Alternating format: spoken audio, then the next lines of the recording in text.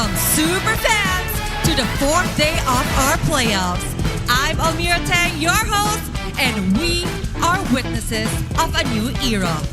TNC has risen to eliminate the world champions and are set to face the cavalry.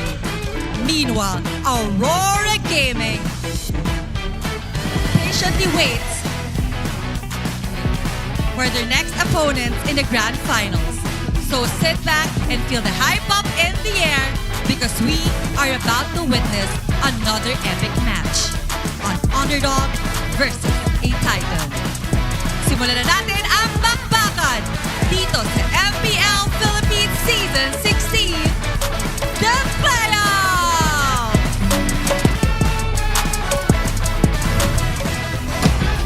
The battles are about to start here in MPL Philippines Season 16's playoffs.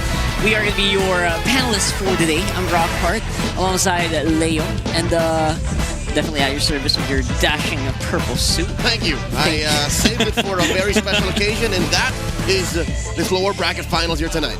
That's right. We have been enjoying a bit of a roller coaster ride here in MPL Philippines. I cannot really put in words what kind of timeline we're in right now, but before we get into all of that, obviously none of this would be possible without our awesome sponsors.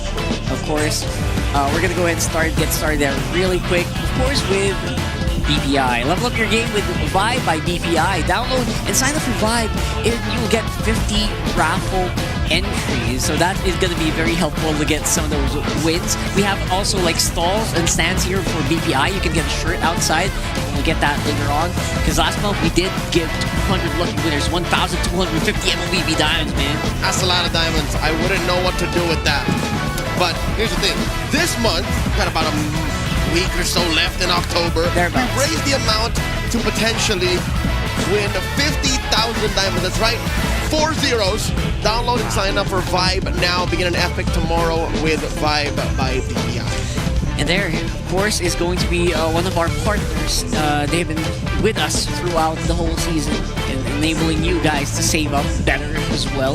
Don't forget, we're also helped out here by our friends from Smart. With Smart's Only 5G experience, you get more data and more GG. Experience the winning power of Smart's Only 5G and enjoy it with the Smart Digital Prepaid eSIM. Smart, the simply reliable telco partner of the MPL. Victories you can count on. That's right. We have counted on a lot of victories from Smart. I personally, with my Smart 5G. Thank you so much, Smart. And of course, don't forget, this tournament is monitored and supervised by the Games and Amusement Board here in the Philippines. Whew! All right, so before we get started, I just had to breathe in a little bit here because I can tell everyone around us right now is very, very tense. No one's moving. I wish I could pan the camera to them. The audience is not really. The air is thick. The tension is palpable. I could feel it in my pockets. I can feel it in my little mustache. It really is the right timeline. Anything and everything can happen. We see TNC climb through the bottom. In my own personal predictions, they would have fell by now. That's right. And their climb was not easy, mind you. Every single game went almost to the maximum. No, not almost. It literally did. Every single game. Phoenix Army fans who bought tickets got maximum value. Even in the games they lost with the 2-3 on Aurora. Which is only one series, by the way. That is the #1 team out of the regular season, the #1 team in the league right now, and they sweat when they fought against TNC. They're definitely the most, the most gritty team right now here in MPL Philippines Season 16 playoffs. Of course, we also already have Aurora locked in and waiting in the grand finals in the best of 7. But we are also going to experience another best of 7 here this time around. TNC is up for a big one. We did see TLPH drop by into the lower bracket against Onyx, and now, and we're going to go and see if they can do it again. The best of 7 with TNC. Yep.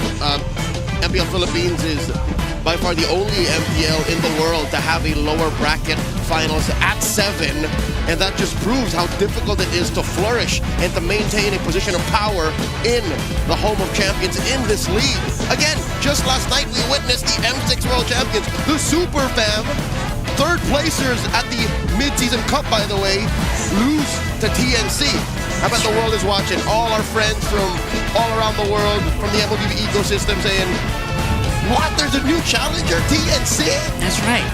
The M6 World Champions cannot defend their title in the coming M7, which is really saying something because very few teams have been able to defend anyway. So we're here right now, and we're going to find out if TNC has what it takes to maybe fly out there and, show TNC or show Onyx that, you know what, we deserve to be able to beat you. We might be able to make it even further, but these are our players right now who are still gunning for that Immortal Cup. Look at that, a majority of Liquid, nay, all of them have already won an MPL Philippines title. 2 times for Perksiva, 4 for Sanji and Sanford, and then 5 for these GOATs. Again, if we still had the Hall of Legends, best believe Oheb and I don't think JP's on it. JP would be on it too. Carlisi was part of the inaugural class. All this while, TNC, 3mar, Lancy, Benny Curie, multiple times they won it. I forgot the title one. That's right. Zaida's already won a title. But Chaknu does not have an MPL. Can you believe that? Literal uncrowned king of at least the Phoenix Army right now. He's literally head general. Everyone is just diving onto the stage for his victories. And we saw that yesterday. Chaknu is that old master sergeant in the army that everyone looks up to, but just doesn't have that star, He's an enlisted personnel, but everyone looks at him like, yeah, no, he's the GOAT. Yeah, he used to have a cut for it too. Yeah, I wouldn't be here if not for Chaknu. A lot of people would say a lot of these roamers that you're looking at now on the screen have been inspired by this young man, Joshua Molino. Yeah, isn't it odd? Because you're the idol of some of these roamers and you didn't really get the cup yet. And that's something that TNC definitely is fighting for as well right here in the MPL 16 playoffs. Now, of course, we do have our headline for today, our headline matchup. It's TLPH versus TNC. It's echoes of the past. We've used this headline multiple times this season, and it's not because for a lack of creative juices. It just comes up oh so often because it's so relevant over and over again.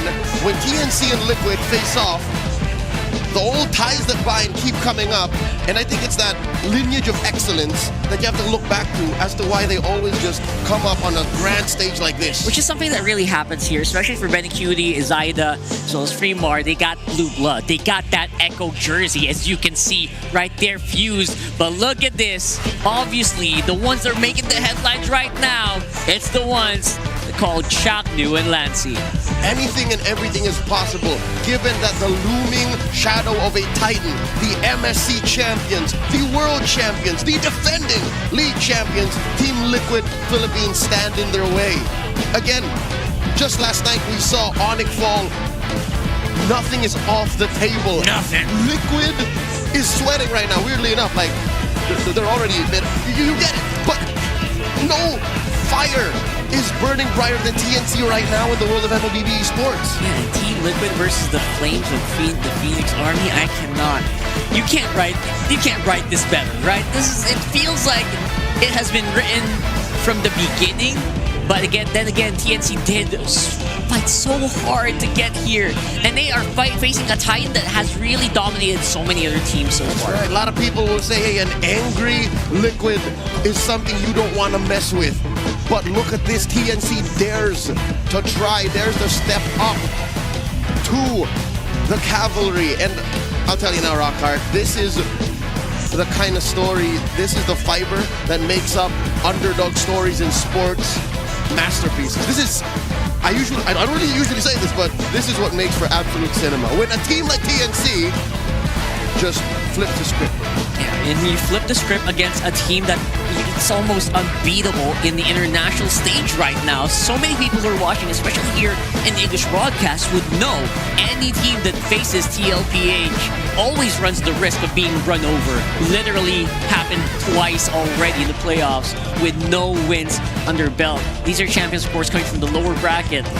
This is a very interesting story here. We got obviously Signal Ultra, who are the first teams to not be part of the top seed to become champions. Blacklist International also did that climb from the lower bracket. Because of very specific reasons. Some factors that happened prior to the playoffs. But again, this was great, amazing. Echo, they won it after they won the M4 World Championships. And then Liquid Liquid blindsided Onyx when they went for the climb. That's right. And again, that was a time where they were really, they're building up to it. Carl TZ wasn't like fully acknowledged by the whole world back then.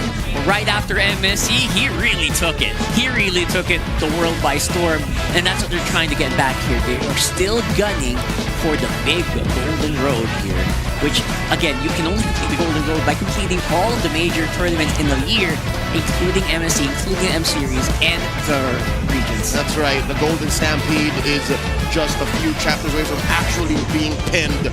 But here's what's interesting. For TNC, it's this great underdog story, right? Following in the footsteps of the Mighty Ducks, remembering the Titans, Longest Yard. What other sports movie? Space Jam. Space Jam. What other sports that's movies? actually true. It's an That's underdog, true. you know what I mean? It's an underdog Both story. the Michael Jordan and LeBron version. But the thing is, can Liquid do it twice? Can Liquid also consistently upset and go against the current and climb from the lower bracket? Again, back-to-back? It's been a while since we've had a back-to-back champion. It's been a while, honestly. And honestly, if Team Liquid can kind of just make sure they can get through TNC, which is touted as one of the most venomous teams of the season, I think they are the team that any team in the MPL do not want to face just because of how 50-50 the matches go. Yeah. I feel like if they can get past this, maybe they have a good chance against Aurora. Both of these teams obviously very high macro-centric teams, and I think you can't really macro too much against CNC, you know what I mean? You do not know what to do within and without a game. Like, macro-wise, big picture, In it. they changed the game. They are literally 1-3-1 fighter gold lane. Like, that is them. A majority of their matches are. The stats say that. But in-game, Team Liquid has to put their head on a swivel, play 360, because the Phoenix Flash can come out of nowhere. Fights break out from TNC when you least expect them. And look at them. There you go. The difference between their body language. Is it just me, or is TNC a little more lax? They're a little chill, especially Chakno here. He's got that pro player thing going. That leg up. He got leg up. And that smirk. Yeah. And he's laughing. What's he laughing about? What's he laughing about? He laughs about a lot of things. But I can tell, you know what? This is something you actually brought it up, that Phoenix Splash, really scary. I think that happened right before the end of Game 5 yesterday. And we are seeing here, obviously, the battle of the international MVPs. Benny Cutie has proven himself time and time again. One of the craziest players in M4. But don't forget, he also did that alongside some of these players right here. That's right. You are looking at greatness. Carl TZ M2, OHEV M3, Sanford MSC 2025 just recently. Oh, And are we just breaking out into a flex up? Come on. are we gonna flex here? Who Let's asked go. for this? Oh, come on. I like the bicep definition on that. Benny's got that dad muscle. He's got that dad muscle, Benny's 100%. This is functional strength. Sanford is kind of starting to make it up there, but you know that Benny's arms and muscle structure is built from actually lifting a human baby. he's ahead by a few years here. So, nice try there, Sanford. I'm pretty sure some people would say, it's a pretty even fight. But yeah, it's just a trend that happened recently with all of our players are jacked here. Sorry, guys. I don't know what to say. In truth, it's not an even fight. Literally, of all the pretty big, members yeah. of TNC, save for Zaida, only Benny has a title, That's right? true. But for Liquid, everybody's winning. And speaking of winning, here's an epic take. Who's winning for you? Is it Benny Cutie that was in TNC right now? Okay. Or is Echo Benny Cutie from way back, like the one we mentioned earlier, a lot better? Honestly, they kind of briefed us about this a little bit. Even until now, I cannot really answer properly. I would say TNC Benny Cutie right now feels better. Okay. Just because, I'm going to preface this with what I mentioned earlier. He did it with such a star-studded team. And now it feels like they're he's winning with a lot of scrappy dudes that just came together this season. Yeah. That feels like it's a little more difficult. And maybe it's recency bias because it's the now. It's what we've seen more recently from, and it's more spectacular. But you have to consider why this is difficult is because the Echo TNC, the Echo Benny is the Benny that was M4 MVP. That's right. It won the World Championship. He swept them. He backdoored Blacklist on the world stage. So that might be like one of the bigger, might be more difficult. Scientifically, I'll say Echo Benny. There you go. Like, with all due respect to the current Benny, it's just M4 Echo Benny was a god. I don't mind this. I don't mind saying stuff like that because I also said maybe Exit Chakna was maybe peak.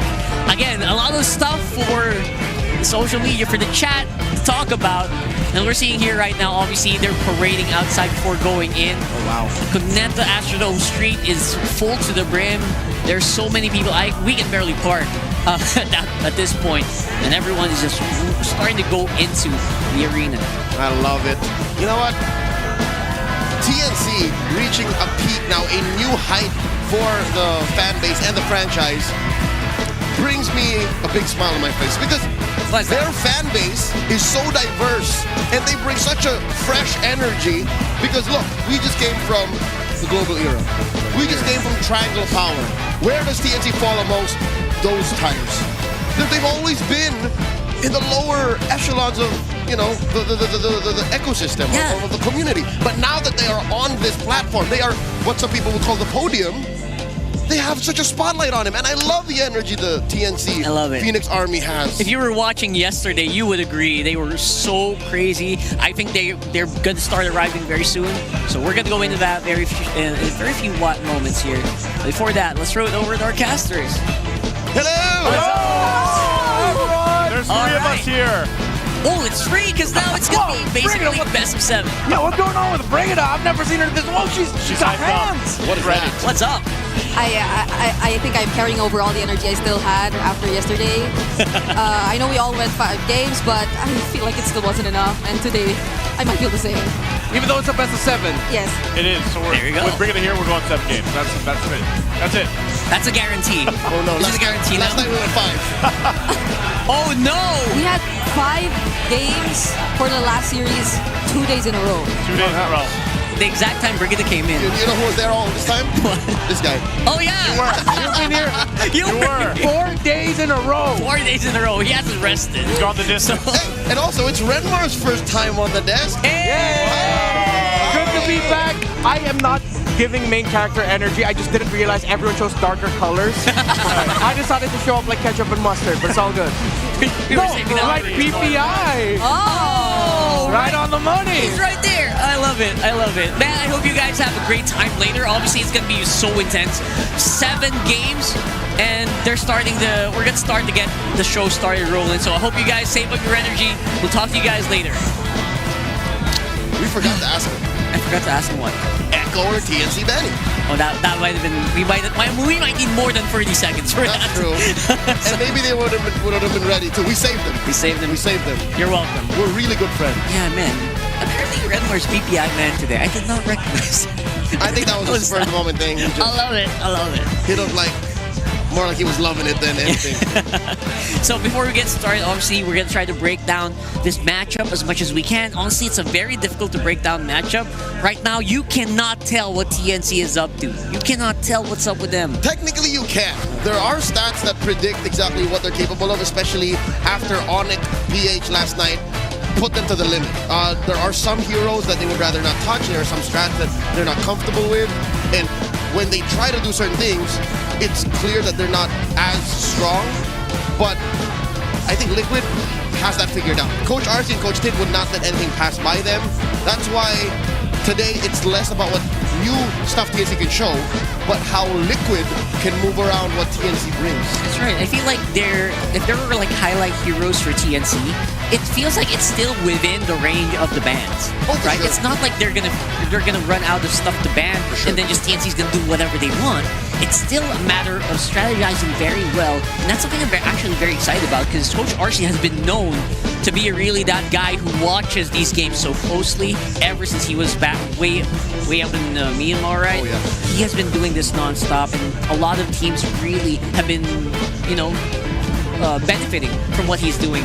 So we'll see that later, obviously, and let's see if maybe our friend Wolf can kind of just break down here in his favorite segment, our favorite segment. It's the Howl.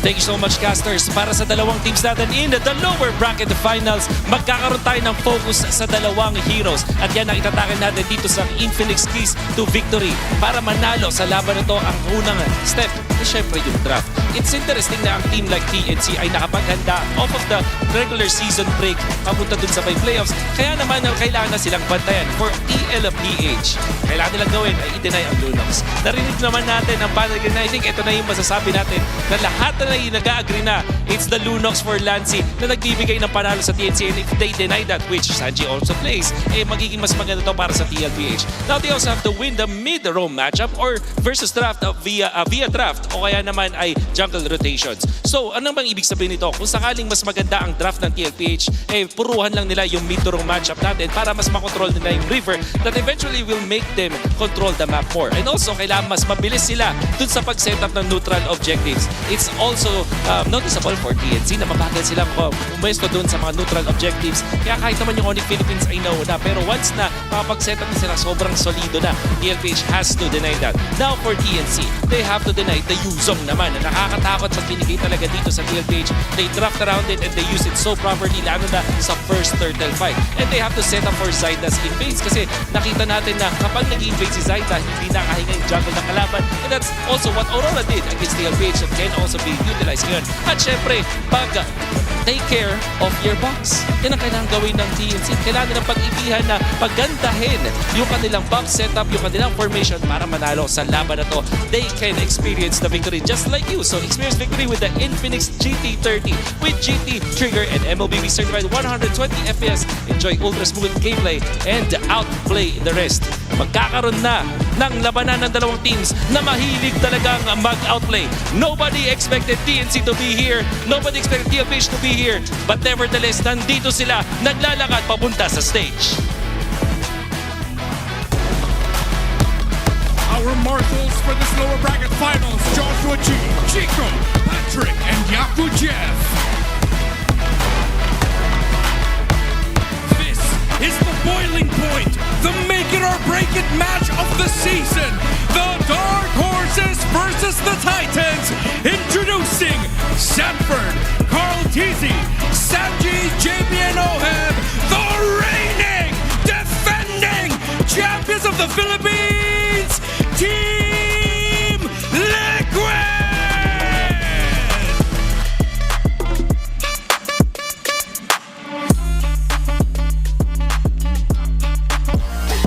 They eliminated the champions of the world!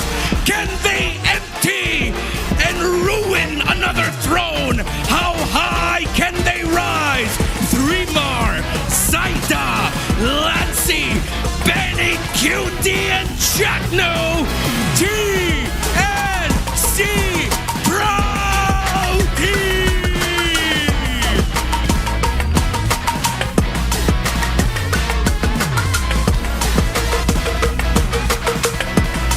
And their coaches for Team Liquid Philippines, Coach RC. For TNC Pro Team, Coach E2 Max. MPL Arena, alam nyo na kailangan nyo gawin! Mag-ingat!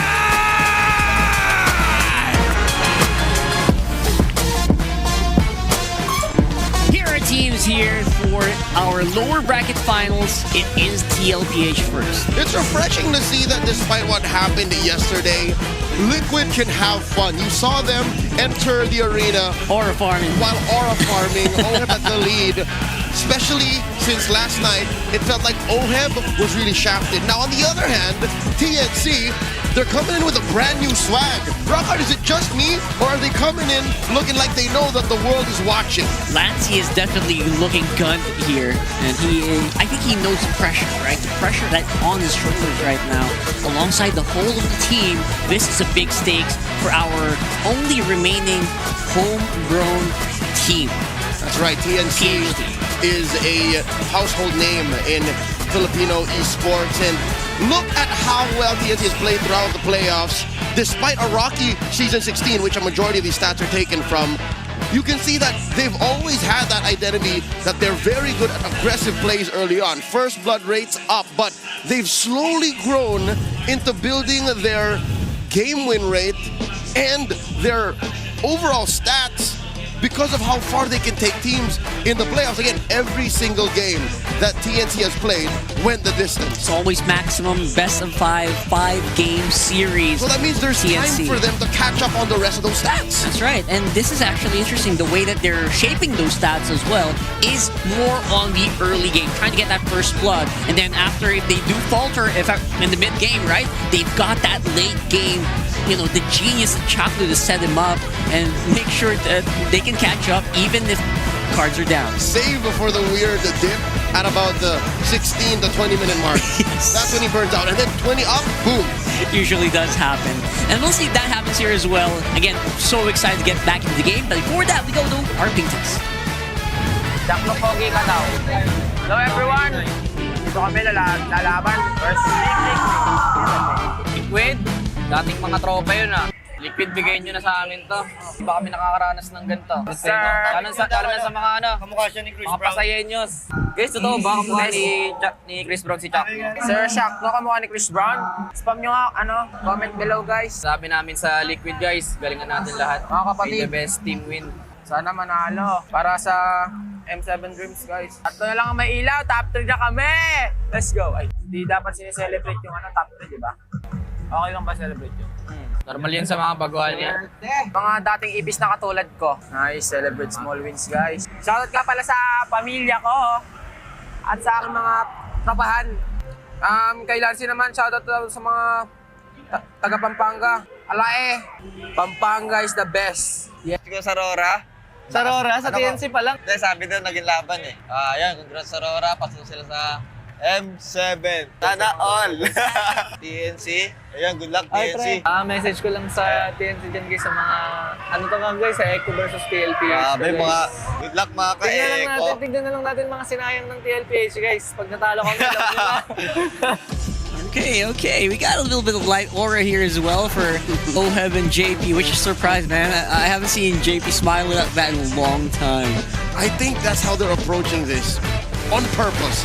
They want to go into this best of 7 with high spirits and I'd say a nonchalant approach, because if you take last night's loss seriously and a little heavy, then that might affect your long-term energy going into the rest of the playoffs. Again, they are looking at Aurora already. That's right, exactly. I mean, they talked about it right there.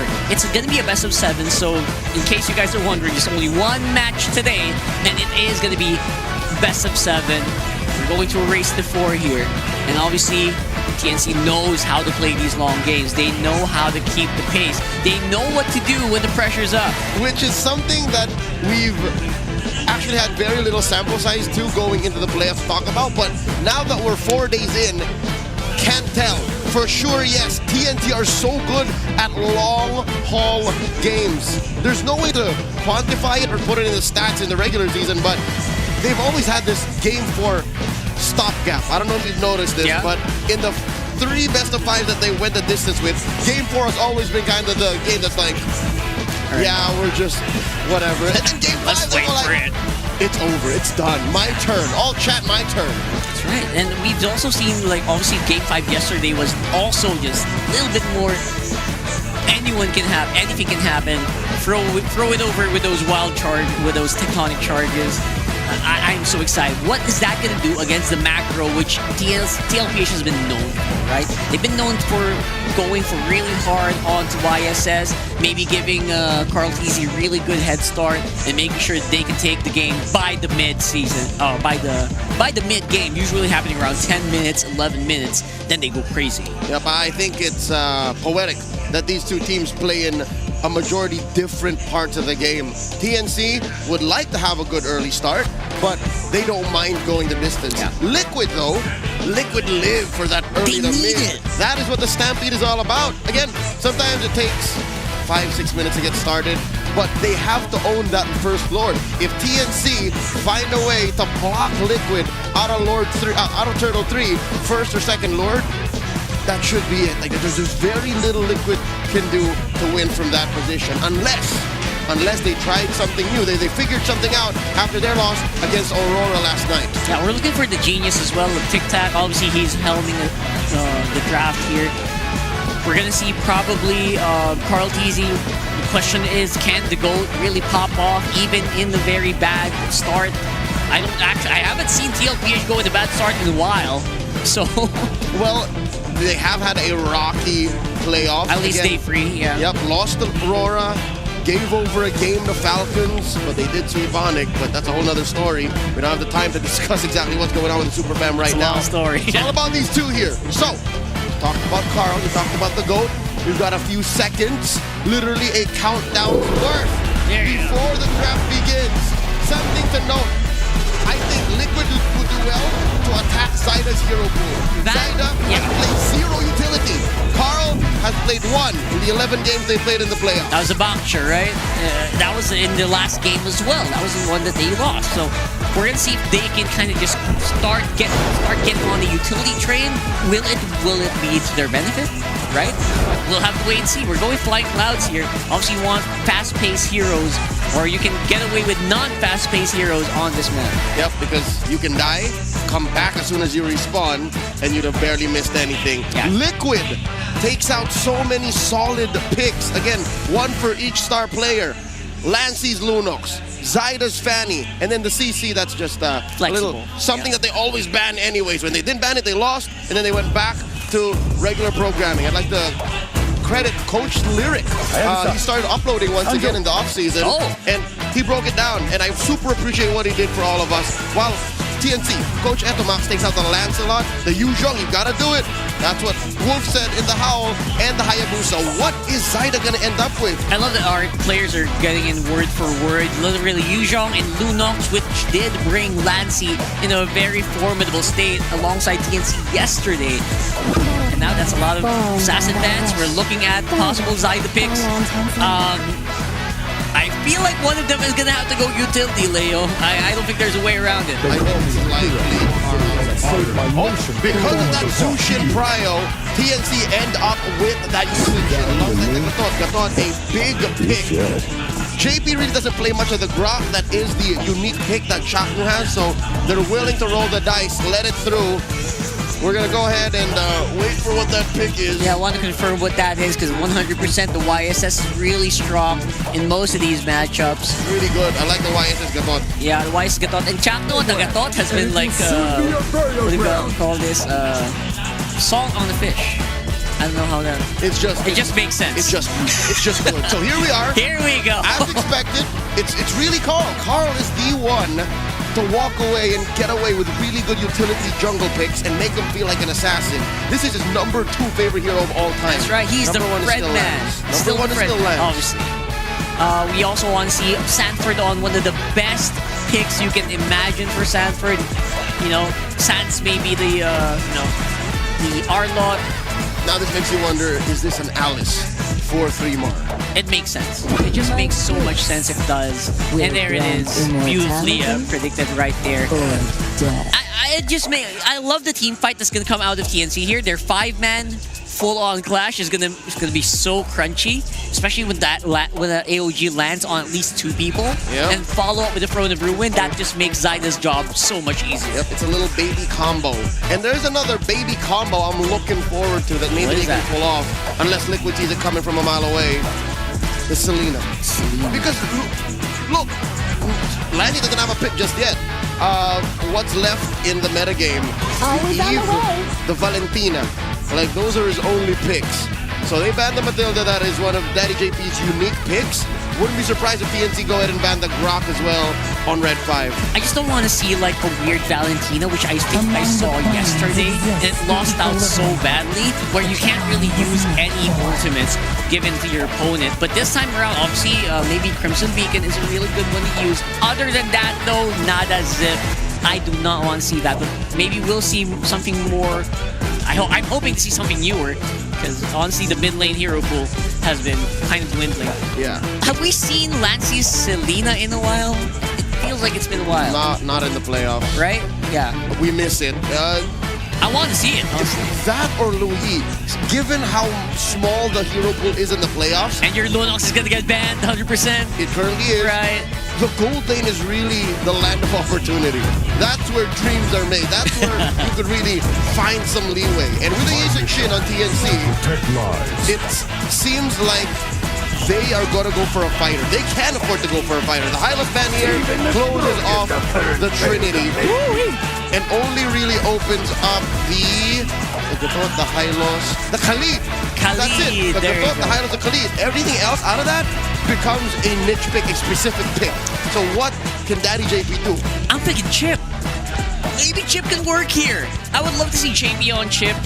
Right now, obviously, gold laners are. I think you might be relegated to go back to the old ways, the marksman days, man. It might be a marksman here. The CC banned out, Bane is banned out. Liquid for sure has the marksman. Yeah, Liquid 100%. has no other option. They need the reach. They need the reach. They need the damage. Yeah. Mid has no damage. The jungle has no damage. That is what the utility jungle formula looks like. And TNC picked the Navaria, not the Selena. And this is still somewhat of a combo. Imagine, Rockhard. Yeah. Echoes into a good AOG. Echoes into a Throne of Ruin. That could have been telegraphed, but 3mar has a little extra leeway because he's got better hitboxes. Also makes it easier to land those. Exactly. Yep. I love it. Extra vision. Extra Boy, vision. already walking away with a mountain shot here. Liquid have to figure it out. That's good damage. It's a traditional gold laner. It's not a marksman, but it's an old gold laner. Great start for Liquid.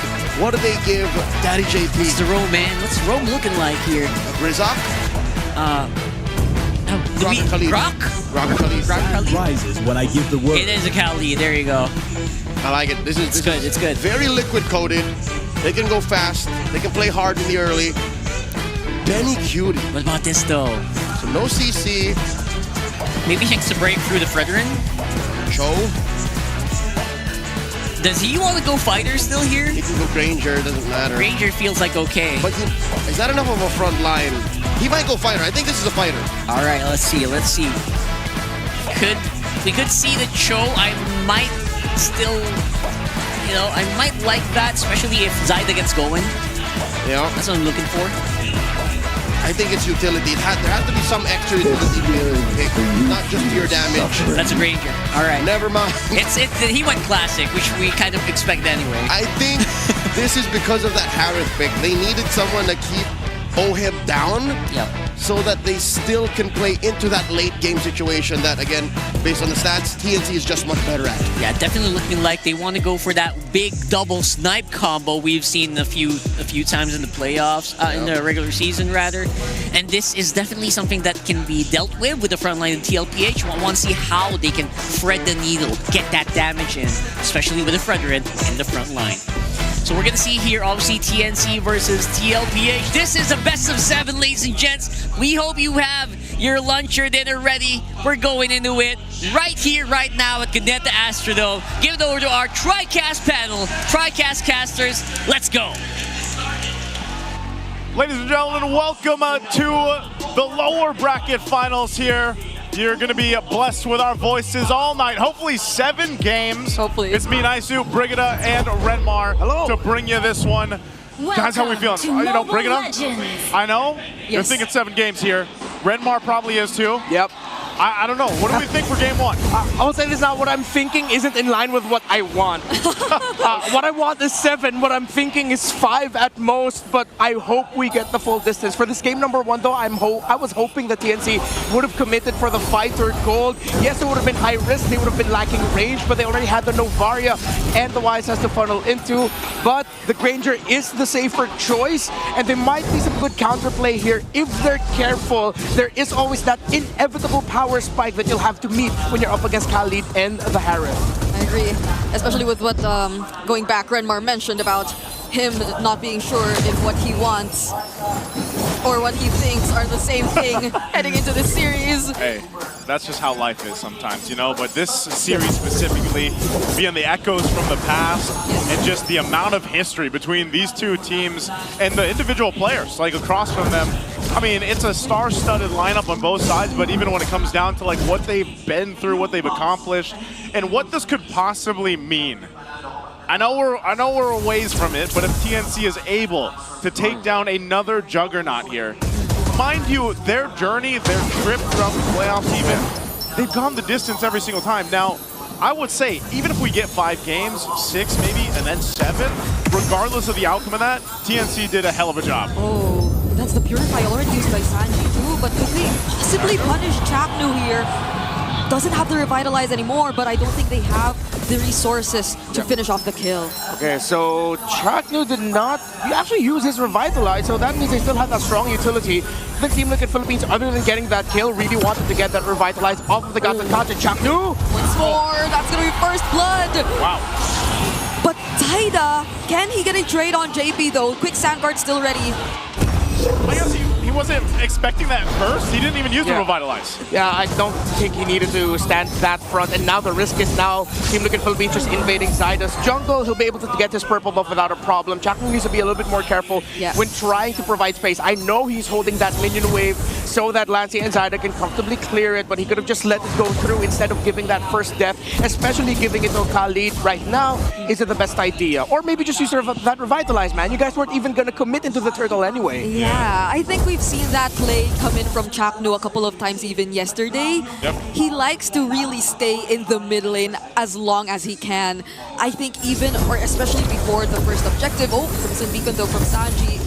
And again, it's probably because of the priority, the amount of priority they have in the mid lane or in the amount of space that they want to create for Lancey. Maybe all the more now that he's on the Novaria. Yeah, speaking about Lancey, this is a debut pick for him this season, but this was his old signature back in MPL Philippines Season 12 when he was still playing with Minana Evos back in the day. This was one of his constant picks, and he does really well with it. Hopefully we get to see a glimpse or another look again at why that Novaria was banned away from Minana Evos back then.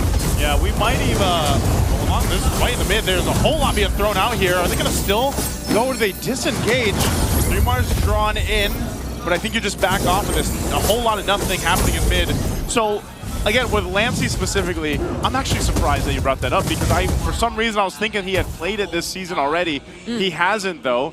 But that might be the case here because I think this is already a picture of you're not going to build any more MMR on your Lunox Lancey, unfortunately, unless it slips through one game and TLPH just has an answer for that Lunox that's popped up so many times now in the past couple of days. We'll see what TNC does here. Second turtle of the game is coming up. Gold Lane's doing a thing. They're going 1v1 all day. Benny Cutie is, I think he's maintaining the lead at least for now, probably just by a little bit. We'll have to see what the gold difference is there between our gold laners. But looking into the second turtle, they're in position. It's up to TNC to get in here. A slight advantage, maybe even. Lancey doesn't have his flicker. Sanford already going in with the Bravest Spider, but Carl only gets to prioritize the turtle. Look at the Throne of Ruin though, coming in from 3mar. It got 4 members, and now Liquid have to run away. Appraiser's Draft committed over there. Even the Zaman Force from Oheb, they're still fighting back. Oheb's fighting back. The Gleam was forced out of 3mar. Yeah, that was a great read by Oheb, knowing that even if there were 4 members of TNC surrounding him, they couldn't have handled the Harith at this point with the Zaman Force. Have to commend 3mar. Perfect entry there with the Throne of Ruin. I thought the Astral Echo from Lancey came in a little bit too early, but I believe he just used it to get more vision. I wish we could have seen it timed a little bit closer to the entry of the Alice to really maximize the Throne of Ruin even more. But at this point, this is just me nitpicking. That was still a great approach by these two. Yeah, and so with this, that's 2 turtles in the hands of TLPH. We know they like to play this game. They'll maintain this a little bit of lead. Whoa! Whoa, an aggressive flicker from Sanford. Sanji's there too. San duo with a bit of help from Carl. Take down Zyda all alone in the jungle. I was going to say, they like to play this game, and when they have the lead, they'll continue to press on it. Now they just did that in the jungle of Zyda. Yeah, rotational misread, which is why now you see TNC trying to compensate by forcing back the Harith. And let's see if they'll be able to take down this tower. Oheb commits Zaman Force. Astral Echo reveals 2. Sanji comes joining 2. However, the damage from the Star Shutter was a bit too much. JP and Sanji, do they still want to fight this? They will have to walk away. Not even Carl might try and join this fight down bottom, but Benny Cutie still trying to go for it. Crimson Beacon already forced out. All right, they even things out. Lancey saved that sequence. The Star Shadow was perfect. If they did not get that kill on the Harith, but only got the turret, would have been meh. But since they got the kill and the turret, great comeback for TNC. However, still a 1,000 gold lead for Team Liquid Philippines. TNC needs to heavily contest this turtle and minimize losses. While Liquid, they have a very stable formation. Yes, OHEB died, but the items are still locked in for him. He still has resources, and now he has Zaman Force again. Yeah, this is a little bit better too. I think this Radiant armor picked up by Chaknu will help him in a way. Do they want to go for this turtle? They do want to contest it. Conceal's going to be used. Carl TZ needs to be pushed off. Oh my goodness! Carl TZ with the retribution, taking away the objective. 3 bar though with Throne of Ruin. That's going to be the trade. Sanford trying to sustain. OHEB going into the Zaman Force, and the raging Sandstorm from JP just in time. Chaknu will fall too, and that's a double for OHEB. TNC really needed to commit that fight, even though it was risky. So what happened there was Team Liquid Philippines split themselves into 1-2-2. 2 members in the mid, 2 members in the turtle pit, 1 up top. JP's pressure up top means there's a little bit more damage done at the turret because it was him pushing the wave. When you have a Lapu Lapu and the Fredrin together, you can afford to just send both of them to hold the turtle, hold the objective, and then they can win that out. TNC needed to commit that play, but they were just outplayed by the late entry of JP. Yeah, and I was even worrying if he could make it, but knowing that this is a Khalid, surprisingly the Raging Sandstorm was just made it in time, and it didn't even feel like TNC had enough time to burst the objective if even they wanted to. Yeah, again, TNC's just lacking some of the firepower here. This kind of lineup too needs to go ahead and build up. Whoa, hold on. Is Sands gonna be okay, but not unbreakable? Oh, probably not. Throne of Ruin and the Star Shutters there. OHEB won't even try committing the Zaman Force anymore. At least TNC get 1 kill from Liquid there. I'm so surprised that TLPH, hold on, JP's in trouble. Or could they actually get 2? But Sanford's still gonna jump in. He has Carl by his side, and he only targets Benny. Carl TZ still going in, energy eruption onto 3, forcing out the flicker from Lancy. But Zyda, he's going after, but OHEB's going after Zyda. And Zyda fortunately had the traceless, but oh man. I think Sanford felt something to the flex off before we got into the game, man. He went right for Benny. Yeah, that was a bicep curl of Landshaker if I've ever seen one. Perfect entry, perfect distance. He committed the flicker there. It was right on the money. And of course, the late entry by OHEB stopped Zyda from being able to help.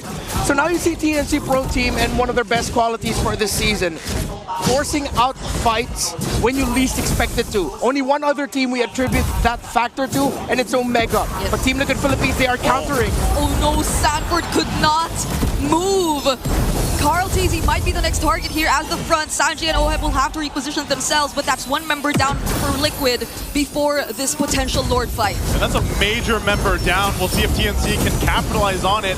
Sanji also less than half health, but look at JP's positioning. He's got a flicker available. TNC has to respect that. They won't pressure the Lord just yet. They need to continue to build up. This is a good item pickup too for Benny Cutie. He's now got the Malefic Roar. 3 items locked in for him. You're starting to see Lancy's damage also scale up. That's what we expect here. But again, you can see Sanford seems to be a big problem. He's a main part of the damage output that's coming out from TLPH. They still get control to start the Lord though. TNC is going to stare it down. We have to keep an eye. Chaknu's going to pop the conceal. They're going to go. Oh, he uses the Unbreakable. Sanji's half HP. Carl still secures the Lord. And now the fight continues. Side unfortunately will be falling for TNC. Chaknu has nowhere to run to as well. And now the target is going to be 3 more. 4 members, actually 5 on him. And fortunately has the Gleam, but they lose 2 in the process. JP and Sanford was blocking off the entry of Zyda. Yeah, he wouldn't have been able to make it to that Lord to get the retribution off, but the fact that he showed himself close to the fight, JP and Sanford were ready right away, blasted him immediately, and suddenly massive lead for Team Liquid Philippines. You're just seeing Team Liquid out-execute TNC every time, and it looks like they've really looked at all of the tendencies of TNC Pro Team when it comes to the objective takes, because they are blocking off all the entry points every time. They're doing it so well by also just splitting up TNC. You know that 3mar wants to jump forward with the Alice. He wants to be able to get that Throne of Ruin off. So he's already separating himself from the rest of the team. Now if they're blocked, especially by JP or even Carl to an extent, they can't follow through on that setup that's coming out from 3mar, and that's a big problem for TNC on trying to actually utilize the damage they have. Meanwhile, this is one of the downsides about Novaria. Obviously, there's this window of you're not really doing much except going on for those shots, those shatters, or the setups here. And so when you don't have that, in comparison to like a Jushin, right, for Sanji, he's just dropping down the lantern 24/7. Like that's what he does, right? Yeah. He's constantly going for it. So TNC, that's why I was saying they need more time to be able to build up, but then they have to be able to actually go into a team fight with an upper hand. TLPH is doing such a good job though at stopping that from even happening. Yeah, looking at the items, already up to a Guardian helmet for Carl TZ. He didn't full build the Cursed helmet, he just went for the Molten Essence, while Zyda's around 1,000 gold behind. The two gold laners is actually a significant lead for Oheb, already up to the Holy Crystal. So getting that advantage isn't going to be as easy for TNC. And Team Liquid Philippines has been capitalizing on a TNC tendency, which is they want to overcommit right away on the first target they see for objective team fights, already utilizing their resources. Yes, they were able to get a great Astral Echo off of from Lanzi, who decided to swing to the back. Astral Echo even got the clip Sanji there with the Star Shatter. But then since they didn't have enough resources because they just used it in the pick beforehand, then TNC Pro Team, the advantage that they really wanted to go for at the beginning was actually what costed them. So I think they need to recalibrate a little bit. Poke the hero down a bit, don't immediately try to burst it down right away. Yeah, and choices like that, especially in the mid or early to mid stages, might be a bit dangerous because of flying clouds. But Chapnu here, would he even use the AOG? Because Primar decides to go in, catches 4, but Sanford's gonna block everyone else! Wow! Chapnu already falls, but they don't care! Sanford's able to do his job! Sanford does it again! It's been all game, man. It's someone from Team Liquid Philippines just cutting off the damage dealers of TNC. Yeah, what the 40, bro? What the 40? TNC Pro Team, again, the difference of the damage profile between the Lapu Lapu and the Alice. The Alice, yes, you can get a big set off, but you damaging everyone little by little isn't going to be that much of a bother for Team Liquid, while the damage of the Lapu Lapu is dealt in bursts. So it's a different reaction from both that actually favors Team Liquid. 8,400 and climbing in the gold lead. Free Lord, and this is going to be a very tough comeback for TNC. Tough one to deal with. They're going to try to manage what they can from the base. But even with this kind of lineup, I'm kind of worried here for TNC as they face a 9,000, nearly 9,000 gold deficit. You can see the difference in itemization even. Oh, man.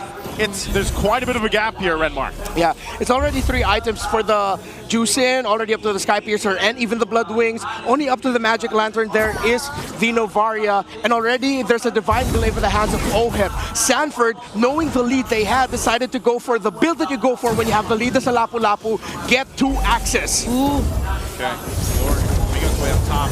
They're going to jump in. Sanji jumps in with a beacon. Yep. TNC will try to hold on what they can, but the mid-turn's going to go down here, and Primar could be in trouble here.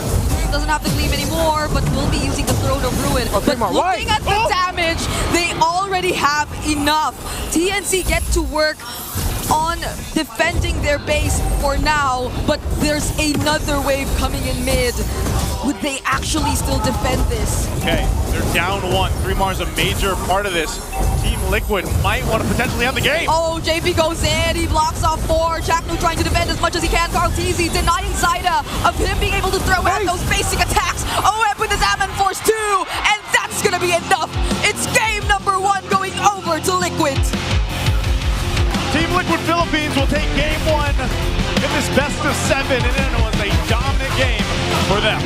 Yeah, they may not look easy, not gonna lie. TNC Pro Team looked competitive in the early portions, but Liquid knew their power spikes, Liquid knew their strengths, and they messed up TNC Pro Team. Let's throw it over to the panel to break down game 1. Okay, so that was really super interesting. Not exactly the game 1 I expected from TNC right off the bat. Not from TNC, but Liquid was on point. They did exactly what we expected. They denied the Lunox. They won that. I don't want to say it's just the mid-row matchup, but that mid-trio. Look at this. It's very Liquid coded. Fredrin, Jushin, Khalid. They were winning everything, and they did that one thing that would ruin Zyda's mojo. They invaded him early, and when the fights broke out, the #1 culprit, the guy is Sanford to be responsible for breaking everything that TNC needed to do in the early to mid. Even in the later parts of the game, he was really reliable. He got everyone, all the attention of TNC and more, allowing basically even Carl Teasy to do Carl Teasy things on that Brethren, man. He was an extension of that mid trio. It's as if the Zushin, Khalid, Fred wasn't bad enough. You got a Lapu Lapu coming in to cut through the back line and ruin TNC's early to mid. And even late game, like when we crossed over to, again, post-Lord, it was so scary still to face off against 40's Lapu Lapu. I'm being very deliberate about the name I say because still, when you say Lapu Lapu, people think of another name. That's right. It's Edward. It's Edward. Today, it's all about 40. Yeah. This is his magnum opus. Yeah, in the words of Renmar Santa Cruz, what the 40, man?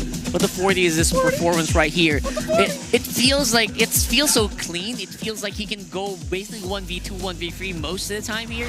Maybe that's because there's an Alice on the field. He doesn't really have that much of a burst threat, which is what we were looking forward here for a majority of it. Where was Zyda? What was Zyda up to for TNC with Benny farming? It's less about where was Zyda, because him getting into position wouldn't even be a question. It's more of how is Zyda. Nothing was in his face as soon as they could. Carl Teasy, being the Frederick connoisseur that he is, knows into one of the main strengths of a good jungler, going into a funnel jungler like Easton Shin. And if there may be one thing I could suggest for TNC going in the game number 2 against the Wizard into the long haul, maybe that range. I think Red Bar also addressed this as soon as we jumped into the game. That's not what we're looking for. Maybe it was a Twitch reaction to the Harith, and they needed maybe a little more range. Just for the matchup, right? 1v1 matchup. Yeah, but already Red 4 picked up Novario was already enough. What happened when they got that Granger was they set themselves up for, I don't want to say failure, but they were racing in time. Literally, they picked a Granger and turned their lineup and their team into what's a very scrappy, very fight-oriented team into a triple core lineup. That is not TNC's identity. They're getting farm on that Easton Shin. They're getting farm on that Novario. They're getting farm on that Granger. Given that the Granger would hit the power spike sooner, but only trying to race for that against a team like TLPH, a lineup like this, it's harder. It feels like you're trying to slice a loaf of bread into 3 people, and they just can't do much with that small slice. It's like, alright, this would have been a lot better maybe if this lineup enables Zyda with a frontliner goal lane. A funnel or something. It just wasn't going to happen. Maybe, again, the only real pick that could have budged, or I think if Coach Etomas can look back is, yeah, Benny, maybe that could have been a fighter. Doesn't need that much gold.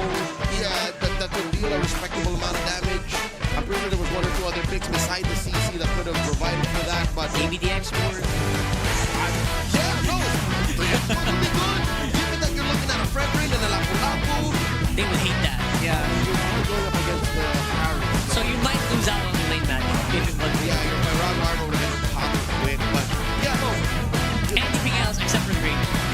Yeah, would have looked better, but I'm not saying Benny played bad. It's just the overall picture did not support what we know TNC to do well for. 15 minutes, all it took, but to be honest, it felt like a snap. It felt like a 10-minute game. It felt really fast. It's like a majority of this game, there was not much of a fight for TNC, but most of it was TNC trying to just knock around. Yep. And the amount of pressure being given to them by TL. Yeah, they had good tools. It's just as the painting was about to be finished, they smeared a little bit of the spaghetti sauce on this. Like, it's good. I love spaghetti. I like the meatballs. But sometimes you need something else. That's my opinion. Looking at the stats here, again, it's all liquid. MVP, the carry, the wingman. Oh, heaven for always. Every the rich guy at 822. Harris barely faced any opposition.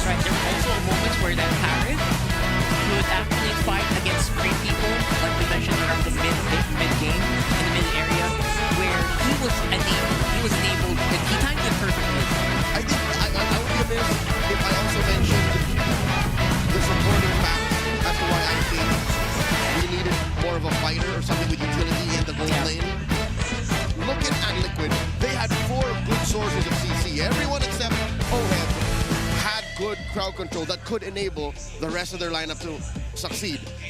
TNC, on the other hand, only really had the Gatot, the Ult on the Eastern Shin, the Throne of Ruin, and then that's it. Novaria and Granger are more really just damage.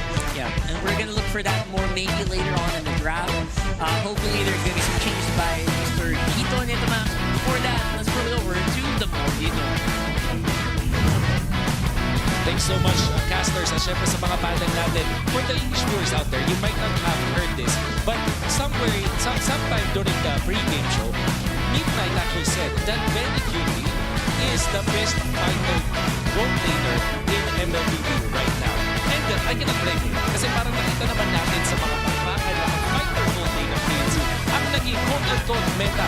Bumabor ang meta game sa side ng TNC o kaya naman ay in-invento nila, pinalakas nila yung meta at dahil din sa mga choices nila after the match. If we are going to look at the heroes na nakita natin yung regular season, ibang-iba na sa mga priority natin ngayon sa playoffs despite just having 26 games.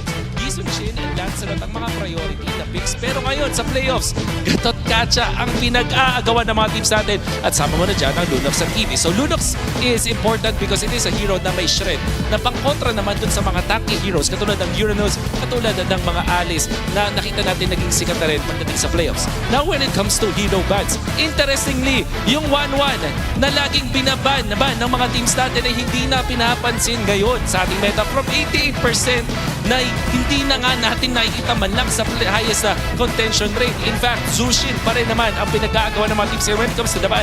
And interestingly, ang Yuzhong na ngayon ay 50% so far. I think magde-develop nga ito na ito na siguro yung most fun sa last stages ng ating playoffs. At syempre, when it comes to contention rate, CC ang pinag-aagawan as well as Lancelot and Jushin ang mga heroes na talaga namang ginagamit ng mga players natin. Exactly, TNC.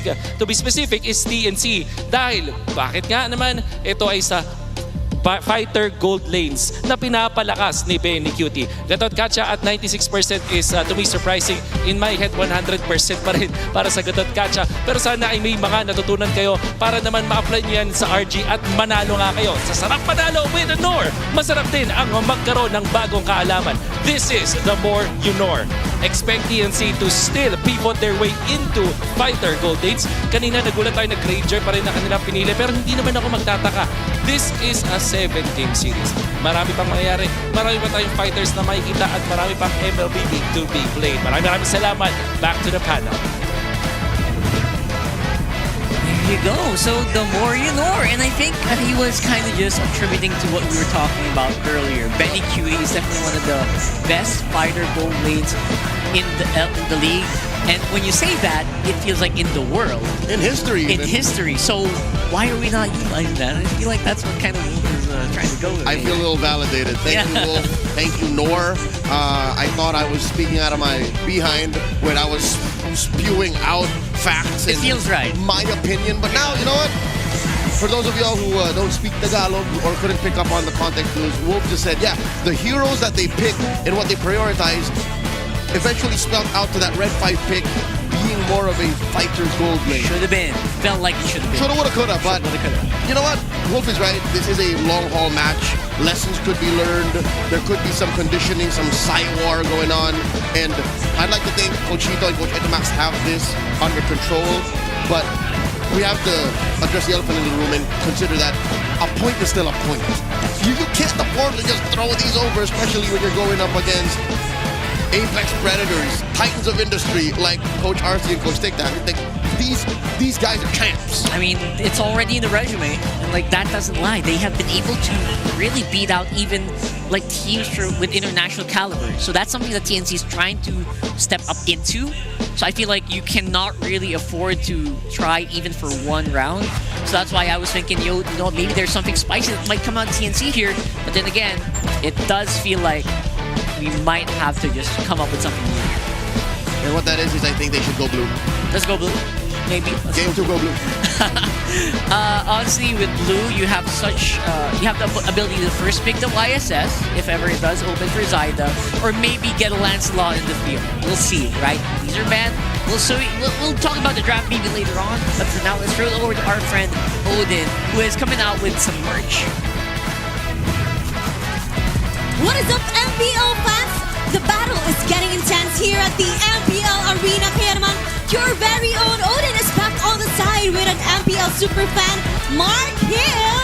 Hello po. At dala niya ngayon ang kanyang old jersey from our past seasons. Ano ba ang mga dala mo ngayon? Suot ko po ngayon yung RSGS din yung first jersey yung napansin ko din. Yung pinargo sa akin na pinili sa akin ng kaibigan ko yung extra ibos. Ang tagal na niya na mga jersey mo na yan. At talagang si Mark Hill ay isa sa mga familiar fans sa akin dahil lagi ko siya nakikita sa lahat ng MLBB events. Wala kang absent, di ba? Minsan ano lang po, meron. Meron, mga pa isa-isa lang, pero lagi ko siyang nakikita. Dapat hindi ka na umamin eh. Niligtas na kita eh. Pero dahil dyan, deserve mo na mabigyan ng bagong merch. Tatawagin natin ang napaka-cute na mascot na si Bibi! Come Bibi, join us here. Siya ang magbibigay sa'yo ng iyong merch from MLBB 9th Anniversary. Mark, dito ka sa gitna. You will receive a loot bag and it contains exclusive merchandise from our 9th anniversary. Okay, unwrap natin kasama si Bibi. Hawakan ko muna ang jersey mo and mic. Ayan. Ayaw niyo bitawan yung jersey niya. Yung mic na lang daw. Ano meron dyan?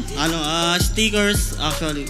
Tapos may Ayan, stickers. And then? cup. You have a bucket hat. Ay, ang cute mo dyan ah. Clip mo yun ah. Cute ka dun. And then, Meron kang blanket/banner at ipakita natin yan. Hold it with BB. BB, hold it on the other side.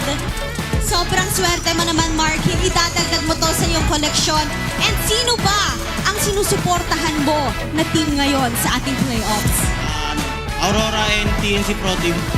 So, ina-assume mo na sila makakapasok bukas sa Grand Finals. Yun yung, hindi ko Prediction mo. masasabi. Prediction ko pero sana mangyari pero kaya lang Wala lang 50-50. kaya lang. Oh.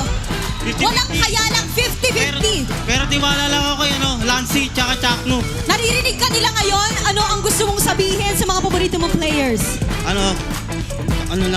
Maging kapate lang kayo sa mga gameplay and tiwala lang, kaya natin to. Let's go! Let's go! Ipa-cheer mo naman ang TNC Pro Team. Kailangan nyo nang humabol ngayon. TNC! Go, go, Phoenix Army TNC! Go, go, Phoenix Army! Maraming salamat, Mark, and thank you so much, BB. Maraming salamat sa MLBB for this merch. And with that, ibalik na muna natin sa ating panel to get back to the match. There you go. I didn't know we had BB in the house. He is supposed to be the niece of Tita Jolens, which is another character in MLBB. So we'll talk about that. We haven't been acquainted yet, so I'll try to get Tita Jolens here tomorrow. And yeah, celebrating MLBB's 9th anniversary. Thanks so much for hanging out here. And don't forget, you can also just keep coming in here into Net Astro. I believe there are still tickets. If you want to watch, you can see your playoffs ticket right now. Go to the MPLPH website and join Net Astro for MPL Philippines Season 16 playoffs. There's still a few. I think for tomorrow, I think they want to open up more areas here. That's right. Just because they know so many people want to join. We know. So come on over. All right, so again, that's done. We're gonna go over to our next one, which I believe we have a few titles that won the Esports Awards. That's right. You can vote for Team Vitality for Esports Team of the Year, Kurt for Esports Breakthrough Player of the Year, and Team Liquid and Team Falcons for Organization of the Year. That's right. Team Liquid for Content Group. Mountain has also been nominated for Esports Publisher of the Year and Mobile Legends Bang Bang for Esports Mobile Game of the Year and Esports Game of the Year. I am confident we can win all of these awards. I feel like it feels like it is too, because way back in MSC, I feel like so much people turned up specifically for MLBB. For such a young esport, again, we've been around as a title for about a decade, slightly less. we are #1 top charting across so many different channels and regions. That's right. So when We're no longer up and coming like MLBB is now. not even a question, because people are starting to build their lives around this game. So hopefully you can kind of just you can just get into it and help us out in the Esports Awards. Make your voices known and vote now. Here we go. Going into game number 2 confirmed. They take good old Leo's piece of advice. It's blue. Game 2, go blue. There you go. So the blue side picks we're looking for, obviously, YSS is still highly contested, even with Team Liquid. Lancelot will probably get either picked or banned out. Yeah, if Liquid does not ban it on red side, I think Zyda would rather pick that. I Blue think one. so too. Worth it. Or using shit if it's open. They're not like Liquid, wherein if it's blue one, they would go to shit. That's a very Liquid thing to do. Exactly. So we're gonna see maybe some what do you call this? Changes on how TNC will do it, but we are gonna see that right after this beautiful countdown. I hope we keep doing this every season. Oh, look at BB. He's so adorable. And BB's right there in the middle. You know how your parents tell you not to watch TV up close? BB didn't get that message. His anatomy is different. That's right. Does BB... I hope he's not holding... He or she is not holding a camera. I think it's he. It thinks a he. All right. BB is a he. He seems like he's doing a gyrus work. The way he's... right there. Broken Walls here. 38% win rate and then 68% win rate here for TLPH. 60 to 38. It's not bad. It's not bad. I still think that the map choice here for Broken Walls is kind of neutral for most teams. Yep, this is a map that rarely affects much when it comes to rotations or big ticket changes to their gameplay. So we see Coach Etomax banning on the Harris, the Zucchini, and Baksha.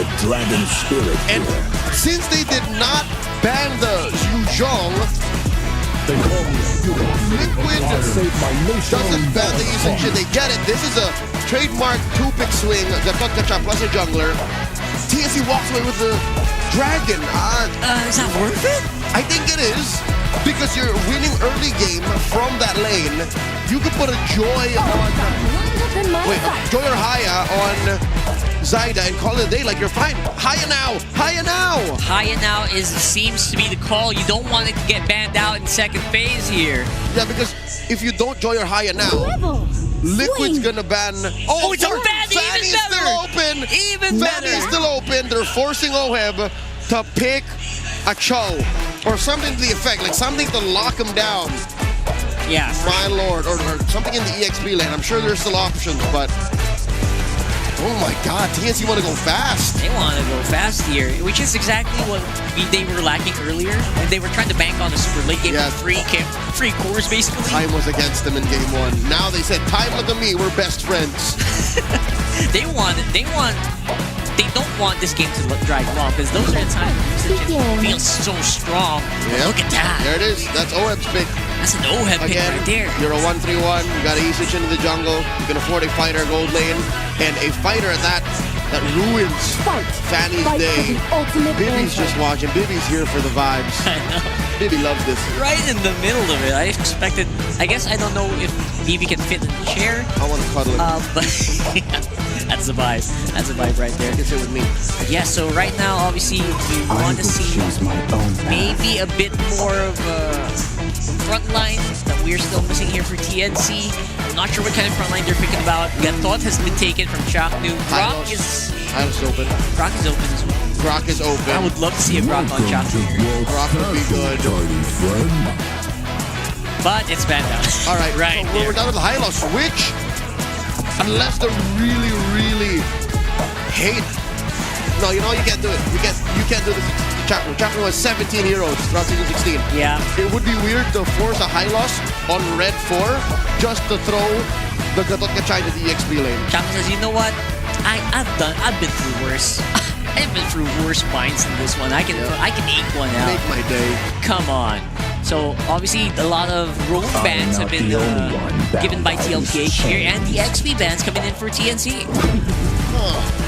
Why the Phobius ban? I smell a 1-1 in the gold lane. Could this be? Oh. I think so. I There think has so. to be a reason why you banned the Phobius willy-nilly out of nowhere. There's still so many XP laners. I would not mind a 1-1 from Benicudi, honestly. But that, again, that's a lot of gold going into... with this current draft right now, it feels like it should be a fighter gold. Because you have the Kimmy, obviously, can clear very well. Kimmy's halfway. Kimmy's halfway. A bit halfway. She doesn't need that much farm. She would be good with it, but I think they can still afford a 1-1. See that?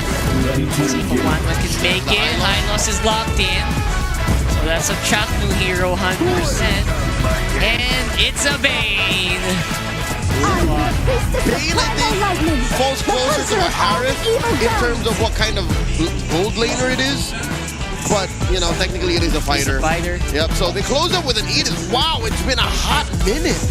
But where was you? Isn't it doesn't feel like the Bane does eat more gold than most. You need more Just gold, to right? start, because that Holy Crystal ramp-up seems so long, but some gold lanes, I've seen them lock it in like 5 minutes, 5.5. So you should be fine. I feel better for TNC's draft now, but... Then game 1.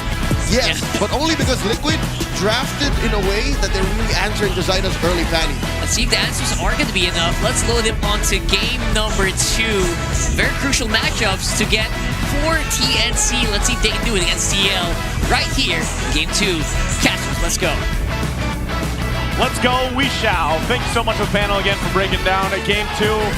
TLPH took game 1 under control, ended it very quickly, and this time around TNC decides to answer. Some interesting picks, one of those being the Fanny. We've seen Zyda play it before, so you know it's one of his favorite heroes. And also, Benicudi getting the Bane again. And mind you, we saw the synergy between the Yuzhong and the Kimmy. It's undefeated right now in terms of hero synergy. What do we think about game 2's draft here, Redmar? All right, so the same thing for every Bane game. No matter how good the early to mid game of Team Liquid Philippines is, are you ready for when Benicudi gets that Holy Crystal and most likely the Lightning Cruncher second item, depending on what he's deciding to go for? Because that's always the inevitable power spike when you have that Bane. So they will try to take control of the early game with putting pressure through the Yuzhong. They can somewhat be okay with letting Benicudi just be somewhat not too freely farming, just temper it a little bit. Yeah, and it's actually the debut pick for the Edith this season. We did discuss that it's not entirely new to us, but I guess I was really surprised about it showing up right now. But Zyda, that's the more surprising part. You can hear the crowd. Zyda, I don't know. It doesn't matter who's playing it. Whenever they see a Fanny, you get a first blood. Everybody loves it. Yeah, just about we said them putting pressure on the EXP lane. Yeah, good thing TNC countered back. That's not how you want to start when you're up against a Fanny. I mean, it's not like it's going to be like, oh, GG, no way Team Liquid's going to make a comeback from this, but that's not how you want to start things off against a Fanny, against an iconic Fanny. The last time we saw this, he went perfect, no deaths, and got an MVP performance with it. It's just something about...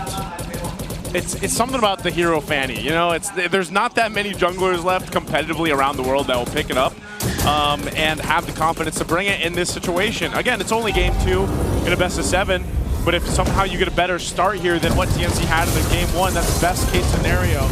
They're blitzing this turtle though. Yeah. I don't think JP is going to be able to do much, and it looks like this is going to TNC unless... Oh, can Carl even actually catch up?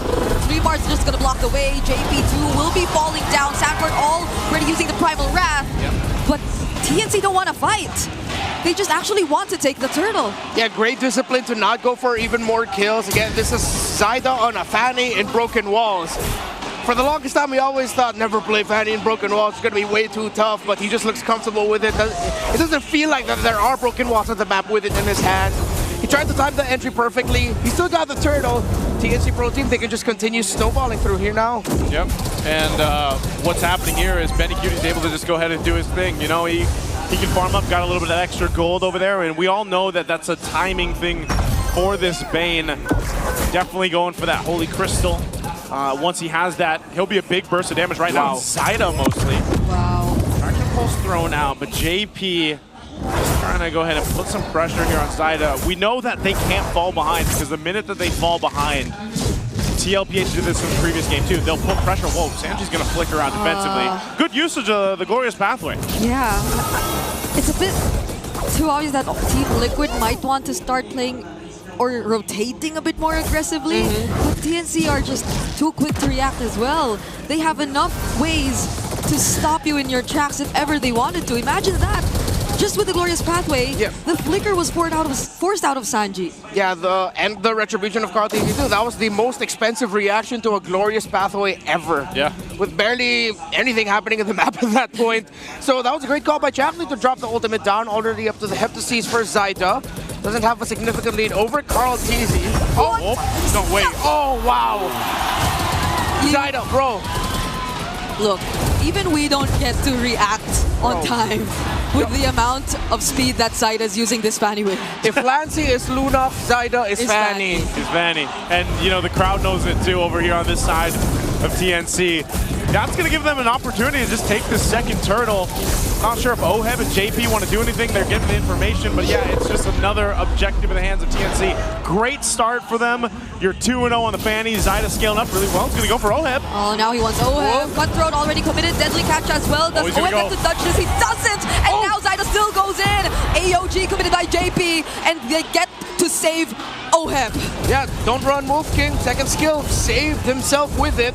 Good thing they weren't able to give another kill there to Zyda. If that was another kill for Zyda, that would have been even bad news, because that means that's both side lanes already losing for Team Liquid Philippines. Which is interesting, because when you look at this, yeah, he's got kills, but Carl TZ's doing an okay job at keeping things even against Zyda here in terms of economy. He's already got his first item as well, Hunter Strike, and then, of course, Zyda's doing a lot of damage because he's got that Blade of Heptaseas working the next. And there you go, Benny Cutie now has the Holy Crystal. That's a big item pickup for him. Decided to rush it. Doesn't care about the fact that a little bit of movement speed, you know, some basic boots goes well for the main. No, just go straight for the Holy Crystal. It's fine. You don't need to pack boots. You're already fast. You're already fast. When you're drinking. Yeah, you drink your ale, you go faster. I wish real life was like that. I mean, it could, depending on, you know, depending on what you're drinking. Sip water would get that. Sip water, that's what that'll make you get fast. Yeah, that's how you stay hydrated, Redmar. You know, stay hydrated with sip. But yeah, that's what they're gonna do. The next turtle too, he might even rotate to the other side of the map for that last turtle, just because, you know, locking in that item gives him a big burst damage, and you can play into this. I think part of this too is, yeah, you can see Carl TZ, he's doing fine. I think he's turned into a point where he's like, let me just farm up and do my thing. Honestly, that's one of the most surprising parts, because this is one of considerably the best starts you could have against Liquid. Denying them of the first 2 turtles, which I think we pointed out multiple times whenever we tried to discuss the keys to victory. But now Sanford, he might have a bit more tools to deal with these potential pick-off attempts. But what he doesn't know is that there are actually 3 members waiting for him at that spot. So he has absolutely no way out of it. Black Dragon form, does 3 more commit? He's just gonna zone them out. Yeah, he already used the Petrify. Right now, I'm not really seeing the vision as to why they go ahead and pick up the Edith. Zyda gets clipped a little bit by Carl TZ there in the bottom lane. Retribution still active for both. TNC needs to slow this down because Carl TZ gets to steal it. Look at Jack No. Oh, but if they could get another kill, then they might not be the option. Sanji nearly got to take the kill on Lancy. But somehow he's still alive. Benny Cutie though, they have to avoid this. Deadly catch! Carl TZ has nowhere to run. I told you, Benny's gonna join the fight for the 3rd turtle, and he aggressively flickered forward for Carl TZ. This has been the story for TNC Pro Team. Their side lanes have been more active and have been felt more in the map, and with Fanny leading the charge, look at Zyda again. Ooh. Sanford in the bottom lane getting pressured. Oh no, Sanford. 1v3 once again. Primal Wrath already used. He has the flicker too, so he'll probably be safe. AOG, but he doesn't get to land it in the right spot. Oh, everything just being thrown out here on both sides. Sanford actually able to use the Primal Wrath and survive this time. I think he's tired of getting just beat up in the side of the lane, but he's gonna have to deal with it for a little longer. It's now up for TNC. I'd say this has been going great for them. They've got a nice little bit of a lead. They need to start getting some space on the map to work with. This next Lord comes up in about a minute. Yeah, at this point, it's TNC's ball to drop. Because Team Liquid Philippines, they're waiting for the Carl TZ timer. They're waiting for their Yi Sun Shin to be really farmed up. It's going to take a long time, but that's why you pick up the Edith. That's why you pick up the Ruby. You pick up two very static, very slow, but lane-holding side laners to give a little bit more room for Carl TZ in the jungle. One of the main reasons, though, why this plan is going to get delayed is because of that kill BenQt got onto Carl in the last major sequence that we saw. So good use of the flicker, the fact that he went all the way from the top lane to the bottom lane. BenQt knows the timings of this Bane very well. Yeah, that's why Zaida finally got to overtake Carl in terms of EXP. And possibly even a lot more gold now. Oh, Burn? the retreat! Oh, that wasn't even the retreat! That was the burn, burn from the... Lethal ignition. The lethal ignition, yes. Oh. That's lethal. That's what they do. It's so tough. I've seen two Varsas struggle You're right. in 2 days, and I am not feeling good about it. Okay, well, TLPH isn't feeling good about how things are going either. Right now, they're going to have to make a decision. Do we actually contest this? As JP is just taking everything. He's got to be careful. He's less than half health. He's going to go ahead and regen up, but TNC, they don't have a clear take for this while Zaida grabs his buffs. That's the priority here. It would be amazing if TLPH is somehow able to take this, given how everything has gone for the past 4 minutes or so. It's going to be up to them to just decide, do we actually want to contest it? And I think it's up to TLPH also to turn this game in their favor. Who's going to be able to do that? Probably this is where we have to see JP and Sanford pull something up their sleeves here. But will they actually have the damage? Yeah, and Benny's here too. They have to worry about Benny. Remar already using that Dragon Core. Oh no, Carl! Using his trace out. Zaida finds him! They get to secure the kill, and one more! AOG right in front of BenQt just to punish him right there. But that's what they'll get, a 1-for-2 trade, and losing Carl was not what they wanted. Everyone did their job perfectly from the side of TNC Pro Team. 3mar, especially the two-man Furious Dive, Petrify. Zaida uses the ultimate on the Little Wanderer. Yeah, clearly that was supposed to be Sanji, but 3mar though, he gets to walk away from this Lancy 2. Won't go down. Go for the Lord. They get this though. They might be able to secure this out. They're going to try to do it. Oh, they are! But was that the right choice? OHEB jumping in! Might just pick up 2, but the traction pulse, it actually saved Lancy, and Chaknu deals with Sanji all by himself. There goes the I'm offended, but Lancy has to purify. Yeah, look at Lancy, man. That's not Lunox. That's not Kimmy. That's Lunox with a gun. Oh, man. And it went. Again, they managed to get the Lord, but they lost a lot out of that too. TLPH able to pick up a couple of kills. TNC, how do they play into this? They already got the tier 1s down. Ideally, they get a tier 2. Yeah. But this is going to be tough because of the fact that Zaida and Chaknu went down. Yeah, the timings of it are off as well. No minion waves in the mid just yet. So they're not clearing up the minions. Team Liquid Philippines are committing bodies up top to stop the Lord.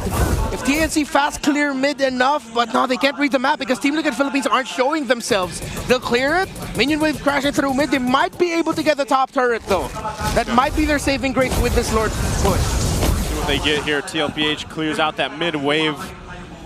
Their goal is to maintain what they can. They just might have to say goodbye to this tier 2. Chaknu pops Conceal. He's going to be stopped in the tracks though. TLPH will lose that turret, but they'll deal with the Lord here. Deadliest catch into a pathway, but no go. Yeah. That's all they get. A tier 1 turret up top. They get the tier 2 at the bottom as well though, so they were able to space things out 4-1. That layering of the glorious pathway and the deadly catch could have been better. Could have been a little bit sharper, but hey, TNC Pro Team, they're not going to complain. They have the lead again. They're still holding on to it, and Team Liquid Philippines still scrambling. Now, though, because of the last sequence, we saw what a big combination Flicker coming in from the Ruby can actually do for Team Liquid Philippines. So if TNC Pro Team get caught out like that again, it's going to be a very expensive team fight for them. They need to watch their spacing. They need to watch out for OHEB's Ruby. Yeah, and that was just a Flicker, not the I am offended. Don't run Wolf King.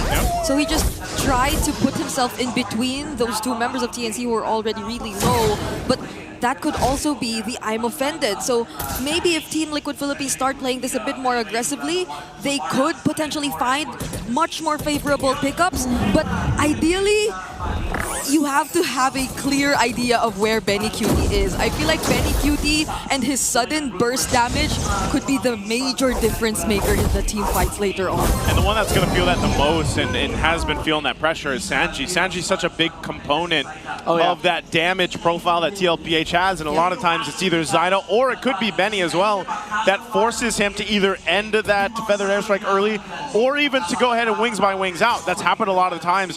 So Sanji, he's the one dealing with the most pressure, I feel like, right now for TLPH in terms of survivability.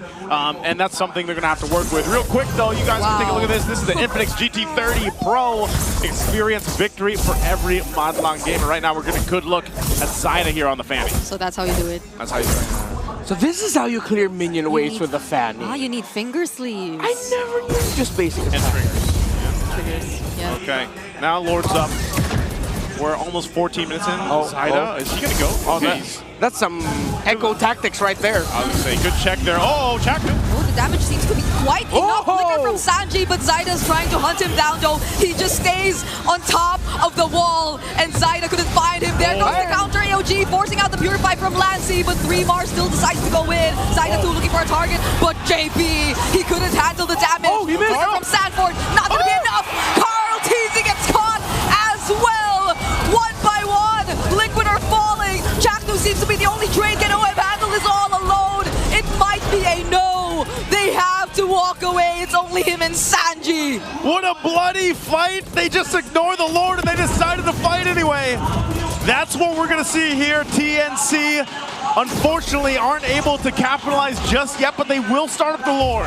Yeah, JP got caught out there because he saw the gears turning in Team Liquid Philippines' heads. They wanted to join in. They wanted to fight. But Benny Cutie didn't throw his sharks out just yet. Once the sharks were finally thrown out, that's when Liquid decided to go forward. Sanford missed out the Earth Shatter. There we go. Earth Shatter flicker. And then TNC decided to punish. Sorry, it's too similar to Land Shaker, okay? And then for the land shakes and shatters. Yeah. Yes. Now, again, I asked Liquid, why the Edith? Why not something with a little bit more lockdown? Maybe even why the Ruby? Was the Ruby your answer to the Fanny? It's not really working out. No one's protecting Sanji. No one's protecting Carl Teasy. Zyda is eating good. Yeah, the way it's a red 3 Ruby pick felt like it was a response to the Fanny. Because they could have run out of options to counter it. But they can't even find the right timings to use those multiple layers of CC. Because Zyda, he's just such a difficult target to catch. Well, we'll see if they can figure it out here. This might be the moment for TLPH to go ahead and layer down that crowd control if they can. The Lord's going to go ahead and march in, charge into this bottom base turret of TLPH. They'll lose that one, holding on to the mid and the top. Conceal's going to be used. Dragon Form pops too. TNC wants to go. Okay, JP finds where the other members of TNC are trying to go. Sanji, already caught by the traction pulse, doesn't have the feathered airstrike either, but all they want is to defend the Lord for now. Team Liquid saw it coming. They will probably definitely lose one base turret there. Yeah, I also appreciate the growth by TNC Pro Team. If this was the regular season, they would have committed that fight heavily, probably lost members, and then suddenly it's a Team Liquid swing, but they stuck to their discipline. Chaknu usually would have just stacked all the way, kept OM all the way back, maybe even go for Sanji under the base turret, but no, he decided to back off. So you see the growth here, you see the discipline, and this comeback from Team Liquid Philippines will really have to come from the fact if they can catch Zyda off guard. I'm not even just looking at Benny and Lancy anymore. They need to somehow find this miraculous start wherein Zyda gets caught out by OHEB and everyone else by Team Liquid. They take the Fanny down right away because you got the dude doing things like that. You need this Fanny out if you want to fight properly for Team Liquid. And then after that, then you can think about, okay, what about the Sharks coming out of the Bane? What about 3mar with its Fierce Dive Petrify? You can think about that later. Just take the Fanny out first. Which is hard to do. I mean, look at his itemization. And not only trying to catch Zyda, but then his itemization. He's got the wings, he's got a brute force breastplate. Yes. You know, like, and of course the mobility is a factor into actually taking him out too. So a lot, if you look at it that way, it's like TLPH has to give so much just to handle Zyda. And that's like one of the main problems. Benny Cutie is the other one. I don't know how many stacks he has on the Sky Piercer either, but even without it, he's got big damn. Like, he's got the Holy Crystal, Divine Glaive, the Lightning Crushing, and I believe the wings. So he's eating good too. And that's why part of this idea is whether it's Chaknu, whether it's 3mar setting things up, it doesn't matter. They're able to catch someone, and if they kind of feign their engagement with a glorious pathway, then it could actually work in their favor. Also, with that kind of lineup, you have such a good advantage when it comes to dealing with this Lord take here. You can see that they're going to get the positioning favored with TNC right now. Did they see him? Oh, did they see Check him? the bush, check the bush. Okay, so OHEB's actually helping Carl TZ out here. That's why. Oh, JP. AOG out. Major resource already committed from Liquid. But Chaknu, is he going to be the target? Carl TZ. They spot Zaida. Yeah. They can't fully commit. Look at that formation. Sanford, OHEB really just standing in front of Carl TZ and Sanji together to protect their main sources of damage here. JP still about to come back. Yeah. While TNC slow things down, they're not going to rush it. They want to get the buffs onto Zaida first. Another thing we should be looking at the next big team fight is how 3mar's going to be using the Yuzong. So far, he hasn't been heavily diving into the backline way too much. He's using the Dragon to threaten, and then he rejoins the other members of TNC when, say, JP or Sanford get too close. Then he uses the Petrify. If he veers off away from that and overcommits onto Sanji and Carl TZ, that might be something TNC wouldn't want to happen. There's also going to be a push down on that long lane on the other side of the map. And he's going to have to deal with that. Look at this half health of Lord here. Is TNC able to commit? They'll be backed off of it though. TNC joining the fight. Primal Wrap pop too. Yep, they're trying to burst everything down all at once. Chaknu the first to fall. 3mar actually hunting Carl. But who gets the objective? It's still going to be Zaida. Will 3mar be punished though? AOG committed onto him. Zaida looking for a target. It might be Sanjay next. But there goes the onward from Sanford. This might be the opening for Liquid, but Benny flickers in. Finds the kill on Sanji. Even OHEB, he's making things happen even though they lost Zaida. Oh my goodness, it's Sanford. He's trying to buy time. The Lord was already secured. And it'll be a triple for Benny Cutie, maybe Bane Cutie. 3 kills, Lord marching in. Daddy and Carl TZ. Yes, I called him Daddy. That's his moniker, okay? Trying to defend. This is going to be way too tough. I think this is it. TNC might take it here unless something can happen here. This is a beat up miracle. Lord. Can they defend? JP trying to attack the damage. Go for it, 3mar. Traction pulse already. Deadly catch towards the base. And clearly that's it. A 1-1 for this best of 7. It's looking like the Phoenix will rise tonight as well. We've got a series that's 1-1 right now. Get stomped, stomp them back, lose, win. They keep doing this. Hey, let's throw it over to the panel to break down game 2. I don't know, guys. You said stomp so many times. It does feel like a stomp right here with Benny Cutie going 7-1 on that. It was crazy. I'm struggling to think who the MVP is because in the twilight of game 2, that was mostly Benny. Like, the threat of what the Bane can do was more scary than what he actually did. But Zaida, though. Zaida, though, throughout the whole game, dictated what Liquid could get away with. I think it's safe to say, game 3 rather, Liquid has to ban the Fanny again. You did it in game 1. It worked out very well for you, and there was essentially like a half-hearted response earlier to counter Zaida's Fanny. It was just not enough. Do we need a Spider-Man skin for Fanny? Maybe someday. That's what he was doing. The Zaida. sensational Zaida. Don't do that. The amazing Zaida. The amazing Zaida. The superior Zaida. The infallible. There's so many. That's just Spider-Man. Spider-Man line. That's not, it's not, sorry. But here it is, Zaida right here with just a tremendous Fanny game. He was all over the map. I love how TNC looked at their game 1 draft and said, yeah, no, that's not us. And they, as early as Blue23 said, yeah, after we steal the Yuzhong, we checked off that box. How about we go back to our identity, pick what's comfortable. Yeah, brought you back. Fanny, Kimmy, and then played out. Again, I believe that the adage of the draft is half the game is true, and I think it's more than half. At this point, it's just this game. I think it's 60% the draft so far in the series. Yeah, we're talking about this before we went on camera. It felt like, you know what, they were trying to answer the Fanny, which the TriCast was trying to answer. That's right. But it was very half-hearted. You know what, you're trying to go for a soft pull in with a Ruby. Yep. You're trying to catch with the AOG. Okay, Edith can also do that to some extent, but these are very hit and miss. What were the other options? Because again, put yourself in Liquid shoes. You presented again, not to put words in your mouth, but what about Franco? I literally said that. Yes, I did say that. What would have been the option? Move the Gatot over to the EXP lane. That's fine as well.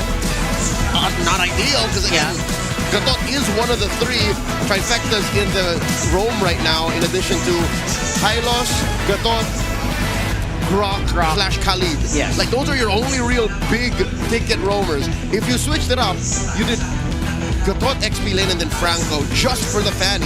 Maybe 50-50, I'd say. Like, it would be good to lock on the Fanny, but what would it do against the rest of TNC's lineup? And what would it do against the Bane as well? Like, can't you kind of just make sure that the Bane doesn't reach the late game? Is that going to be a possibility there? That's why I was also kind of hesitating when I said Franco.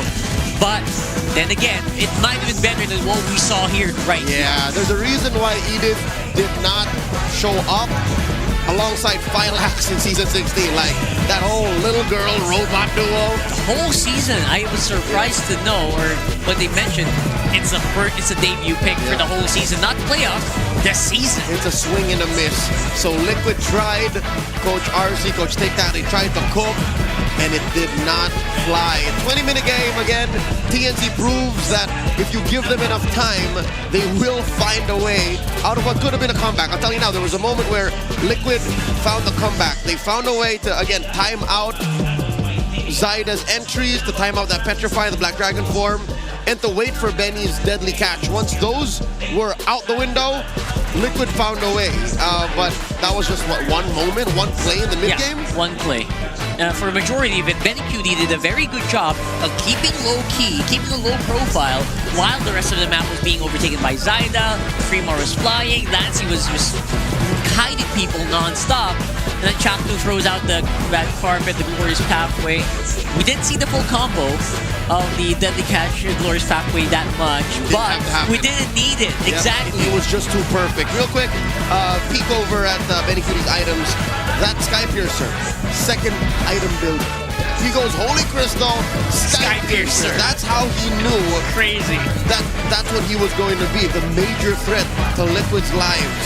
And again, you're looking at an Edith, a Ruby, a Gatot, like a lot of HP. So the instant kill effect that you get from a Sky Piercer definitely helped, especially since it went the distance. And this was a crazy game to be a YSS with sharks chasing you. It was not an ideal game, honestly.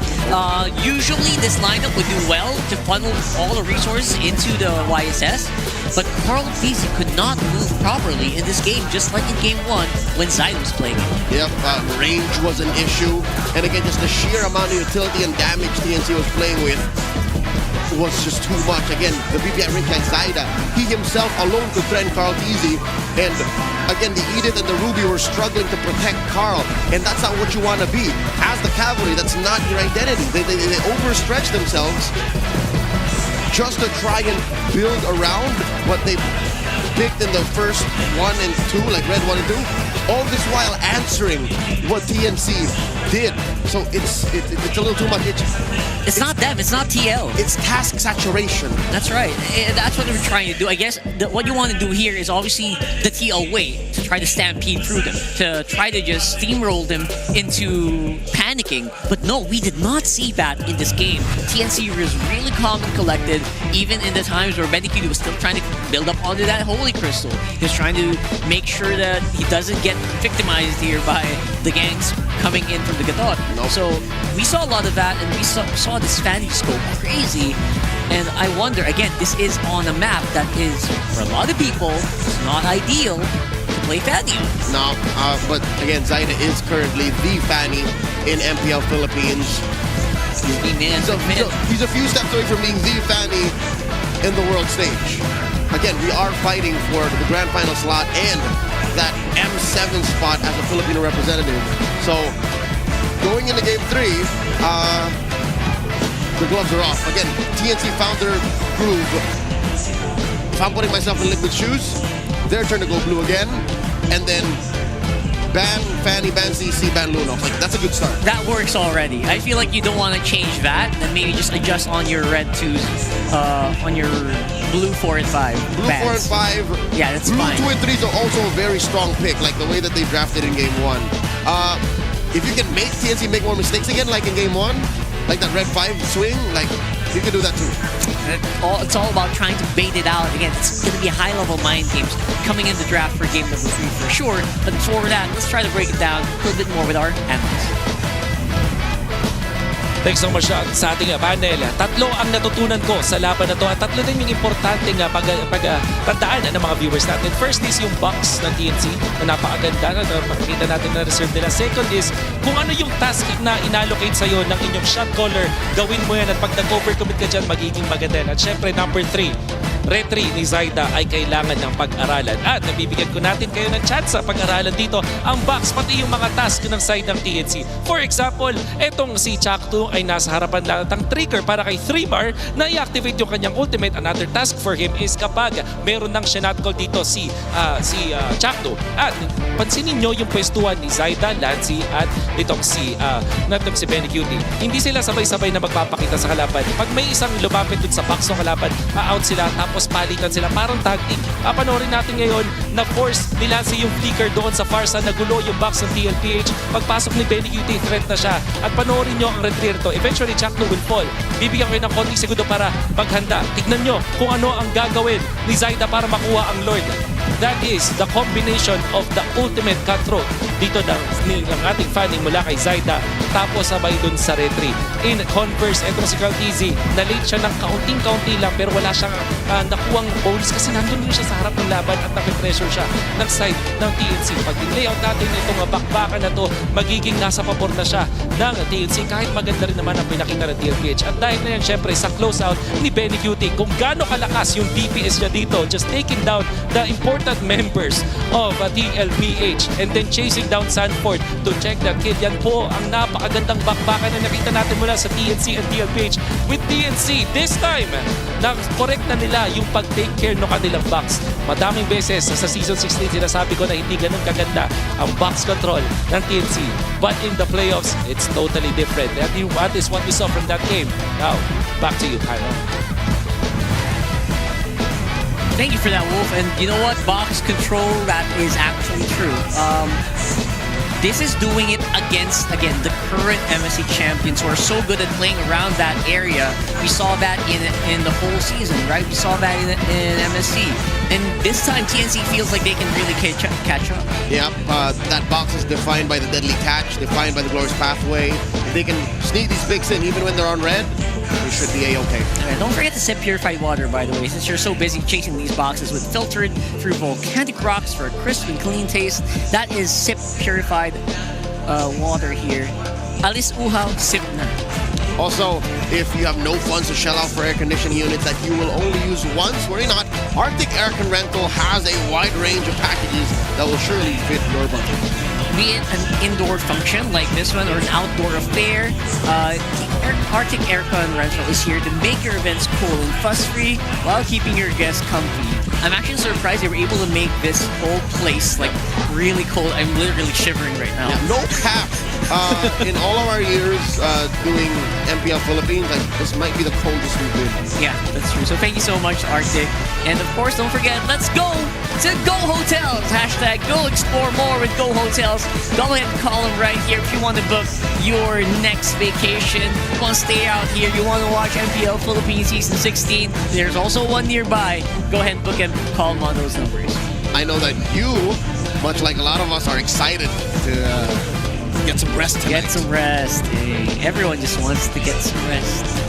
Later tonight, especially Burrito. After this long day, I'm expecting for it to be a long day already. Again, just quick time check. It's 6:30. It's 6:30. Despite being only one series today, I expect it to be a very long day. And of course, you don't want to sit in your chair, scratching your head, so you want to use Clear with our super fan Clear head of the day. Not me. I got a shoulders clear of dandruff, so nothing. They gave him. Yeah, they gave us a whole package. Look at that guy. Nothing on his head. Nothing. Nothing. Ever. So clear. Power up your data-free scalp, supercharged with Clear. There you go. See, he's There confident. you go. That's how you do. That is how you do. Nothing. So thank you so much. Also, Clear also gave us a bit of supply before we started. I'm not running out of shampoo. Not in the near future. So thank you so much. And we will not be scratching our heads too much, hopefully, especially TLPH, who seem to be, I don't know what happened there. You're scratching your head, but for a different reason. I am, but mainly because of their decisions. I'm not surprised at the outcome. The picks. Yeah, this is a draft from both sides that made sense in the moment, but in execution, again, just like in very popular genre of games called auto battlers, like Magic Just Go-Go. Magic Just Go-Go. You know, like what happens when the rounds begin is influenced by your decisions prior. So that's what this draft was all about. Like that's what we see here. They answered too much of the banny. They did not respect the fundamentals of what a box-defining lineup is, and TLPH got punished. Like that's the long and short of it. So it's essentially just a really strong punish into a draft, into a pick that could have maybe not have received that much attention. Maybe they could have answered it in a different way. Either way, coming into M7 though, we have a spotlight for SRG OG. Look at that. Look at those stats, man. They are still ever so dominant. Look at it. In MPL MY, undefeated in Broken Walls, expanding rivers, just one loss in Nature's Grass and Flying Clouds. So if you are watching MPL MY and they some way somehow end up in M7 again, which is likely, you can see that they don't lose on Lance, on Claude, on Kimmy, on Lapubuda. What? Innocent has played Claude 5 times and not lose. You know what? Crazy. In the current metagame, maybe just the way Filipino teams are, we don't see that many Claude. It gets picked maybe once. We see like a 1 or 2 Claude every week. Yes. But the fact that Innocent played it 5 times already in Season 16. SRG's looking like they're the team to beat. That's a headline for me. Obviously, Innocent's picks still include that carry, that Moskov, really scary. I haven't been caught up whether he uses fighter goals that much. He was one of the first to pick Bane. Yeah, there you go. So maybe that's still in the He will docket. have my eternal respect for that. Not as amazing Ranger, not as consistently through the years, but for him doing Bane justice. Good job, Innocent. So those are one of the teams that are, I feel like it's 100% they are going to be on M7, right? Since they got shown here. So likely. So they are likely to make it. Especially with bad standing, like who can catch up with SRG, right? They're still the #1 superpower out of Malaysia. Yeah, and maybe some people would say maybe the whole world as well. Again, they're still up on the contestant. They finished M3 in third. Oh, sorry, M6 in third. Yeah. So M3 was years ago. What am I saying? MSC. Yes. Yeah, MSC is. MSC, they finished at 4th. Right? No, second, brother. Or were they second? Were in the finals against Wait a second. Liquid, Yes, dog. you're right. What am I saying? They're still strong. They're still good. They're so strong. 100%. And they're watching this game like, oh no, there's another strong Filipino team. Yeah. TNC. Another team that's budding. That's looking like they're roaring to prove themselves. We haven't figured out how to beat Liquid, and now TNC. Come on. Again, some people might also argue Team Liquid is experiencing some fluctuations maybe on their consistency on this one. But then again, that's just the strength and the caliber of TNC maybe, right? That's true. And that just proves the caliber of Filipino MLBB is that a team like TNC, who has been struggling through the years, just comes up and like challenges the mid-season cup champions. Yeah, just throws down the glove and says, "On God." That's how they say it. We're talking about tennis. That's how, right. So, very good sport. So here we go. We did see a blue side pick for TNC, I believe. Did they pick blue here? We haven't seen yet, but I am very interested because I think best practice would for Liquid to go blue. Yeah, I feel like Game blue is 3, Liquid blue, and then go back to what made that first game work. Repeat the first bat. And go from there. Oh, look at this guy. TNC has everything to worry about. Lancey deals the most damage out of TNC. Laugh at his propensity to pick Ludox all you will, but he got here doing just that. Got accused of ranking up your MMR in MPL Philippines in the tournament setting, but you know what? He's getting results, man. And who's laughing? Who's laughing now? Who's laughing now? TNC is looking down on the haters. because they're up here. They're at the cusp of making it to the grand finals. They're on the road to the top, man. And one of that, again, the player very key to that as well was Lancey, despite the clutches. Hold up. This needs an update, because in game 2, he played a Kimmy. And it's also 100. That's right. There you go. What was his pick in game 1? That's the one that got the loss, so forget about it. So it's not counted. Still 100% on Kimmy in the playoffs. That's right. So obviously the Valentina, again, for the life of me, I still don't know why that was picked. We'll maybe see a different result later. Maybe we will see that on a lineup that makes sense. But right now, the eyes are on TL. What are they gonna do? How are they gonna answer this? Then again, we already know part 1. Like just redo the draft, redo the bans. Yep. Go back to the first phase of game 1 and then go from there, because even TNC had to readjust from that point.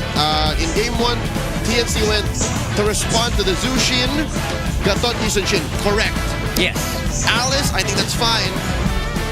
The swing happened in the bans, red 4 and 5, and picks red 4 and 5. So maybe if Liquid can orchestrate that same sequence, they're off to a better start in regaining momentum. That's right. We're not saying that they're gonna win if they redo the whole draft, but not instantly, but definitely gonna be a step in the right direction. Maybe have Carl TC more comfortable back on his heroes and go back in his dominating fashion, which they're so known for. TLPH just knows how to stomp it 10 minutes, 11 minutes into the game. That's right. Countdown's about to begin. We just saw Coach finding Hito. Go ahead and remind Zaida and Lancey of us. Makes the nation watch out for going into the draft. Oh, you almost saw the paper there. Showing pointing at something. Wanted to take a peek on that one. But obviously, you won't see it here. Random map draw. I would love to see some flying clouds again. Maybe. But it's going to be broken walls. Right. This is where we were in game 2. El Neutral, supposedly, and that they hit the win rate. Hey, even the win rate's in neutral. That's right, that's right. Close to 50-50. Look at that.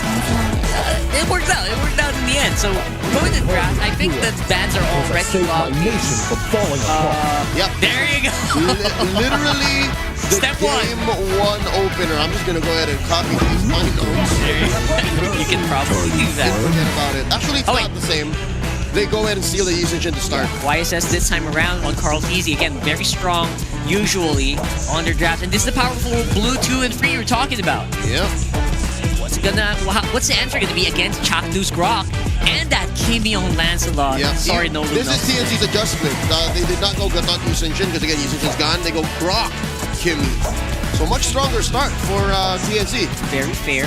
Zushin is already banned out, so I'm not sure if they want to get a mid laner here right away. That's going to be hard to lead the charge. And Hilda. All right. They're preempting the Hayabusa. Yeah. The red 3 Hayabusa, the red 3 Joy. Make my day, says Liquid. And any scaling jungler will have a hard time with a Hilda chasing you all around the map. Any assassin. Assassin here. That's true. Same for the Fredrin, which could get picked here. I don't know, man. Doesn't fit Zaida, doesn't it? Played 0 utility junglers in the playoffs.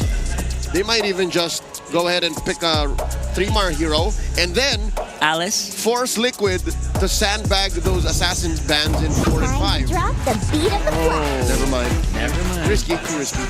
So Zaida is not going to fall for it. He's not going to get forced into a Fredrin. He's going to fight neck and neck, toe-to-toe, using that Joy. I don't blame him.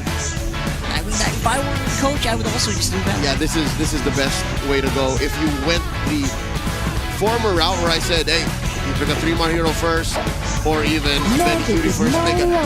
Benny usually gets picked in the later half anyways.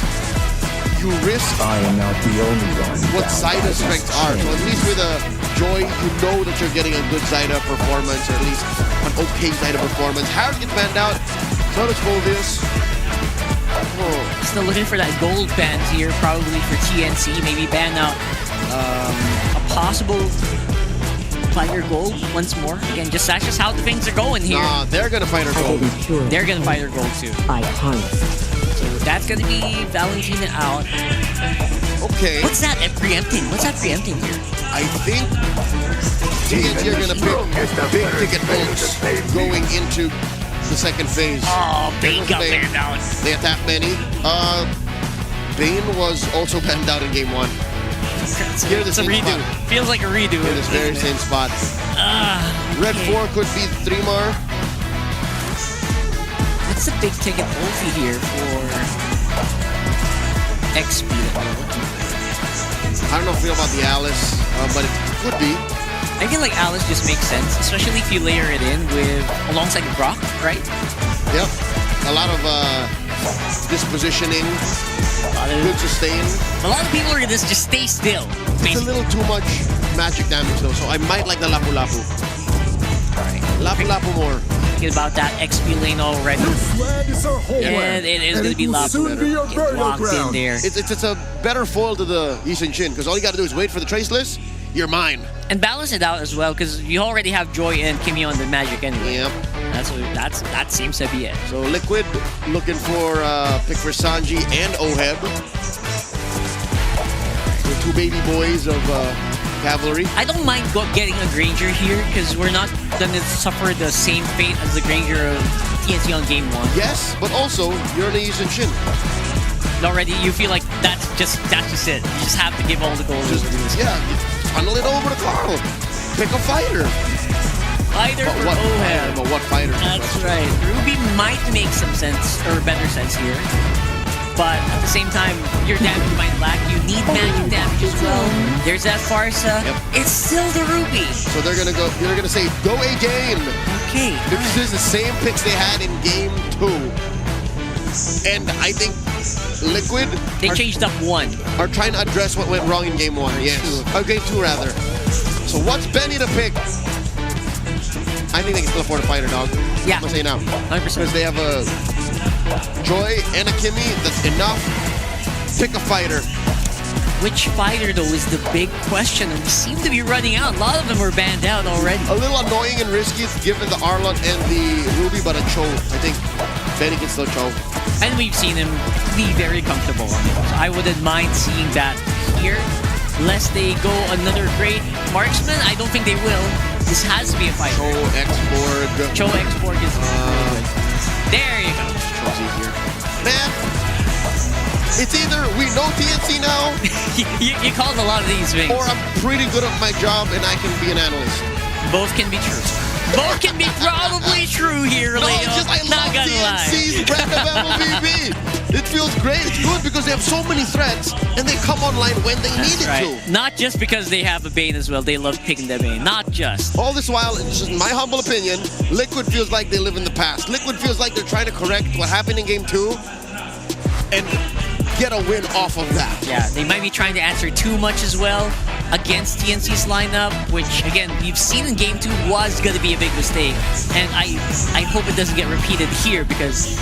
Although I do like the Hilda. I like the Hilda great. because he's going to run right into that Joy and that Kimmy, but... Aside from that, like everything else is like...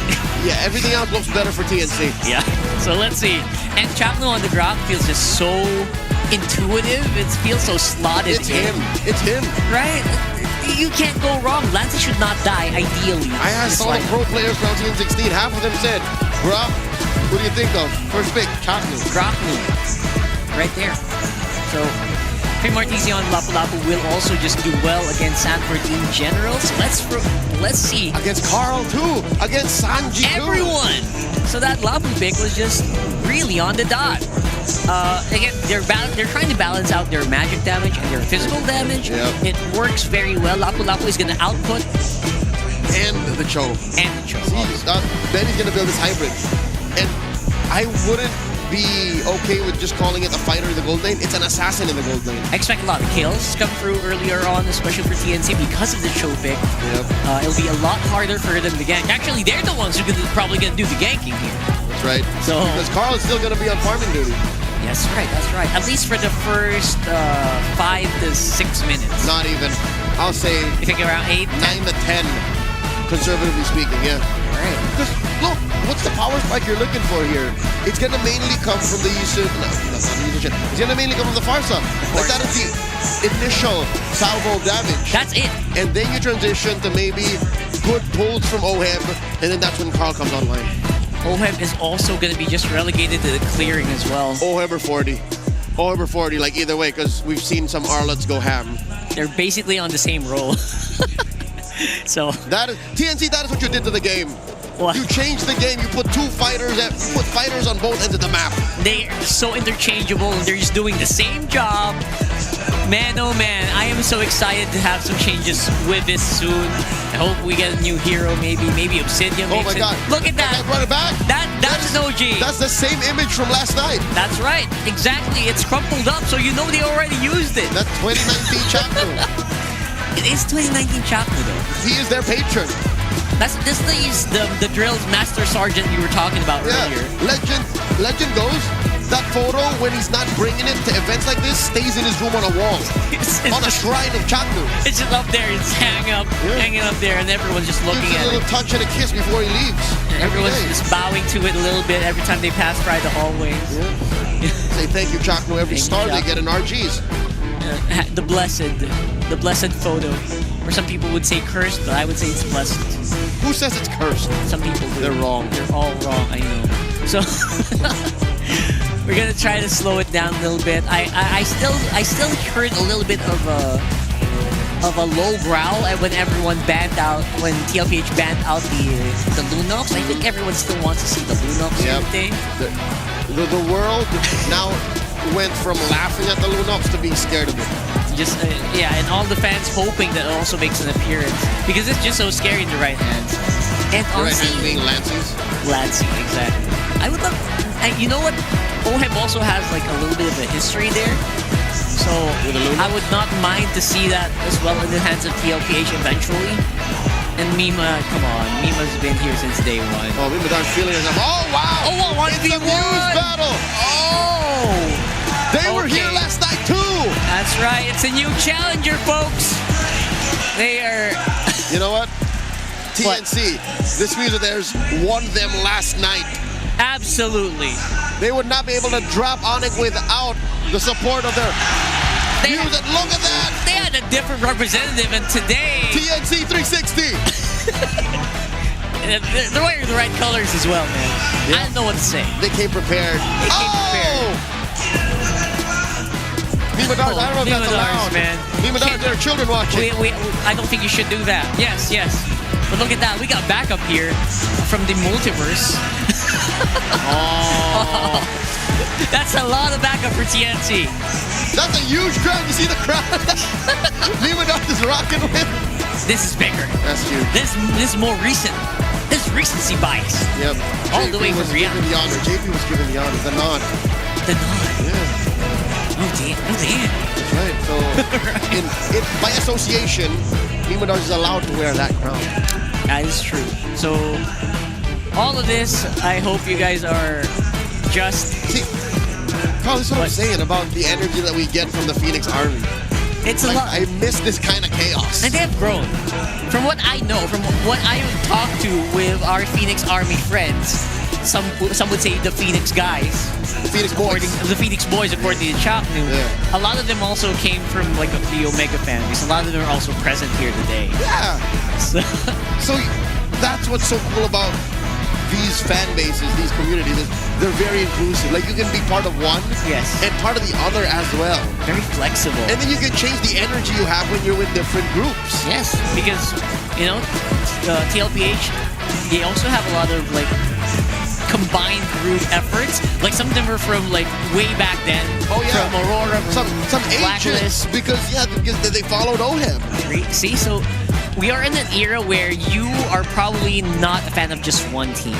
Yep. At this point, you can be fans of all the teams, all the players. Like being an MPLPH super fan is not mutually exclusive. Is that the reason why they call it super fan now? Because they've evolved? Yes, that's exactly what I am. That's exactly what we are. Oh, man, it is just so nice. We're just super fans in suits, man. Super fans in suits. Yeah, we're paid to enjoy this game and to share that experience with the international audience. Yeah, and then obviously all of that is just culminating to us just enjoying the game later on for sure. Yeah, a little bit of intellectual banter here and there, you know, like giving some insight. Yeah. Guessing some picks here and there, but... And then later, after the cameras turned off, we're all shouting anyway. Yeah. Burning out things that can't be on broadcast because of how cool things are. Yeah, exactly. So overall, everyone here is a super fan, and we have evolved. And wait, it's a Saturday, isn't it? Hey, university has got school on weekends. That is okay, true. so she's in class? They're done. Wait a second. That's a working student. Literal working student. She's seated amongst the super fan area. The super multitask. Yep. Oh my goodness. That's adorable. That's actually insane. I love it. I love it. Where were this caliber of esports events when you were in school? We only had a yellow pad when we were in school, guys. I'm sorry. We didn't have like stuff. We couldn't attend online classes. So it's a big privilege, obviously. Online classes? What was that? That wasn't a thing. It's either you were in school or you were not. That's why. That's why now you can kind of just forgive people who are coming into events in uniforms because they probably are multitasking to the maximum level. And there you go with our friends from Infinix. Hey, even those who make this event possible are having a good time. That's right. They're technically working, but also enjoying the show. That's right. And I think that if you're working right now, you would not be remiss. Your manager would not be so mad if you joined us here, especially if your work is mostly remote. Come on. Maybe you drop by for the finals. Because surprisingly, we have a few slots for the finals. Very little. I think very little slots. A majority of the prepaid tickets are sold out. Yes. So if there were to be more tickets, keep checking, keep refreshing that website. They would be ad hoc tickets. Like they would have just opened it up because we want more super fans to enjoy the grand finals experience. And I think they're going to open up some areas of this. That's what I heard. I'm not sure. You can sit over here. We'll know tomorrow. We'll accommodate you here if we need to. But you have to be part of the show. Well, honestly, at this point, maybe that area. Do you want to predict draft? You sit over here. We have an extra seat. We literally have an extra seat here. This would be for you. We're looking for a guest that we could... Are you a former MPL PH champion? Or player / staff? Staff would be fine as well. Be for you. If you used to write scripts for us, if you used to be on part of the graphics... There's a good chance that if you were any of the above, we are friends on social media. You can send me a message. Yes. The seat could be for you. We could probably guess you right now if you're in the area. Can we do that? I don't know if we can. I don't think we can. But given 24 hours notice, we might be able to. And seat could be for you. Tomorrow's a grand finals. It's also another best of 7, so you can expect it to be a very long day again. Like today? Because again, we don't know who has momentum. No one has true momentum yet. We're back on BO5. We're starting with BO5 again. Win 3, yeah. So they need to win 3 from here. Who would have thought that the defending champions, the defending mid-season cup champions, would be made sweat, at least this early on, in a best of 7 series by TNC. That's true. I actually expected TNC to kind of pick up after like a 2-0. Yeah. That's what they've been known for. You know, Chapalamba right here, he's been known to be one of the super late game players, and now he's transitioned into something definitely better. He's been able to control games with the Grok. And he got it. And he got the Grok. By the way, in case you guys are wondering what the draft looks like before we jump into the game, he has the Grok. There is a Kimmy. There is a Joy. The draft looks good for TNC. It does. And now we are going to be able to see them get back into it very soon. What is this? Highlight. Why is everyone just... Aren't you guys supposed to be working? This is a majority of the Filipino broadcast. Everyone's here even if they don't have a shift. Yep. Again, if you're not here, where are you? Where are you? You should be watching. That's how good it is. People go here even without getting paid. They pay to be here. That's how good this grand finals or this playoffs is going to be here. So, come on in over to Net Astro. It's pretty. It's near the heart of the Manila area. Yep. So we're going to do it. We have a few more seconds. Throwing over our casters right now. Thanks so much, Leo and Rockhart. I love hearing you guys talk, you know? And I'm glad we're jumping into the game. What a perfect transition. Hey, what a perfect time to jump into game 3. If you're just joining us again, we took a little bit longer to get into this game, and here's a little refresh of the draft and the emblems. But yeah, I think this is a big one. After TNC took game 2, they get some very comfort picks here, Redmar. Yeah, Benny Cutie on the Assassin Emblem show still has the concussive blast, but this is going to be the one that builds BOD, if I'm not mistaken, by the 3rd item. So this is going to be damage, you're going to be hunting. Chaknu can still play the traditional roamer. He's going to be changing things up with 3-Mar in terms of who's going to be holding the front. But this Ruby in game number 3 fares better than the Ruby in game number 2, because now your Don't Run Wolf King actually does more up against the Cho and the Joy. It doesn't do that much though up against the Lapu Lapu and Grok, so it's up to the timing of Oheb. But Sanji, oh my goodness! Oh, he's gonna pop the Purify though. Okay. So early on damage. Yeah. Early on pressure from TNC. I think that's the other thing is like how well Oheb's able to utilize this Ruby pick, but also I feel like Joy just hasn't done too well, you know? We've only seen it a couple times so far in the playoffs, and it is now in the hands of Zyda. We'll see if this time around he's able to kind of break that mold on how Joys have been performing. Especially now that our panelists have also highlighted the presence of a Hilda being a really great option against this lineup, because you could see it right now. JP just trying to always be in front of their faces, and now they get first blood onto 3-Mar. Zyda will fall next. And that's where you see how effective the Hilda is. Yeah, and the final slash of Sanford on the money yet again. Perfect initiation by the Arlott, the signature pick of 4D. There's something about the Joy, man. I don't know. Maybe it's just too squishy right now in the current meta, but Zyda got deleted. And I feel like, you know, playing against a final slash and even to, in a sense, a lot of the crowd control that's going to come out from this lineup from TLPH is going to be a problem that TNC is constantly facing throughout this game. Look what's happening here too. Benny Cutie will go ahead and deal with JP. They wanted to go ahead and try to secure this purple buff, keep it safe. You can see where Zyda's positioning is too, and how they're going to rotate. As we saw in the last fight, the Arlott is going to be the X-Factor pick here. Yes, questions on the Oheb Ruby, but definitely how Sanford interplays with Carl Tizzy was actually perfect in the last sequence because they were able to use the turtle shift as well. Zyda, I wonder if he knows just how threatened his orange buff is. Chaknu for the help. Chaknu just wanted to block them.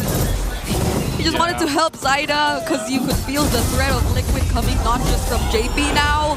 It's from every single member who tries to scout him. And even just as he wanted to transition to the purple, that's where JP comes back in. This is Liquid starting off the game the way they want to. A free objective, no kills whatsoever on either of their sides, and both being very stable and efficient. Yeah, you're seeing how much work is needing to be done though to help Zyda right now. You can't be in a position where you fall too far behind against the YSS in the hands of Carl Tizzy. Sanji? Sanji gets caught here. Chaknu won't use any other resource. And he flies away. Actually good that he didn't commit the tech charge there, though he could have. The fact that Sanji still has Purify means it would have been a wasted ultimate. Up top, Zyda pressured again. JP, man! What? That's all the damage from a Hilda alone? Yep. It's something about this Joy, man. I mean, you can't even get away from an Arlott in the hands of Sanford, and next thing you know, you're dead. And look at this. I mean, he's just got a Fury Hammer for the most part, man. Like, and that's enough to just tear through the Joy. JP's Hilda as well, doing things that he was known for, made a name for himself in MSC 2025. TNC, though, still healthy enough, but let's see just how heavily they'll commit. They need to find the Arlott first. Chaknu gets to spot Sanford. Yep, now they find him. Raven Spider 2 committed on the Arlott. He'll have to run away. Thank you!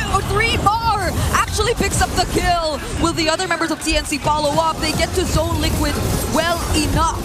Yeah, condition check. They found Sanford. I don't think Sanford wanted to step out of that bush. He wanted to make the most out of his position there, but he stepped out for a moment. And Benny Cutie actually threatened Oheb, which meant that Oheb had to use his flicker to get out of there. Lancey! Lancey will bang!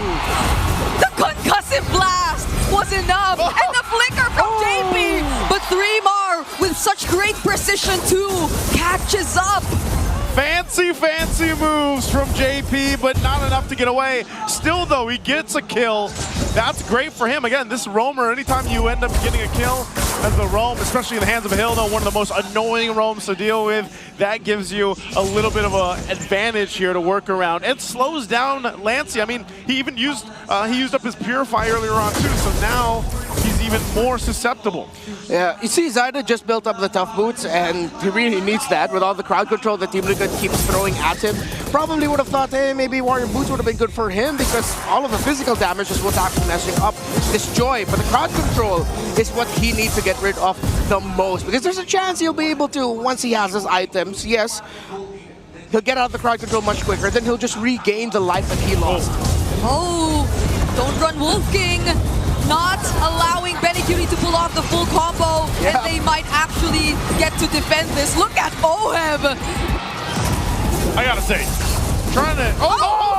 Okay, maybe you can't speak Zyda. He just wanted to defend. Chaknu here as well, but they won't even pay attention to him as much, or maybe they will, because they force out the tech charge. I want to say two things real quick. Okay. It's so hard to gank a Ruby on the turret. Oh, there's a kick. They do get the Purify out. All right, hold on. And the last thought there was, man, again, Joy. Zyda has been shut down. Okay, and Sanford might get shut down too.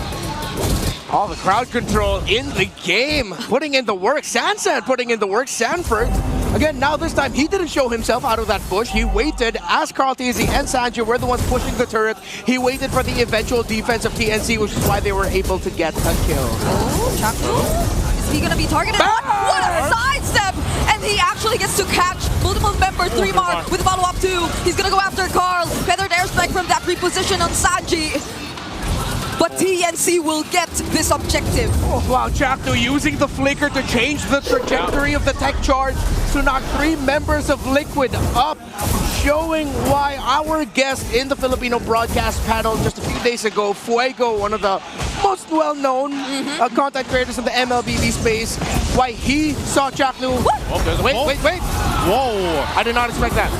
That was a grab if I've ever seen one. Yeah, that was Oheb and Carl Tizzy linking up, and Benny Cutie just out of the timing. He thought that he'd be able to contest that without a problem, but then Baby Kicks was ready. Yeah, because that was a Jeet Kundo that he used, but he just timed the I'm offended so well that they were able to catch him, and now 3-Mar, he's trying to take on Baby Cakes.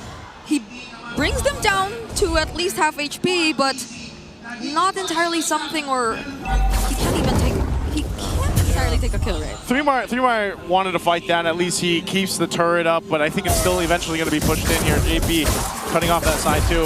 Itemization-wise, you can see TNC is rather behind. They need to catch up here. Liquid, significant lead.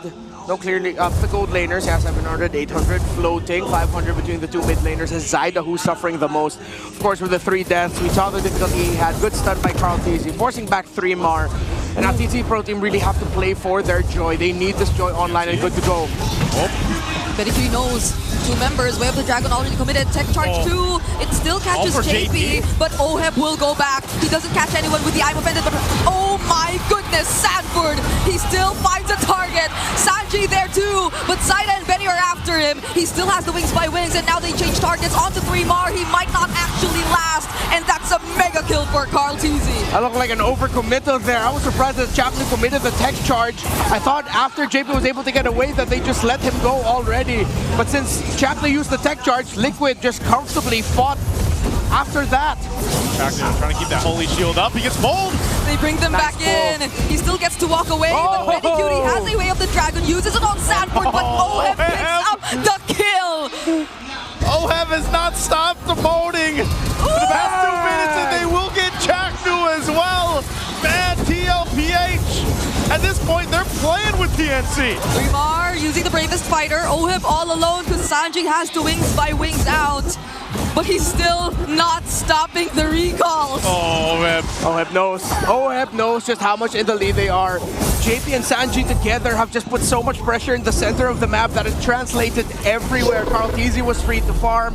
Zyda was definitely not free to farm. While Sanji, JP, and even Sanford eventually, once he started getting out of lane, recovering a lot of the entry points of TNC Pro Team. Look at where the Arlot is now. Still only just a Fury Hammer, but the damage that he's dealing is insane. Oracle, Radiant Armor to help with the magic damage, or even more. Team Liquid Philippines have built items so that even when Zyda with a Holy Crystal is still going to be thinking, why is my damage not enough? Unless it's actually the Farsa that he finds. But with the presence of the Ruby now who's out of lane and confidently TPing on them, not much of the Joy can do once Oheb gets a spot onto the Joy. Yeah, that's really a problem here is, you know, this time around when that Ruby got picked up, it was like, all right, you look at the lineup TNC has, that Ruby's going to be much more devastating to deal with than in the previous game, and that's exactly what's happening here for TNC. Facing this. A four-man final slash from Sanford, picking up 2 kills even before the Lord gets to march in.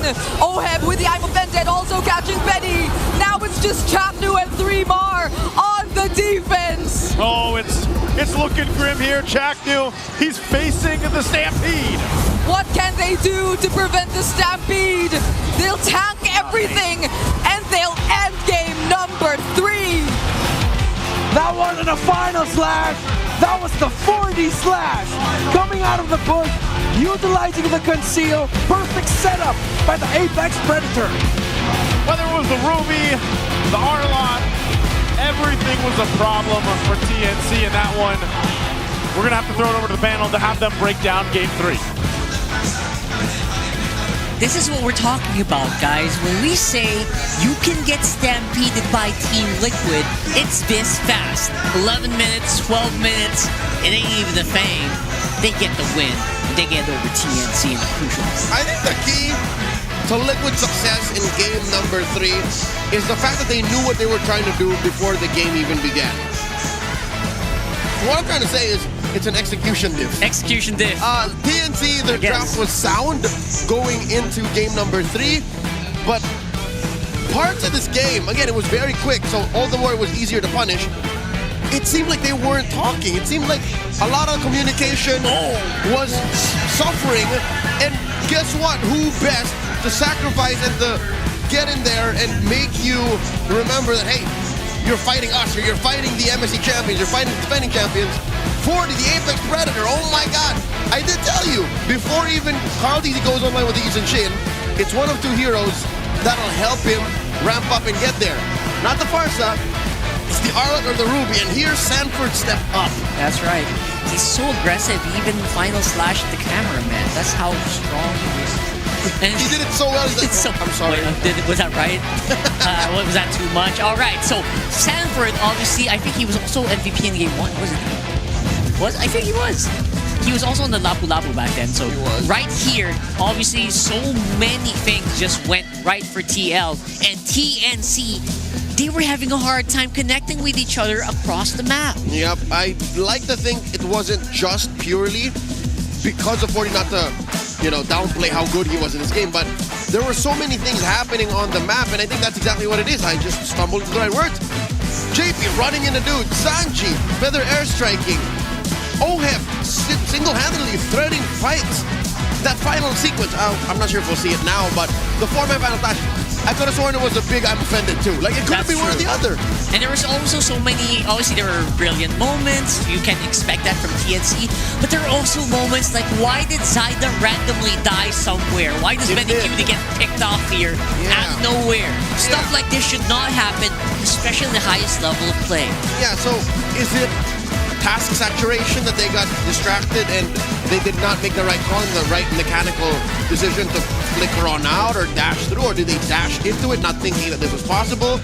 Again, sometimes TNC is so locked in that these things from our perspective, look like easy mistakes. Yes. Or wrong mistakes. But to them, again, this is high pressure situations.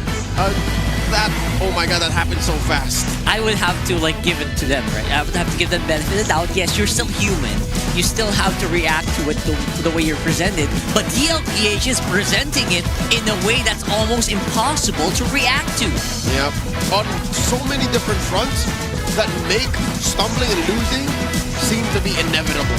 It was a stampede that we saw coming as soon as the what?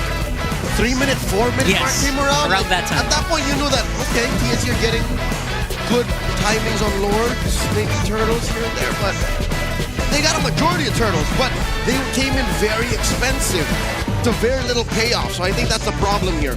3mar overextended himself like he was doing good to try and buy back a little bit of the early to mid when Liquid was running through him, but that aside, Lancey and Zaida couldn't get the damage in, and I think that's who TNC was relying on. When Chakno gets a good setup, good tech charges, kicks from Benny, it has to come from Zaida and Lancey to finish the job. That's right. And in those scenarios, is Zaida and Lancey actually equipped? Right? Because Zaida, he was having a hard time already in the early game. He was, for most of the games, most of the fights, he was not really ready to fully commit, lest he be taken out again and again and again, starting a snowball for heroes like Carl Tiezy's Yisun Shen. That's the exact amount of times. Again and again and again and again. He died 4 times. Right there. Nothing on the board. Nothing on the board. Oh, no assist as well. That surprised me. No, because again, TNC didn't get many kills. Like they couldn't group up enough. Yep. It was 3mar and then Lancey. That's it. Like 2 for him, 1 for the other, respectively.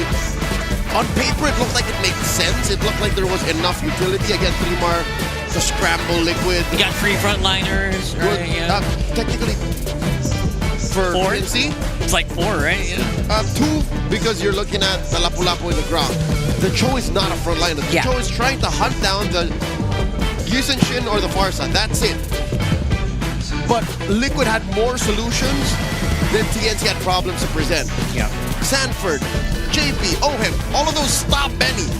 Cold in his tracks, and that's why this show never really took off. Speaking of Benny, I think that's also one of their TLPH's weapons, right? The range. The massive range. When Farsa starts that feathered airstrike, people just start scrambling. They have no choice but to scramble away instead of scrambling towards the Farsa, because then again, they were undergunned. That is a big problem. Carl Tiezy, though, he is going to be beefy Irish guy. This is the Yisun Shin that we were talking about for a majority of the pre-show. We were looking for Carl Tiezy's snowball early, and when it did happen, look at the game time, right? 11 minutes, 12 minutes. Nothing. 8:56, very high. This is close to as high as it gets post-Project Next. But something to note, the carry, it's 3mar. It's an XP laner. So that shows how heavy of the early to mid transition was for him and how hard he was really working to try and get TNC to fighting form. I'm not saying that the rest of TNC were useless. I'm not saying that they all totally stumbled. It's just that 3mar was the only one who could do his job right. It feels like, it feels like he's like the core now. Yeah. So that's beyond the core now. So execution-wise, like they couldn't get up that step ladder. And basically they were scrambling to get resources. And their cores, their carries in that game for TNC couldn't go online because I think 3mar was the only guy who could actually get farmed. Yeah. This wasn't much of a problem because again, both teams looked like they were looking back at older drafts. Yeah. They were both throwing back respectively to Game 2 and Game 1, Liquid and TNC. But the problem for TNC was Joy is already kind of a problematic jungle in the current meta game. So they were already coming in half cocked. It feels like you pick Joy when you don't really have that much of a choice anymore. Yes. So this time, Liquid forcing or trapping